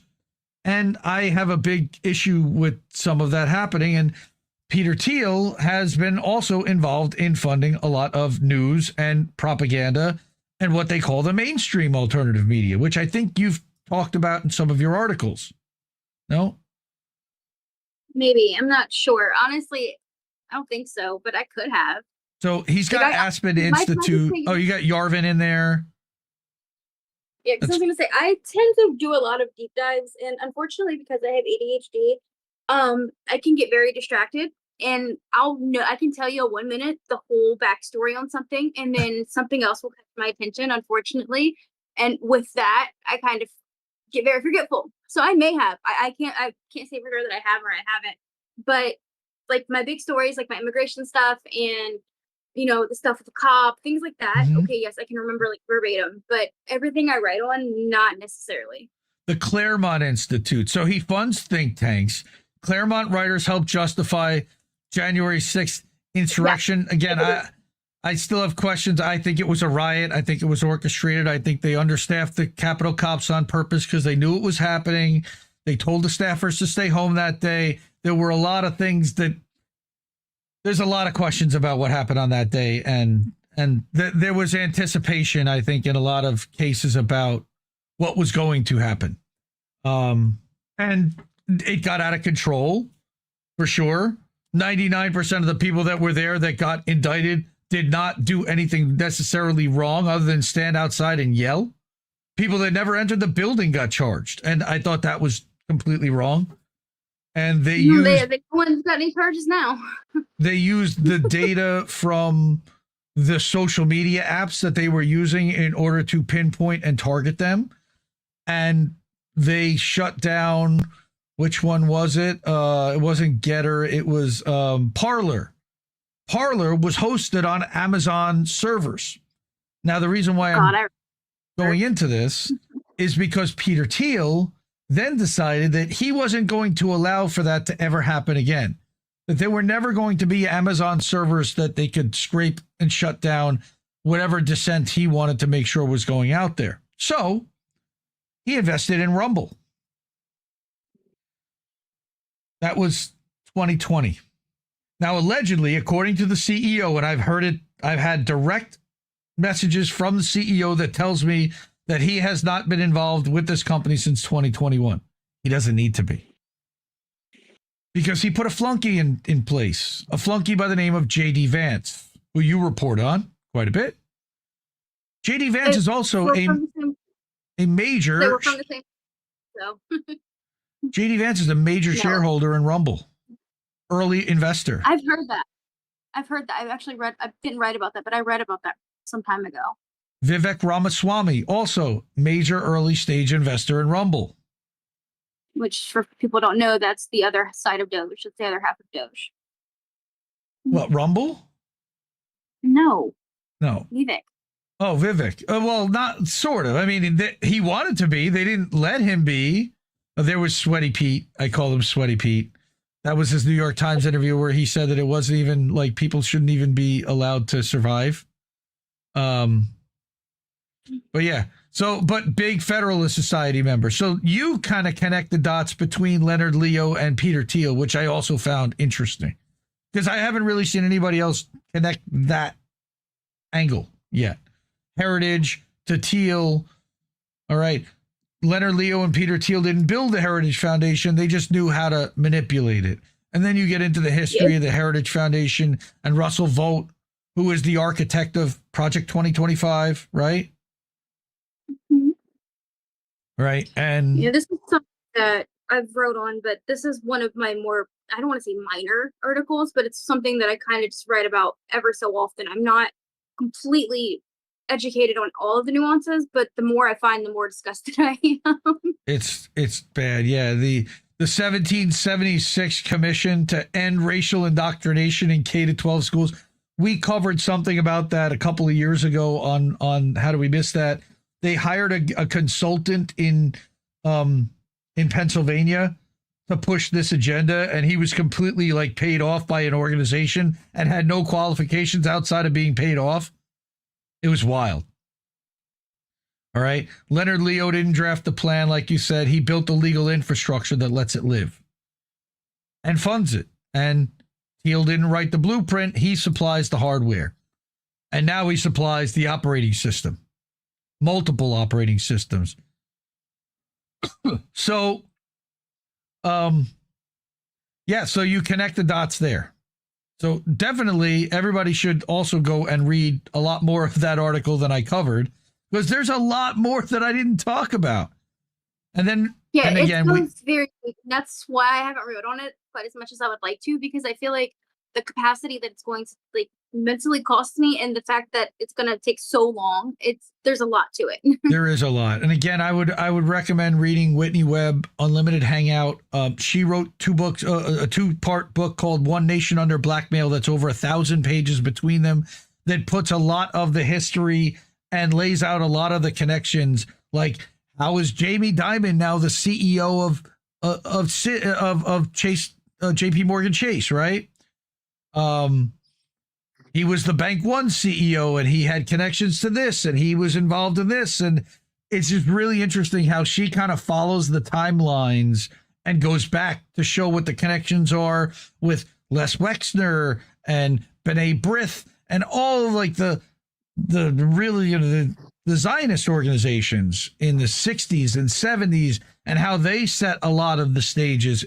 Just fascinating stuff. So recommend checking that out. You also talk about the election integrity campaign. Now, I haven't heard anything about this, but you said that there's a multi-front campaign to gather state election data? Yeah, So- it's the Washington Post initially reported on it, so that's probably why you didn't hear about it. But essentially, yeah, they're trying to basically look at these voting machines and get this voter roll data from several states. But of course, I think what was interesting is the way that the Washington Post prefaces it, which, by the way, if people don't know, Washington Post is owned by Bezos, which Right. was at Trump's inauguration. But the way that they phrased it was like they immediately brought up the 2020 Stop the Steal movement. Like it was like, this was almost like immediately feels like to discredit the look into election integrity. They're trying to affiliate it with that movement because people think that it's a movement of delusion. And because of that, like they immediately list that in that article so that people will immediately just kind of assume anyone that's questioning voter integrity will shut it out, which is interesting because it comes weeks after I started to question the machines. Yeah, and some of us, again, have been questioning the machines for years. Yeah, but it just recently went viral again, was kind of my thing. Like it's interesting. Oh no, you the timing. definitely no, and I'm glad that it did. Again, Newsweek picked something up in your thing, and then you looked into the EAC, and you looked into this guy Jack Cobb, and the entire kind of verification, certification to changes that are made to the voting software, and started to peel back the layers of the onion there, and how it's designed so that nobody can really penetrate it. that there are only a few hand-picked people that can even certify the things to begin with. And some of those are even, the certification ran out. I mean, the stuff I read Sunday night, I could not believe that they retroactively put an unsigned, undated document on a website and claimed that was retroactively justification. Then they changed it to where, oh, well, actually, we know that all the certifications have expiration dates, but they don't actually expire. That was their next thing. After Right they got now, called yeah, out for that. only if we say that that there's a problem. Now they just automatically renew in perpetuity. Wait, what? Right, like they changed it just to cover their own asses, is what they did. But in doing so, they also covered Cobb's ass, which shows me that they've been in cahoots for God knows how long. Right? It's frightening. Again, poisoning the narrative. They're trying to both sides the issue almost, in my mind. You know, I don't even know how to properly describe. And again, it's not just MAGA. The Democrats have been pulling a stop the steal on their side too. But that's the thing. Like if they do this and they make it, like, a lot of people associate it with MAGA, but that's not the only people. No, but the point is, like, if you make it look like questioning voter integrity is questioning if there's actual election integrity makes you insane, then, like, if you make that what people think, it doesn't matter what side you're on. Anyone that questions it is going to be seen as crazy. QAnon. Literally QAnon. Yeah. All right. I would call Blue Anon. Blue Anon? Well, Blue Anon's a whole different thing.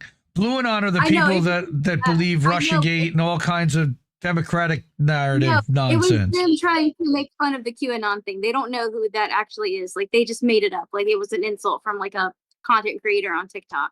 It's someone that doesn't know any of this stuff. It was just their version of calling me crazy. They also call us Blue Lulus. That was another thing. Okay. Well, again, you have this lady, this so-called Election Integrity Commission, collapsed in disgrace, who sat on it. Christy McCormick, who sits on the EAC. How is that? Despite having an expired term, why doesn't Trump appoint? Is it presidentially appointed? How does the EAC even happen again? So it's my understanding that the Senate gives, like, a selection to the president, and then the president either agrees or disagrees. I may have it backwards, and maybe the president gives them to the Senate. I know that different ones do different things, but essentially it's like the GOP and the president have to work together to pick a person, and until they do, she gets to stay in that spot indefinitely. Her term expired like 2 years ago. So basically they can appoint a new one whenever they want, and she just gets replaced. Yeah, but they haven't done it yet. But she's really fucking sketchy.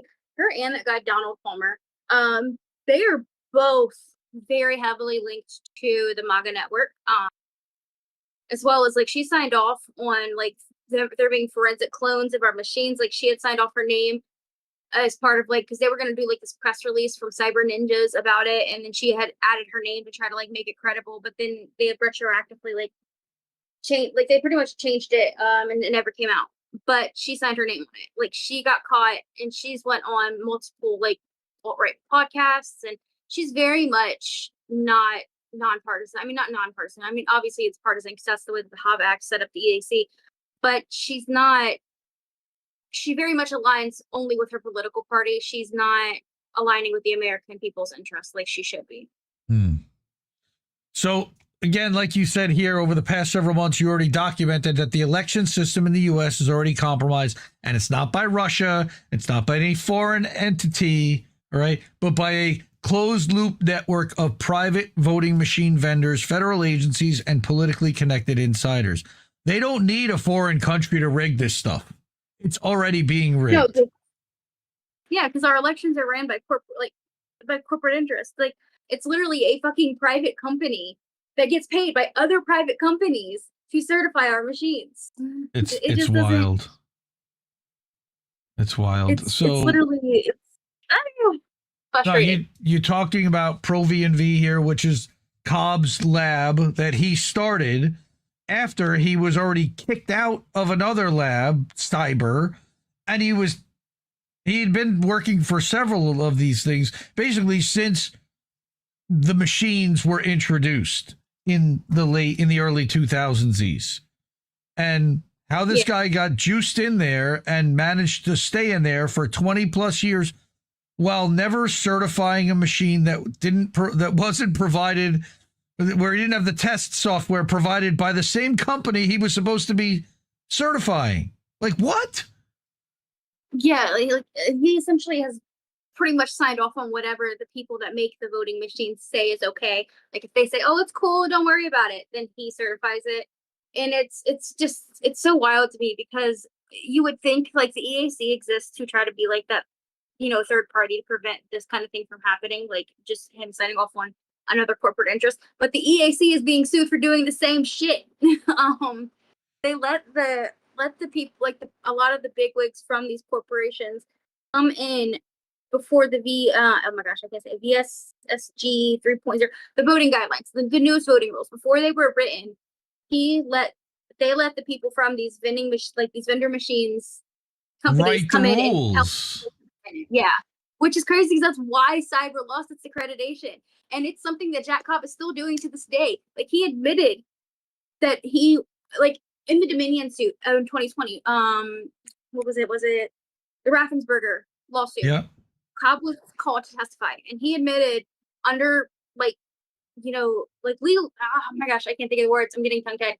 He admitted under oath that they did not decide whether a change was de minimis or not. That the companies, Dominion, told him if a change was de minimis or not, and he signed off on it. Rubber he said stamp. It came from the voting machines, like the voting machine vendors. So it's like he literally agreed with whatever they said. So, because if they said it was anything but de minimis, they would have to pay him to do further testing. And whatever he says is what the EAC listens to. They don't actually do any independent testing of their own. A lot of people don't realize that, like, they don't check his work. They just say, okay, and sign off on it. But he's been proven to be lying in court. Like, he lied under oath in court about like a certain cybersecurity thing, and he actually has no cybersecurity background. Like, he's been caught lying multiple times in court, never faced any repercussions, and he's still certifying our voting machines. And the people that fucking are supposed to be holding him accountable just sign off with him, and they even went as far as like retroactively changing shit to cover his ass. Like, it's all corrupted. Well, they also want to make sure that the people that are in power now don't want to learn that an ES&S machine that he had certified was actually responsible for their victory. This is what I've been saying since 2016. You're going to have a hard time ever getting consensus on the machines, because nobody's going to want to learn that they lost a race that they actually won because the machines were rigged or in question, and then have to have a revote and put that potential power seat that they already have on the line. They're just... Yep, and that's exactly how it's been. It's like 1 year it's this party, 1 year it's this party, but they're never going to work collectively because they don't want to be taken out of power.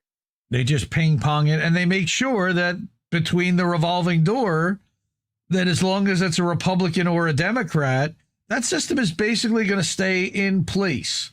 And that's one of the reasons why they don't want a third party to come in and look at all of this software and how they decide where on the ballot or where on the digital ballot, which line people are placed on, for example. I mean, all of that has psychological impact on how people vote. If you're in line 7 or in line 1, tends to get more votes when you're in line 1, or column 1, and the different columns that they have in the vote, on these voting screens. There have also been accusations of touchscreen vote flipping, like in Texas, where candidate wants to vote, the people want to vote for Republicans, some Republicans and some Democrats, but at the end it voted them all Republican or all Democrat. I mean, there's concerns with a lot of the machines. I mean, if you just look at like the Express Vote XL, it's like literally an all-in-one ballot counter. Like it's a tabulator, and you also place your vote on it, and it uses a QR code. So that's like a big thing too. Like you can't tell what these machines, what the QR code actually says. And that was one of the things he got in trouble for, because he was like, oh, it's encrypted, and then oh, it's not encrypted. He couldn't actually answer. He didn't actually know. He just was going based off of what Dominion said. What they told him. That was one. And that was one of the big things. Is like there's so many different machines, and every single locality uses a different machine, right? And every single machine has its different vulnerabilities. And it's like if there's so many different fuck ups that he certified, then there's no telling what's actually legit and what's not. And then there's the big one, which is the ECO 1188, that change order that he signed off on for 2024 as de minimis. Now, this is all also important. I've been saying this again, proprietary code that can't be audited. How is that even allowed, that something for the public good can be private and not open source for a privately held for-profit corporation? Yeah, like in many states, and it's been reaffirmed time and time again, cast vote records, which are like these voter, like they essentially show what counties voted this, etc. Like it's really the audited data for these elections. You're not allowed to see them. In court cases over and over again, they signed off and said basically like, oh well, it's got, it's proprietary to the vendor companies, and that's insane to me how this is considered proprietary. And courts have agreed over and over again. And I think that's one of the big things people need to push for. Like if you're going to push for anything with election integrity, cast vote records need to be public information, period, point blank. Like there should be no, oh, it's proprietary. This is our elections. This isn't the fucking secret sauce at Burger King. This is our elections. You're saying cast vote, like knowing publicly who everybody voted for? Cast vote? So no. CVRs, they don't show who voted for who. Like that would be redacted. It just shows like localities. Like it shows you the raw data, if that makes sense. Yeah, sure. And those are not public information. It's considered proprietary, along with the source code for. That's insane. Again, and that's the system that we have somehow has been thrust upon us. But the big thing here again is that this guy, Jack, certified a change to the configuration file that ignored a check to make sure they were even using the right software, the right version, and then signed off on saying that it was okay. Again, I read through this on Sunday night's show, so I'm pretty up to speed on what you had written here, and it's shocking. It's frustrating and angering that all of this could slide through and that nobody else seems to really care that much about it. Like some people do, but what are we doing about it? That's what I'm just going to keep talking about it. I'm just going to keep hammering at it, and hopefully something comes of it. I've got another article that I'm going to be working on. I went into financial records for Cobb, including his mortgages, his marriage, his divorce, everything. And I have a lot of just data about the corporate structure of ProBNB and all of the things he's done financially that are very, very sketchy. And it just kind of shows me, like, a lot of people don't know this, like ProBNB, it's privately traded and it was founded by an angel funder. Like, we don't know who actually paid for it to exist.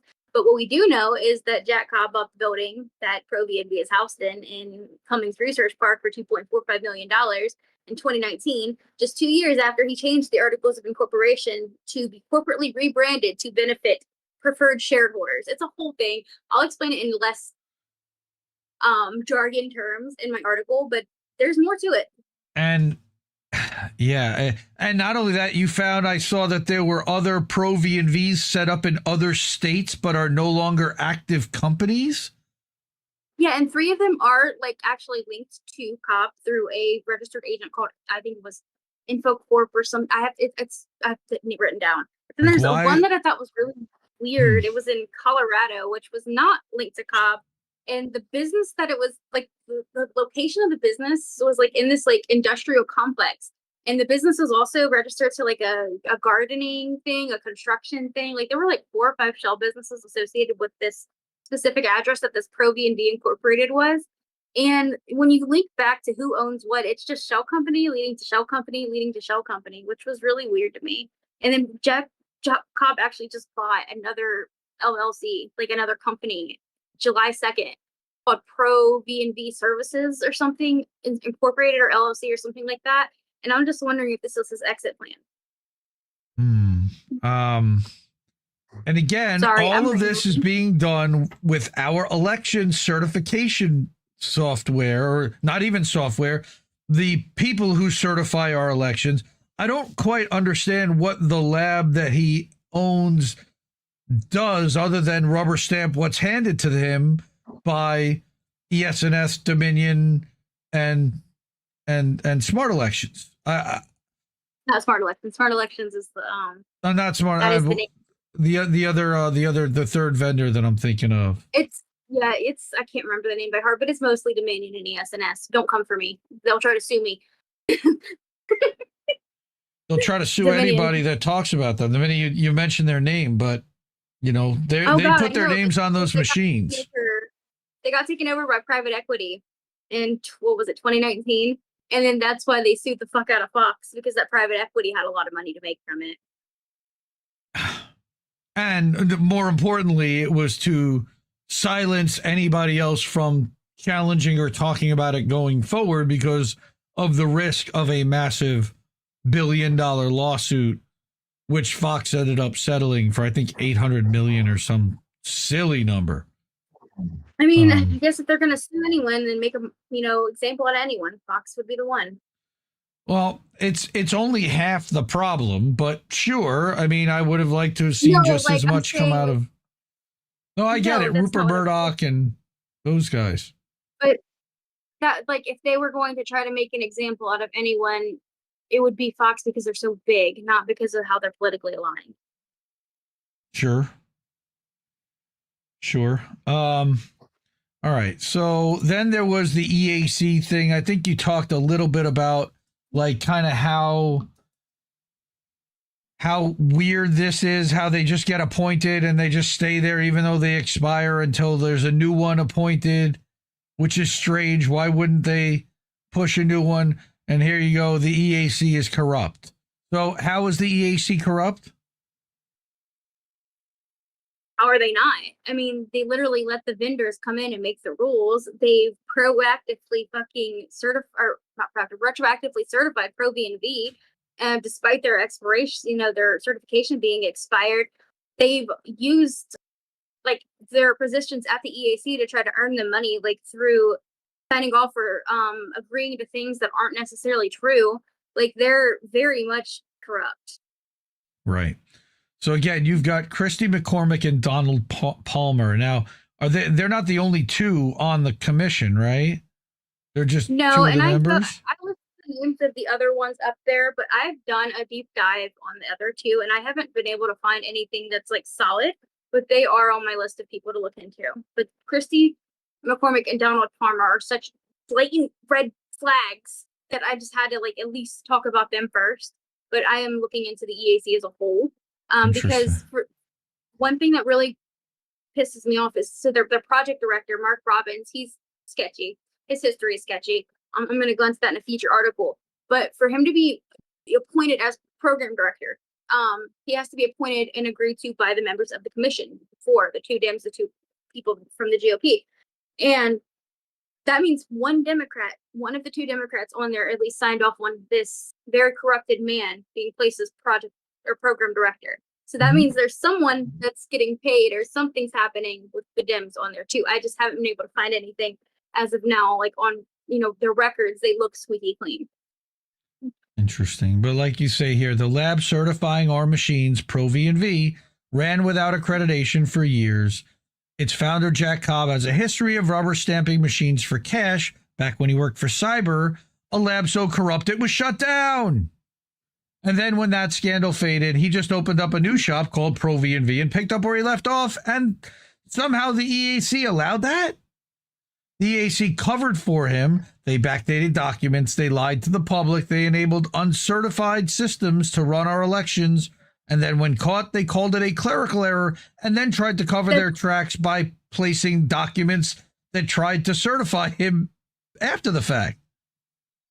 Yep, and then when people caught on to those documents, that's when they released the thing saying, oh, well, actually, their certification doesn't expire. And you said that people have sued the EAC already, that there's an active lawsuit right now against them? Is that right? Yeah, they're being sued right now for letting the vendors come in and write the rules for the machines. But they've also been sued before. I can't remember the exact specifics of it, but for very similar behavior. Interesting. That's crazy stuff, man. All right. So, wow, that was just about everything I had. I know that there's even more stuff that you cover than that, but that's a lot. No, so that's a lot for people to absorb. Like 2 hours. So everybody go check out. This is actually like your profile, substack.com/@dissentinbloom. And then they can get to your publication, which is dissentinbloom.substack.com, which has all of the articles and video and podcasts and everything else. I found all those articles in the archive. That was the easiest place for me to find them. You might even want to, and I'll help if you need some help with this, creating some sections in here that help people kind of by subject. Here's the election stuff. Here's the deep dive research. Here's the stuff on immigrant reform, et cetera, to kind of make it easier for them. By using Soft starting. I haven't officially published them yet, but I've been trying to work on. It's just one of the many things on the list. Well, TikTok, you're on YouTube, and you started a link tree. So that was the other thing I wanted to bring up here for people to find you on all these different platforms. linktr.ee/dissentinbloom. All of these links will be in the descriptions just about everywhere, except on Substack, because they don't have a description. Thank you, Substack. I'll put it afterwards in the podcast description there, though. Wow, this was a whirlwind. I really appreciate all the time that you're putting into writing this, the energy and passion that you're putting into it, and the knowledge that we're all gaining that we did not have before. So awesome work. Keep it up. I again appreciate you coming on and hanging out with me to talk about it and share it with everybody else. Before we get out of here really quickly, I want to ask people, if you like funding media like this, if you like seeing shows like this, the way to do that, you see, by the way, up on that board, Dissent in Bloom. She's also one of the supporters of INN. Really appreciate that. She's awesome for that. But everybody up there has already done that. So the best ways to do it are Cash App, $ Indie News Network, Ko-fi, ko-fi.com/Indie News Network, paypal.me/Indie News Network. At the websites, we've got IndieNewsNow.com. That's our own hosted news site. And then we've got the Substacks, INNnewsletter.com, where this is housed going forward. And at IndieMediaToday.com, that's my personal newsletter that I publish. How Do We Miss That? And a bunch of other stuff there as well.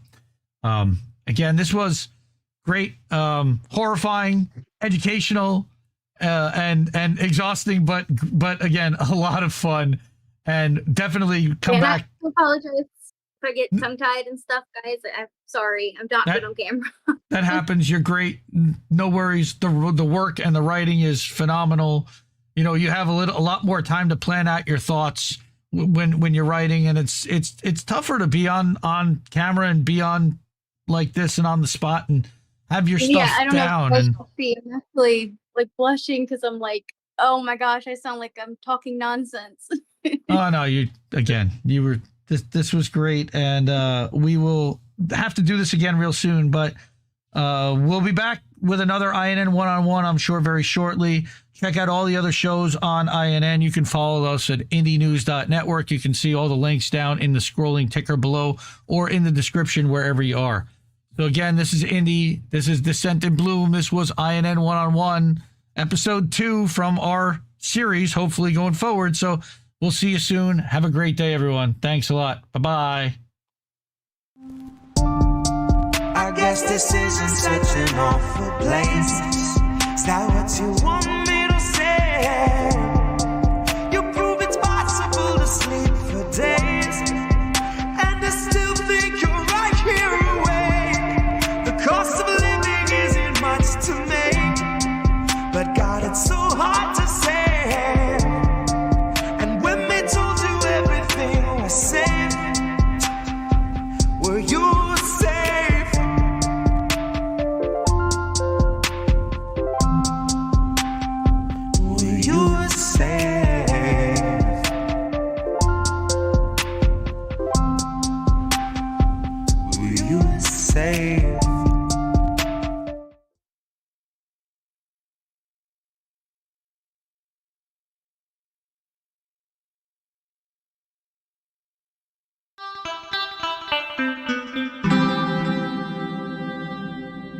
are these people?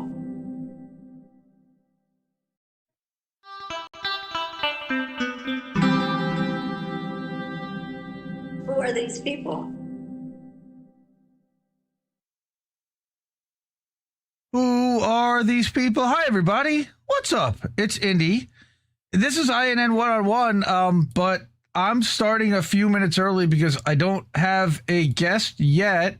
I'm assuming and guessing that she'll be here in a few minutes. We've got kid situation like usual. So hi, everyone. Welcome. This is going to be an AMA with Dissent in Bloom. This is going to be something a little different. I'm not used to doing something like this, but I'm going to put chats up on screen and have everyone in chat that is at YouTube or at Rumble able to ask questions. And again, I'll be able to put them up on screen and then she'll be able to answer them. And I figure, until she gets here, well, I've been doing this a while, and I'm sure everybody's got a couple of questions for me possibly, and I'll do the best I can to answer them, or I'll just say I don't want to answer that. But I'm a pretty open book, so if anybody has any questions for me about stuff, I'm certainly open to do that while we're waiting for our guest to arrive.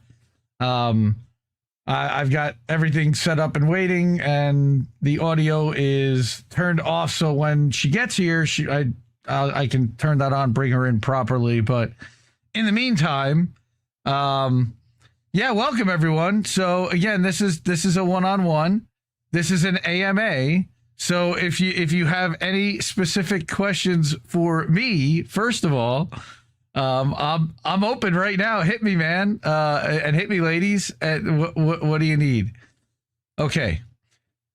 The number one story that shook me to my core, Sean. So are we talking about like ever, or are we talking about this year? I mean, look, the stuff that's happening in Gaza and watching what Israel has done to Gaza has certainly been a theme. What they did to Julian Assange shook me to my core, for sure. And it's still, press freedom and the ability to publish and the persecution of people who do publish and try to get it right and try to expose corruption are some of the things. One of my triggering moments was when Bernie Sanders got knifed in 2020, when he basically gave up after Super Tuesday. They decided that, they were going to fearmonger everyone into voting for Joe Biden.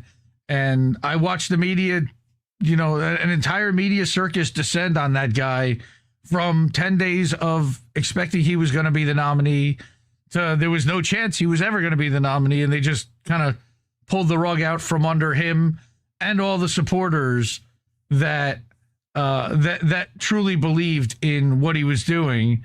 And I think that it changed the way the country was going to go, for sure. I also think that we were deluding ourselves and that they were never going to allow him to rise. And like Angel says, yes, Bernie allowed himself to be knifed, which is one of the reasons why they chose him as one of the people potentially to elevate over time, because in the end, he wasn't going to truly, challenge the system, and they knew that. That's one I'm certainly not going to answer, Anthony, which is my name and number and address. I'm certainly not going to answer that one. Make sure you like and subscribe. Please do that. Yes, hit the thumbs up and share the thing. This year, well, seeing the way that they have basically destroyed what people perceived as the ability to exist in this country as an immigrant, legally and or illegally, has completely been turned on its head. And it scares the crap out of me. And hi, we have a guest. I turned the stream on early and I'm talking to everyone, and I'll bring you in when you're ready. So no worries. I'm just answering. How much can I lift? Bad Wolf, that's a good question. Well, my kids are about 50 pounds. I could still lift them. I don't like bench or do the weights like that, so I can't really tell you. But enough, enough to do what I need to do.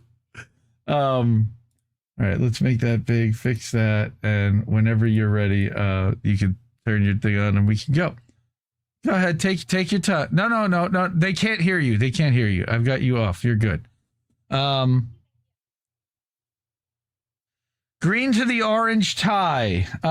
Well, you know, it's funny because I set myself up, Golden Monarch, with a thing that allows me to, and hang on, let me just share my thing here with our friend so that she can see what you see.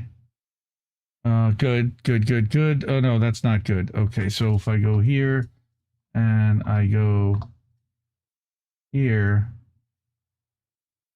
blam, now she can see me. Perfect, and see what I see. Excellent. All right. See, we're doing this live without a net. All right.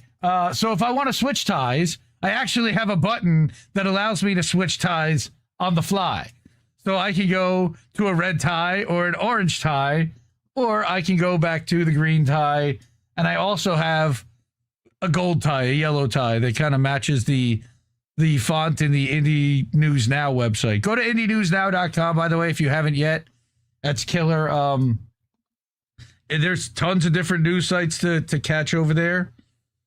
And we aggregate stuff like antiwar.com and commondreams.com and a bunch of independent, ad-free, user-funded sites.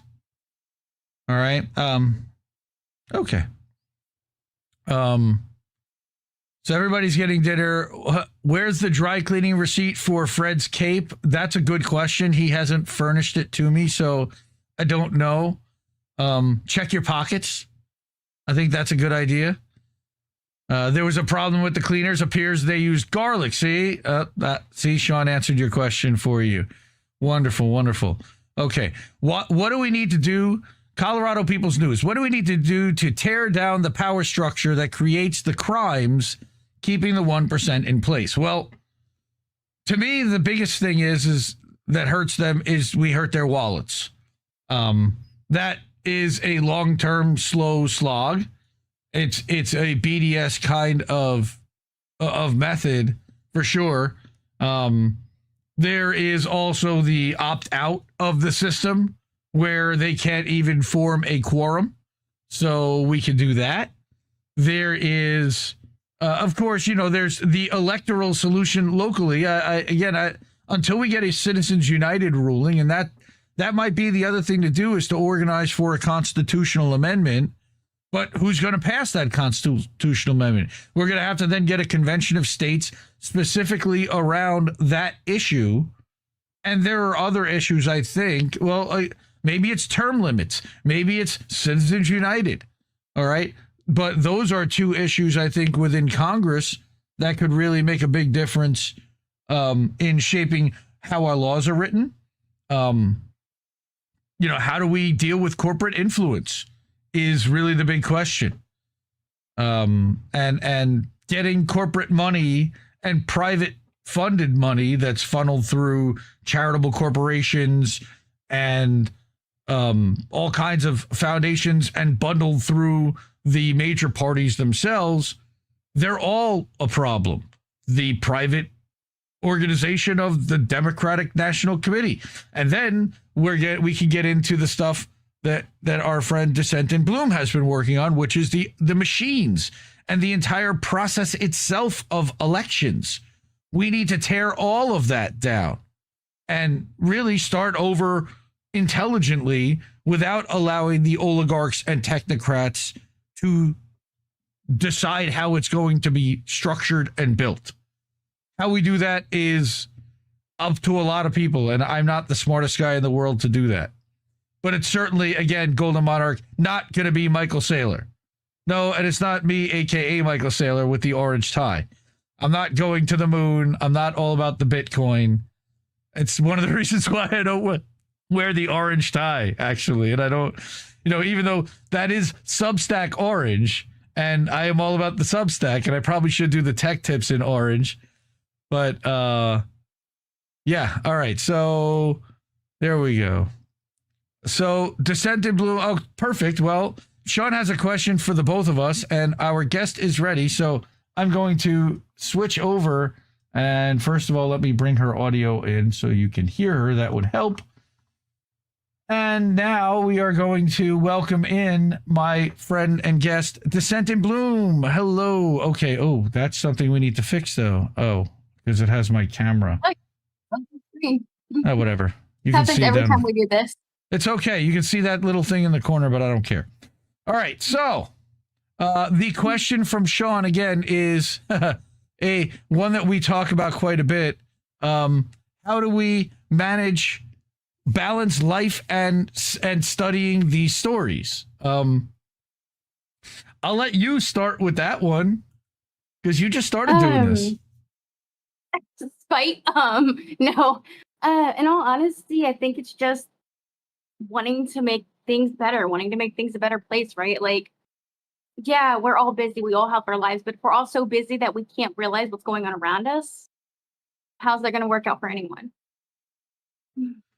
Yeah, I mean, That's and we have families, and we have work, and we have real life and real friends, and quote unquote, and we got friends online. How do I balance? I don't balance. I'm sucked into this all day long, and everybody kind of sees it. And I manage life kind of around staying informed and staying connected to the community that I found in the last 4 or 5 years. I mean, I didn't know anyone, and I didn't really watch live streams before pandemic.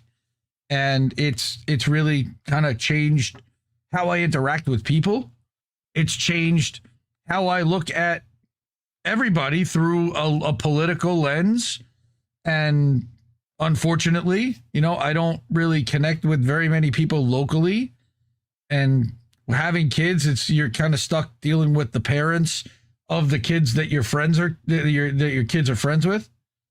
And there's not, and that's kind of fleeting and transitory. And I don't have very many long-term friends from like childhood, teens, and 20s that, that kind of tends to fade away over time too. As you have, it takes a lot more work to maintain those friendships. I think pandemic hurt some of that too. And not politically, just distance and out of sight, out of mind kind of stuff. So your long distance friends from high school or whatever, like I don't have nearly the kind of connection that I did even before 2020 with a lot of them. And that had started to fade also once you got married and all had kids. And schedules are a lot more difficult to align just to get a day to get both families together where nobody's got events and all this other. So managing all of that is a balance. And I luckily have a very, my wife is understanding, I'll say that, and tolerant of my obsessive need to know and to stay connected. And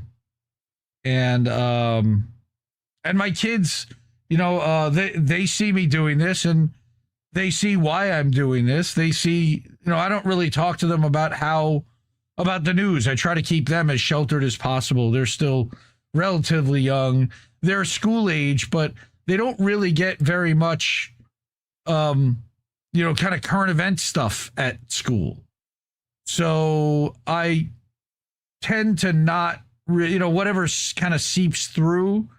And if they have questions, I'll answer them as honestly as I can. But my kids know that I do this. They don't really know how hard I rage and what I rage about necessarily, because it's more grown-up stuff.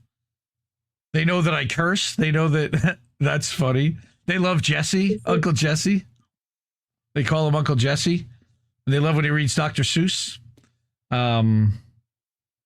But yeah, that's Kitty. You disappear into multiple personalities. No, that's how you do it, Elmo. Oh, did I just out Elmo? Oh no, I'm sorry. All right. Oh, no, I'll take it off. I have that's the first thing he did on Telegram. So Nice. So Sean says, for me, it's tough. Honestly, there are some days after shows where I bury myself in a bottle. I don't do it every day, but I have a responsibility to cover it. Yes, you do. Oh, that's Angel. Sorry. I apologize. That's not Sean. Yeah, Angel, has struggled with it, and news can get to you. This shit wears on you. I've seen a lot of people burn out. It's actually something that I've talked with our friend a little bit about. Look, we've got to pace ourselves because we're no good to anybody if we burn ourselves out. This stuff is not going anywhere, unfortunately. And we want to stay around and do this for a long time so that we can have an impact over time. And there are people that come in, make a huge impact, and burn right out. And I think of our friend Joe, Shut the Fuck Up Shitlib, who made some incredible videos and then was like, I can't do this anymore. I'm out. And I appreciate the contribution he made. He was fantastic. But I want to sustain. I want to be here. And one of the things about doing that is finding that balance and figuring out a way to be around your kids and be there for your kids and be there for your wife and be there as a member of your community and as a parent and still do the homework and the laundry and be there for family meals and date nights and all those things. But getting date nights, I wish. Well, I wish I could get. And we don't ever have dates. We're actually getting one tomorrow night. There's some kind of town thing that the town's putting on, and we found a neighbor's kid to sit with the kids, and we're gonna go out and have some dinner and go watch some tunes, some live music. So I'm excited for that. We don't get to do that very often either. We don't have child coverage here, very much, and. But work-life balance is hard, and both of us don't do this full time for a career. We still also have jobs, and we'll do this around work, at work. And I could, talk about like how Dissent, how this has impacted your job, how writing has impacted the way you view your job, how your job impacted why you wanted to write in the first place, because I'd love to have everybody hear about that. So not everyone knows this. I'm a registered nurse, and that's a full-time job. I do that outside of this. I think he's coming down. Sorry, my kids are up. But so one of the biggest things is watching the systematic failures in healthcare was one of the reasons I wrote, but not the only one. I do have a couple articles out there about some of the issues I've just noticed as a nurse. But I think really it's just realizing, I know another thing that was really affects me is I work in a very low income area. And what that means is that our hospital is kind of similar to a lot of the rural hospitals. We get a lot of our funding from Medicaid. We do a lot of charity work. And unfortunately, our patient population has a lot of socioeconomic barriers. And stuff like that, it just kind of reaffirms my I want to help everyone belief, but I'm trying to think the best way to word this. I'm sorry. It helps me to stay in writing because even if I'm just speaking to a couple people, right? Like, let's say I help change the narrative on something like substance abuse, or I help spread the word about like Medicaid cuts, like me putting that out there, it gets spread throughout the communities. And in doing so, I just hope that, it can make a change and that my patients and these people that I see suffering because they can't afford medications, they don't have, transportation to their appointments, things like that. Hopefully one day that'll be solved, but that's not the only reason, but that's one of the things. And it's always so interesting to tell people at work that I write, they're like, what? Well, you're seeing firsthand the results of a lot of the political choices that happen in this country, specifically around healthcare, around health insurance, around minimum wage. Like you said, if you're in a low income area, you're dealing with a lot of that. You're dealing with Medicaid. You're dealing with SNAP. You're dealing with a lot of the programs that Trump has been cutting. And you're also dealing with a lot of immigrants, both, like I said earlier, legal and illegal. And like I said to Sean earlier, one of the things that shocked me was how they've treated green card holders. And that's a 2025 change, and that's one of the things that you've written about, right? Is Mahmoud Khalil. Well, not just him, other ones. Like there was a woman here in Ohio named Claudia. Same thing. She was a legal green card holder back in the 90s. She had gotten a like shoplifting charge, and because of that, they used that as justification to remove her green card. But the issue therein was that she had actually traveled back and forth like 10 times between them. They only waited until this year to revoke her green card. And she's worked here and lived here in the community for years. She worked at a local bakery. Her husband's here, like her entire life uprooted for a 20-year-old misdemeanor. Doesn't make sense to me. And we've seen that quite a bit, where they're dragging off, older people that have been here for a long time legally, but for whatever reason. And what is the reason? And that's what I've been trying to, is it just straight racism? Is it this, the narrative about, the browning of America or whatever? Like they can't deport their way out of this. Like we've kind of analyzed, right? I mean, as we've seen with authoritarian regimes, they usually pick one vulnerable group. It's not even necessarily just racism, but it always starts with one vulnerable group. They use that to justify their actions. And once those are normalized, it comes out to the larger population. Yeah, Bad Wolf, I miss the Constitution. Yes, we all are starting to. Again, look at what they're doing with journalists. And I covered the story on Sunday night of an American journalist from El Salvador who's been here for decades, that they've had him in ICE detention now for weeks. They picked him up at the No Kings March, and he hasn't gotten out since, even though it's been like another Kilmar Abrego Garcia, where they've told the ICE to let him out, and they're just like, nah, we're not letting him out, because they don't like what he says, and they don't like the work that he does, and they want to keep him locked up and physically tortured, being away from his family and in a facility treated like a criminal, even though he again has done nothing wrong. He hasn't been charged with anything, and it's crazy.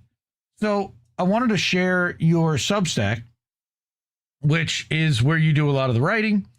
Okay, all your writing. Well, since then, I do videos, but yes, and you've made videos. So now you're doing videos too.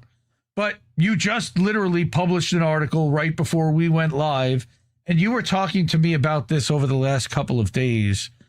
Lay out. Now, the only thing that I really got out of this, because you told me about it last night, was that there is another $500 million for Israel towards Iron Dome and a strategic defense missile system, correct? yeah, that's one of the clauses. It's like there's like 9,000 sections in this bill. It's thousands of pages long. It took me days to go through it, but the big things, like some of it's kind of not routine because the amount of money that they're getting is grotesque, but a lot of it is very textbook, I guess, if that makes sense. But then there's some things that stick out to me, like 500 million for Israel, 500 million for reformation of the national security. What does that mean? It doesn't say. It just says reformation of national security systems. And it's sorry, I'm actually looking at my own article. I just finished it, and now I'm sitting here completely blanking on what I wrote. Like I know my subjects. I'm just like, oh shit, which ones did I actually put in here? Right. Because there's so much. Like it's a very long bill. But it's we got audit the Pentagon. Go ahead. Yeah. I go into saying like, so it gives the same Pentagon who has not passed a single audit since they started auditing the Pentagon in 2018, $831.5 billion to spend. And of the $831.5 billion, at least $600 million is explicitly labeled as classified or confidential, or it's open-ended to where they can kind of use it for whatever. Me being a smartass, I said, it's called a black budget. Yeah. But anyway, I said, don't worry. Pentagon accountability is in good hands. Secretary of Defense Pete Hegseth, noted military expert, sober decision maker, and man who's never once texted war plans to a journalist after 6 bourbons, fully endorses he will make sure the Pentagon passes an audit in about 4 years. The DoD affirms this by saying they are making momentum towards a clean audit. Was worried there for a second. I'm smart ass. I feel like I really enjoy being a smart ass in my articles. Well, the first time they failed an audit was on September 10th, 2001, very famously. And the next day, allegedly, a plane flew into the accounting office at the Pentagon. How convenient. Oh, but they still don't have. In 2001, I was 4 years old, so. Well, no, it was 9/11. So that was the Pentagon story. Yeah. And there are questions even over whether a plane hit and where the parts of that plane ended up. And that's a whole other story for another day. Well, maybe it's not. Okay, so our friend Golden Monarch here has a question for us. How does the Senate Bloom feel about the U.S.'s backward priorities for crypto, non-tangent assets, and health insurance profits in general over saving real lives, offering universal health care, etc.? I mean, universal healthcare should always be a priority. I'm not 100% well versed on the crypto. Now, I do read the articles, but I'm not going to pretend I'm like a crypto bro that knows what I'm talking about because I would just look foolish.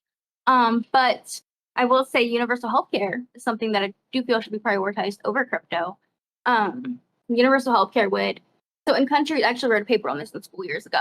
In countries where they have universal healthcare, their health outcomes are better, not only because they have a greater focus on primary care, but because people don't delay care until they're at the point of their deathbed. Because it's almost like poverty puts you in a cycle, right? And that's not just with health insurance, that's in general. And I'm kind of going to go on a tangent, so bear with me. But think about it like this. When you're poor, you can't afford the quality pair of shoes. And overall, you end up spending more money over shoes over time. Like one pair could last you 6 months if it was good quality, versus buying 3 pairs in 6 months, but at the time you can only afford the cheap pair. And it's very like that with healthcare, right? Like you neglect going to your primary care, you neglect an issue, you pretend it doesn't exist for weeks and weeks and weeks at a time until the point where you're almost on your deathbed, or it's grown to such a serious condition that you're sick and you're in the hospital for a very long time. It costs to be poor, and universal healthcare would help to alleviate that part of healthcare. I actually and still a tangent, had something like that not that long ago. So I had to get 2 root canals. I don't know how I managed to do it. I didn't have a cavity. I didn't have anything open, but I had 2 infected teeth right here in the front. And I was in so much pain over the weekend. And I was going to go to an emergency dentist, but even the consultation, because they don't take insurance, consultation alone was $1,000. I said, absolutely not. I went to my dentist on Monday after having a severe infection to the point where I was starting to get delirious. 2 days later, had to spend $1,500 on a root canal. So, and that's another thing that bothers me is the fact that dental and vision aren't considered healthcare. Like it doesn't make sense to me. Right. Like, are my eyes and my mouth not like part of my body? Like, well, and then there's all the women's stuff that's not considered part of healthcare either in a lot of cases. Yeah, it's ridiculous. Women unfortunately suffer because a lot of times their health issues aren't taken seriously. It took me fighting, as I'm sure you guys can see, this lovely little patch on my chest. It took me fighting with several doctors, despite me being a registered nurse, despite me knowing what the hell I'm talking about, to be taken seriously. And as it turns out, I had been complaining about palpitations, heart palpitations, and shortness of breath for months. And they're like, oh, you're fat, lose weight. Great. Lost weight. I've lost almost half my body weight, and I'm still having them. Well, what do you know? A genetic test revealed that I have a genetic mutation that causes severe heart complications, and that's why I have this monitor. This is only temporary. I will be having a permanent one put in, but it took me 3 years to even get that diagnosis. So that's just in general. I'm ranting. I'm sorry. I'm raving. No, but this is. They actually asked. I can't really speak on the crypto very much. I'm not well educated on it. I do think it's stupid from what I have read, like everything that they're doing to try to favor these crypto bros. But I will say I'm 100% on board with universal healthcare. Well, also, Mikhail saying, if we don't crypto harder, we'll be left behind, bros. I mean, come on. Well, of course, yes. We've been advocating for universal healthcare for 5 years. That's another one of the core issues. We came in talking about Medicare for all. We realized that there are no lawmakers that really have the appetite to push for it or do it. And there is a multi-trillion-dollar industry that is designed around for-profit healthcare that's going to fight and try to do everything to stop that from happening. How do we do all of that in the face of all of that? I don't really know, but until we actually get some people that are starting to talk about making that happen as a law, we have to fight within the system that we have. And, there are some people that say you go state by state because each state is different. Well, Trump just ended the state exchanges effectively. And a lot of people's health care is going to go sky high in about 90 days, and they don't even realize it yet. That was actually one of the stories that I was going to bring for the lightning round that I didn't get to on Sunday night. But people's, the subsidies to the Obamacare exchanges in all the blue states are about to expire, and they're not being renewed. So everybody that had care on an Obamacare exchange, their premiums are about to skyrocket. And nobody's really talked about that. So universal health care, sure. Part of the problem, though, is what happened with COVID.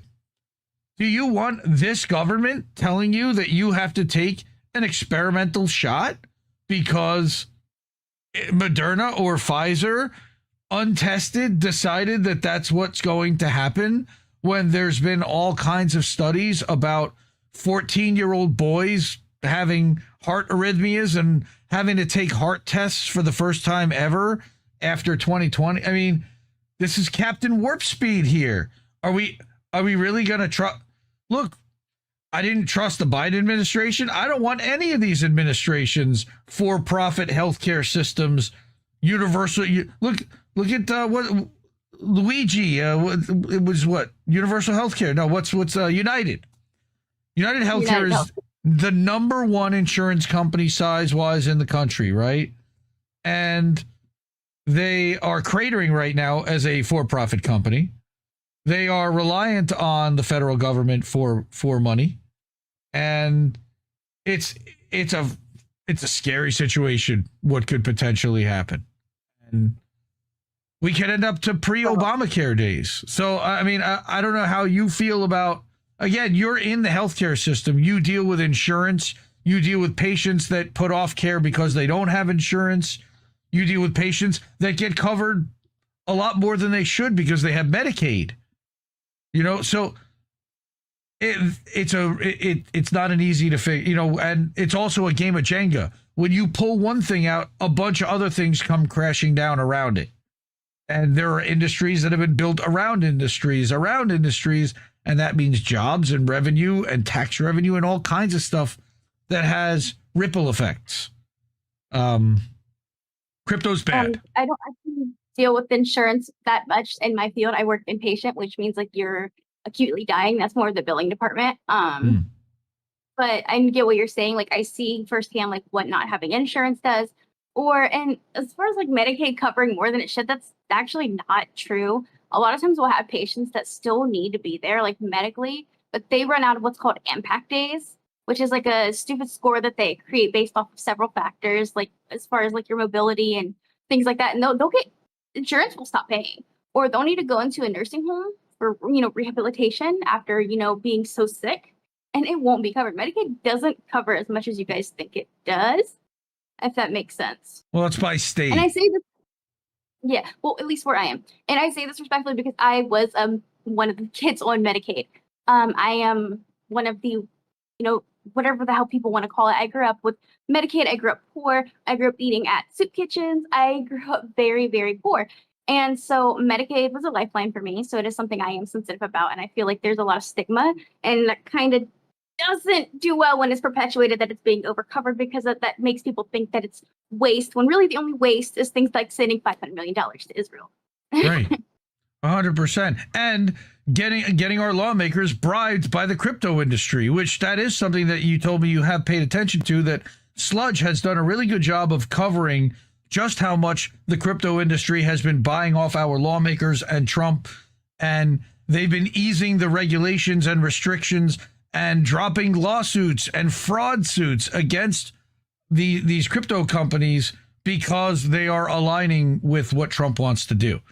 All this money going to Israel, going back to defense contractors, it's a money laundering scheme. Yes, some of it is. Some of it is going to Israeli tech also, though. Unit 8200 level stuff that then is used to build drones and AI, which is used against the Palestinian people, as well as used against eventually us. And that's my issue. I actually talked about that, not the Israeli part, but just in general military tech coming back to the U.S. in my new article. Right. Let's see if I have any other questions here that we're gonna put up. I'm falling behind. That has everything to do with bougie, petty attitudes of dentists and eye doctors. They're a particularly narcissistic and chauvinistic group for some reason. Interesting. I didn't realize that dentists and eye doctors. I thought it was more the system. Are they part of the A.M.A? I don't even know how that works. States are very narcissistic doctors I've worked with are honestly cardiologists. They're cocky fuckers. Oh, they sure are. Okay, where we go? Okay, I think I'm caught up to chat. I don't see any other questions here. So let's jump back into your article quickly and go to here's what happens next. Okay. So, right. How much does the DoD spend on black markers every year? How much is that? I have no idea. I was just being a smart ass because they redact everything. Well, sure we remember they had spent like $200 on an ashtray at one point when they audited it, but the excuse was that it was an ashtray that is seaworthy, and therefore when it breaks, it doesn't shatter. It breaks into certain pieces, and that requires XYZ. It's everything has an answer. Right? You get a plastic one that does the same thing. My parents were smokers. They smell them very cheap. Something like that. Well, I don't think they actually even allow smoking on the boats anymore like they used to. I don't know how the military works with that. All right. Classified funds flowing to a select handful of military tech firms. I don't think that that's really surprising. I don't know if they're named in this bill exactly where the money's going, or like you said, it's basically putting it into a black hole where then the government or the military will then decide how they want to spend it and put out contracts, either no bid or low bid, and be able to hand those out too. And of course, Palantir, which we've seen grow tremendously over the last couple of years. And I know you've written about Palantir quite a bit already, that they're getting even more money now from the government. So talk a little bit about Palantir. Their quarter, I don't remember the exact number, but their quarter one, which is just from like till March or April, their quarter one revenue has been like the highest it's ever been. It's the most money they've ever made. Right? Like in that short of a time, if that makes sense. Yep. 100%. So they're an AI company, but they also have the program Foundry, which is their civilian facing platform, as you said. And that is the AI Gotham. All right. So Gotham is the one that police departments and the FBI and CIA, it's the operating system for the intelligence and law enforcement community. Right? Yeah. So didn't take long before Foundry began showing up in hospitals, Fortune 500 boardrooms, and government agencies. So what a surprise. They've been, again, getting their stuff all over. Every agency is using them, from Homeland Security. And now they've been tasked, as you wrote about, with mapping total information awareness and being able to connect healthcare data and connect crime data and education and bills and social media. I mean, that's really where Palantir sits at the middle of, right? I mean, they've been using it forever, and it's a lot of people don't realize this. I think we really started using it in the U.S. government under who was it? I wrote about it. It was not recent. It's been going on for years, since the early 2000s. Sorry. That's all good. But yeah, no, we've been using it forever, and it started under damn it, I can't. It's not coming to mind. But you can Google it. It's been going on longer than a lot of people realize. Their name might be popping up now, but the point of the matter is we've actually been using them in our government for government services for some time. So these people have already had access to our private data for some time. They were also used like during COVID to like track like who's on a ventilator, who's how, because there was a huge shortage of ventilators because everyone was in respiratory failure during COVID. That was one of the things that they did. They tracked the ventilators. They tracked who had COVID. They had these like registries, and that's just part of it. Like they track everything from health information to license plates numbers to social media accounts to your shopping lists. If if that's public, it's anything that's public is basically they're like they get data from all these different places, and it's become like this one centralized thing. And there's executive orders that he signed earlier in the year that basically puts all the data into one giant data bank that they have access to by encouraging agencies to share information. Now, I'm not sure if you are familiar with the whole Cambridge Analytica scandal, but that was from 2016. They worked with the Mercer family out of the UK. This is a company that profiled everybody effectively and put them into personality profiles where they then targeted them with negative ads and negative posts and specific groups and all kinds of things to try to impact who they were going to vote for, whether that was planting negative stories about Hillary or planting positive stories about Trump or planting stuff to make them mad at the current system. There were different things because they knew from behavioral psychology what the triggers would be that could move somebody from one side to the other, and they were effective, allegedly, at moving people side to side. I didn't look into it much, but I've heard of it. I know the foundation of what you're talking about. And it's gross. That's a very gross thing. That is very like what in the Hannibal Lecter Black Mirror bullshit. But well, and I think it's a precursor to what we're seeing now, where they were effectively profiling people, being able to assemble a aggregate profile of here's what people that like XYZ do, and here's how we can potentially get to them, and hitting a target so accurately that it really was able to impact people.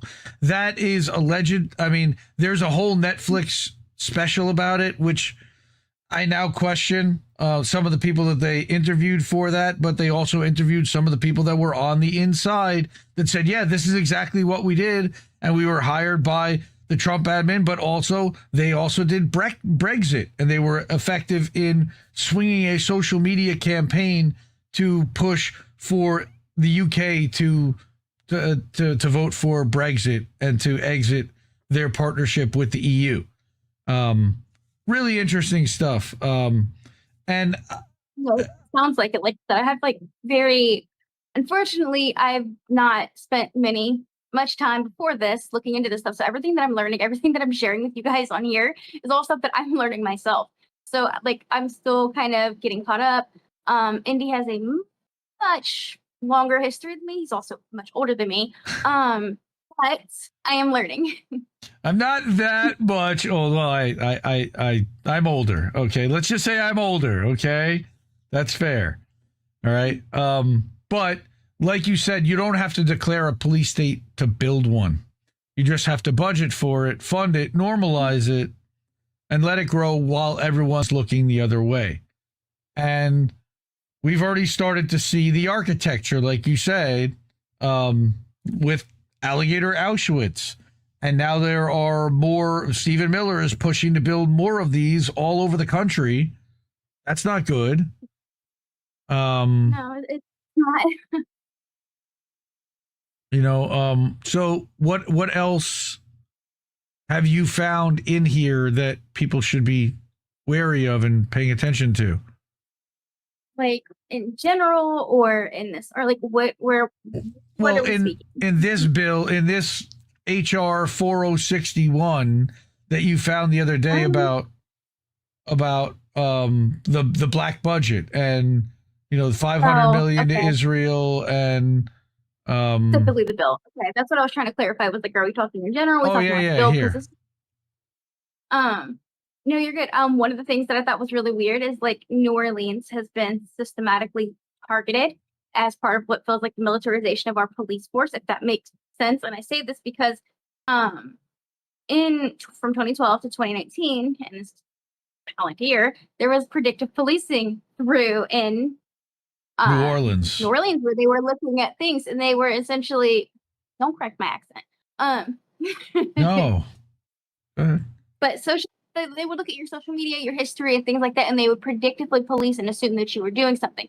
It almost makes you think of them. If any of you are anime fans, have Psychopaths. There's an anime called Psychopaths, and that is like literally the concept. Or there's a Black Mirror episode like it too. But for my people that aren't watching all this stuff like me, essentially they were taking things and they were trying to predict who would commit a crime. It sounds like some crazy futuristic dystopian things, but they were doing it for years, and they did it like the way that they went about it was a way that they didn't have to actually announce it or get approval. It was because it was given to them like as a gift, if that makes sense. And so that was from 2012 to 2018, but it's been going on before that. In 2010 alone, New Orleans PD actually got millions in military grade gear through something called the 1033 program, which is a program that lets old military hardware, such as guns, grenades, things like that, be passed down to be used on civilians. They were literally using military-grade hardware we used overseas to come and use them on our people here. And that's something that happens and we really don't talk about enough. There are whistleblowers and stuff that talk about it, but that's honestly the only sources I could find any kind of information is watchdogs, whistleblower agencies, things like that. It's not really something that's talked about often, but they have been militarizing our police force since the early 2000s, if not before that. And it's just getting worse and worse and worse every year. And the latest and greatest is unfortunately just Palantir, who was allowed to commercialize their software. And that was the way that they could use it on people. So that way they could say like, oh, well, we changed it a little bit. Right. And this militarization, well, think about the increase in military budgets since 2012. Or since Obama took office, and I think we've gone from somewhere around 400 million, in 2009, and I think that our budget is about to hit $1 trillion this year. So you're talking about more than double, and a lot of that equipment had to be retired, but they don't get to use all the toys. Some of it got sent to Ukraine. So some of it got sent to Afghanistan. A lot of people don't realize that Ukraine was a replacement for Afghanistan because they needed a black hole to throw military money down. Now they're wrapping up Ukraine. Now they're throwing that toward Israel, Gaza, as long as that lasts. And they're ramping up toward the war with Iran. They're ramping up toward war with China through Taiwan. They're ramping up to, and by the way, we're still bombing Somalia. We're bombing Yemen right now. Nobody talks about any of this stuff. You do, and I appreciate that you do, and that's why we bring your stories. And also, I'm just go ahead. Like the girl that wants to make the world a better place and is learning just how corrupt and fucked up things are every single day. Right. And at least was right about it, talk about it. I may not be 100% educated on things. I try to make sure that I'm always giving accurate information. I always provide links. Like if you notice in my articles, those things that are blue, you click them, they are links, they are sources. You can always check my sources. If I'm saying something, I try to source it. And if I'm ever wrong, just tell me. I'll look into it. I don't like to spread misinformation, but I am a human at the end of the day. So I just ask for anyone that's watching, bear with me. I am new to all this. Like I've always been an activist. I've always cared. But as far as looking at the nitty gritty, that's new. Well, here's pre-crime policing via Wired. All right. How the LAPD uses data to predict crime. By the way, Jeffrey Bezos is trying to purchase the parent company that owns Wired right now. Great. I mean, of course he is. Because Wired is one of the few publications that's been challenging a lot of the tech stuff. That and I think Reclaim the Net, but Wired has been trying to report on, some of the laws and some of the I got you muted, sorry. Some of the laws that Wired has been trying to keep the Trump administration honest and honestly report on some of the impacts on technology that the Trump laws are going to have. And I'm just finding that, there aren't very many places that understand it and that can explain it explain it to me like I'm 5 level. And, it's me. I need to get everything explained like I'm 5. Right. That's what I tried. Not that bad, but that's what I try to do with my articles, because that's actually one of the reasons I wanted to start writing. In my day-to-day as a nurse, I take medical jargon and I make it into easy to understand language for my patients. And I was like, well, shit, if I can make it into a language that I can understand, then I can help them understand on my platform. And that's why I try to write my articles in a way that's easy to digest, easy to take in, because it's a lot of information. If you don't know half of what's being said at you, it's kind of like in one ear and out the other. Like if I came up to you and I was like, trying to think of something stroke-wise. Let's say someone's having a stroke and I walked up to you, I'm like, yeah, their NIHS score was 8, is worsened to a 10. We're going to do TPA or TNK. I have to check with the physician. Are they on any warfarin? Would you, like, if I went into this like whole like stroke work with you, you'd be like, what the fuck are you talking about? But if I explain to the family, like, hey, so we do a certain test to check how bad a stroke is, and it's went up by 2, so we're going to see about giving a medication or something like that. Like, that would make more sense, and that's kind of what I try to do with my writing, but I have to make it make sense to myself first. It takes a while. That makes a lot of sense. Marietta Israel, actually, homeless disabled people being punished in work camps for being poor and homeless. That's another article that you wrote about that I covered on Sunday night, which is about one of the other things that the government has been doing. And Trump has been talking about the sweeps that in getting homeless off the streets. But like you said, it doesn't end with the homeless. That's just where it starts.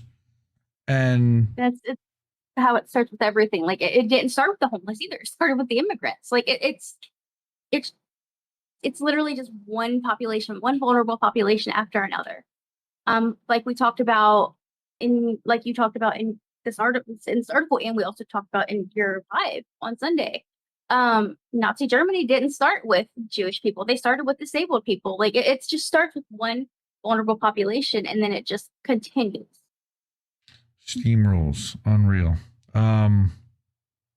So yeah, they've used this before. Again, I read this on Sunday night. I don't know if everyone who's here was able to see that, but part of it again. Hey, look, that Palantir guy again, that sweaty Peter Thiel guy. All right, using Gotham and Foundry, designing platforms again to figure out who might be a problem in the future and figure out a way to weed them out. But in the meantime, they'll build the systems that will allow people to find and target homeless. And then you've got the fact that, people are being priced out of housing markets, living out of their cars and having that criminalized, living out of your car, being able to sleep on the street in a tent. We shouldn't even have people doing that. Again, we have a massive inventory of vacant houses in this country. Nobody talks about that either. Massive inventory of vacant houses that are empty. They're vacant. Purchased by, is it right? BlackRock? Well, there are some owned by BlackRock and Vanguard. They also have had developers build a lot of expensive housing in areas where they may not have needed expensive housing. But I've seen gentrification is what you're referring to as gentrification. As someone that lives in a poor area and has always lived in a poor area, that is something that I've seen. The house I grew up in is actually a perfect example of this. I don't want to give you guys the address because I don't need anyone trying to stalk me. No, don't do that. But I want to show you guys, if I can pull it up on my computer, I'll show you a picture at least to show you the difference and what they did with that house. Give me 1 second. You can be talking. No worries. Yeah, Colorado People's News. A big reason they go after the homeless is that they are the ones most affected by the crimes by corporations and the government. They don't want the homeless organizing the protest. Well, sure. That's a problem. They don't want anybody organizing the protest. That's what we've learned.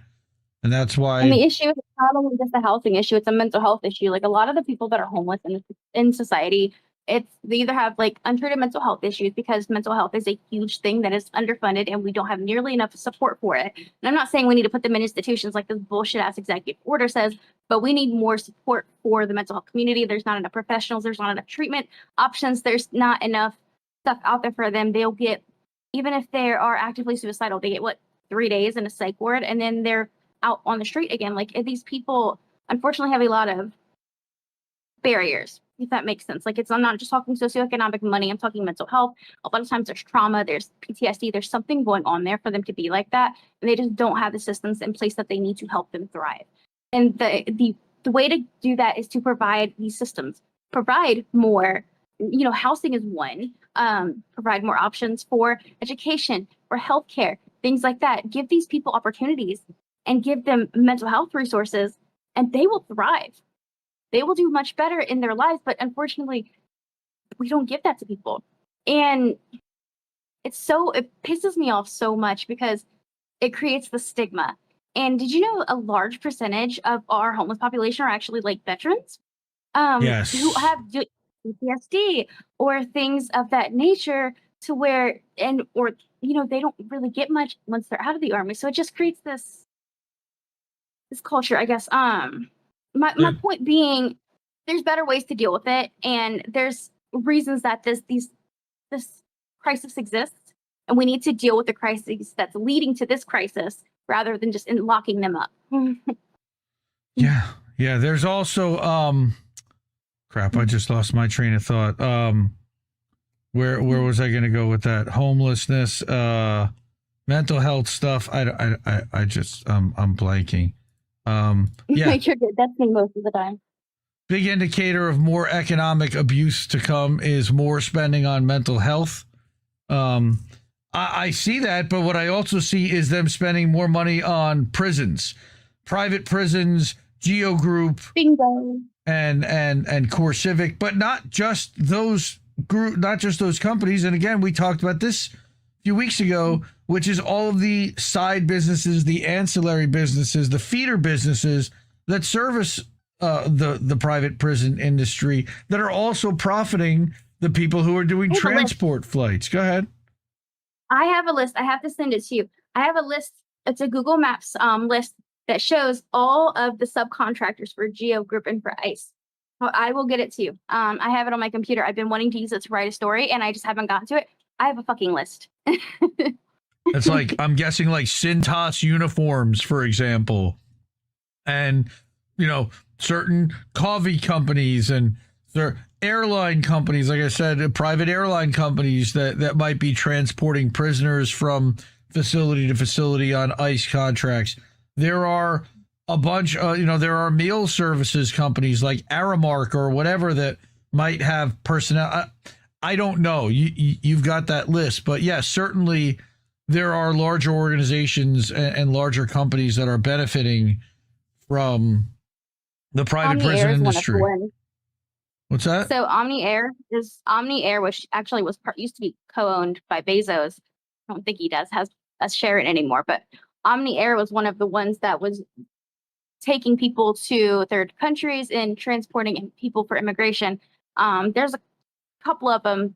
Omni-Air is one. They also use like military crafts, like actual military, like helicopters, which costs an insane amount of money, for one. And for two, that's like, what the fuck? Why? That's overkill. But Omni-Air is one of the private contractors, is my point. That's the one that I could think of off the top of my head because I remember Bezos used to own part of it. Thank you. Oh, that's nice. Thank you, Bad Wolf. Yeah, she is. She's good. She's good peeps. She's a good woman. Yeah, extra houses on. Thank you, Fred. That was the thing, is that they're priced out of the market. And if there were some kind of regulated housing market to say, we've got X number of low-income people and we need to figure out a way to house them, and look at the experiments like Norway that gives people an apartment and a place to live and keeps them off the street, but doesn't treat them like prisoners or criminals. And a lot of them cycle back through into society. And I don't know if our private industry wants to even cycle these people back into society, because you were talking about like how much these companies are getting per bed from the federal government, and that it's really become like an imprisonment kind of society, that things have kind of shifted and people haven't noticed, right?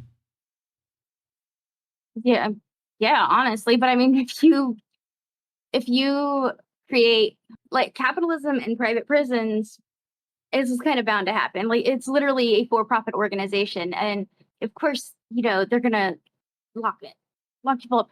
Sorry, that subject pisses me off. Yeah, they create the conditions that allow for more people to be locked up because they profit from each person who locks up. So they lobby more lawmakers to create more draconian laws that allows people to be locked up. So they profit when more people come into their systems by being locked up. Which is why the No Group and Core Civic lobbied for Donald Trump, because they knew that they had a lot of money coming for the immigration stuff. And I have a feeling that they're going to be the people that are hosting the institutions that will hold the homeless and the people that get locked up because they say that they have to be, which, by the way, that bill is ambiguous enough that anyone can be locked up.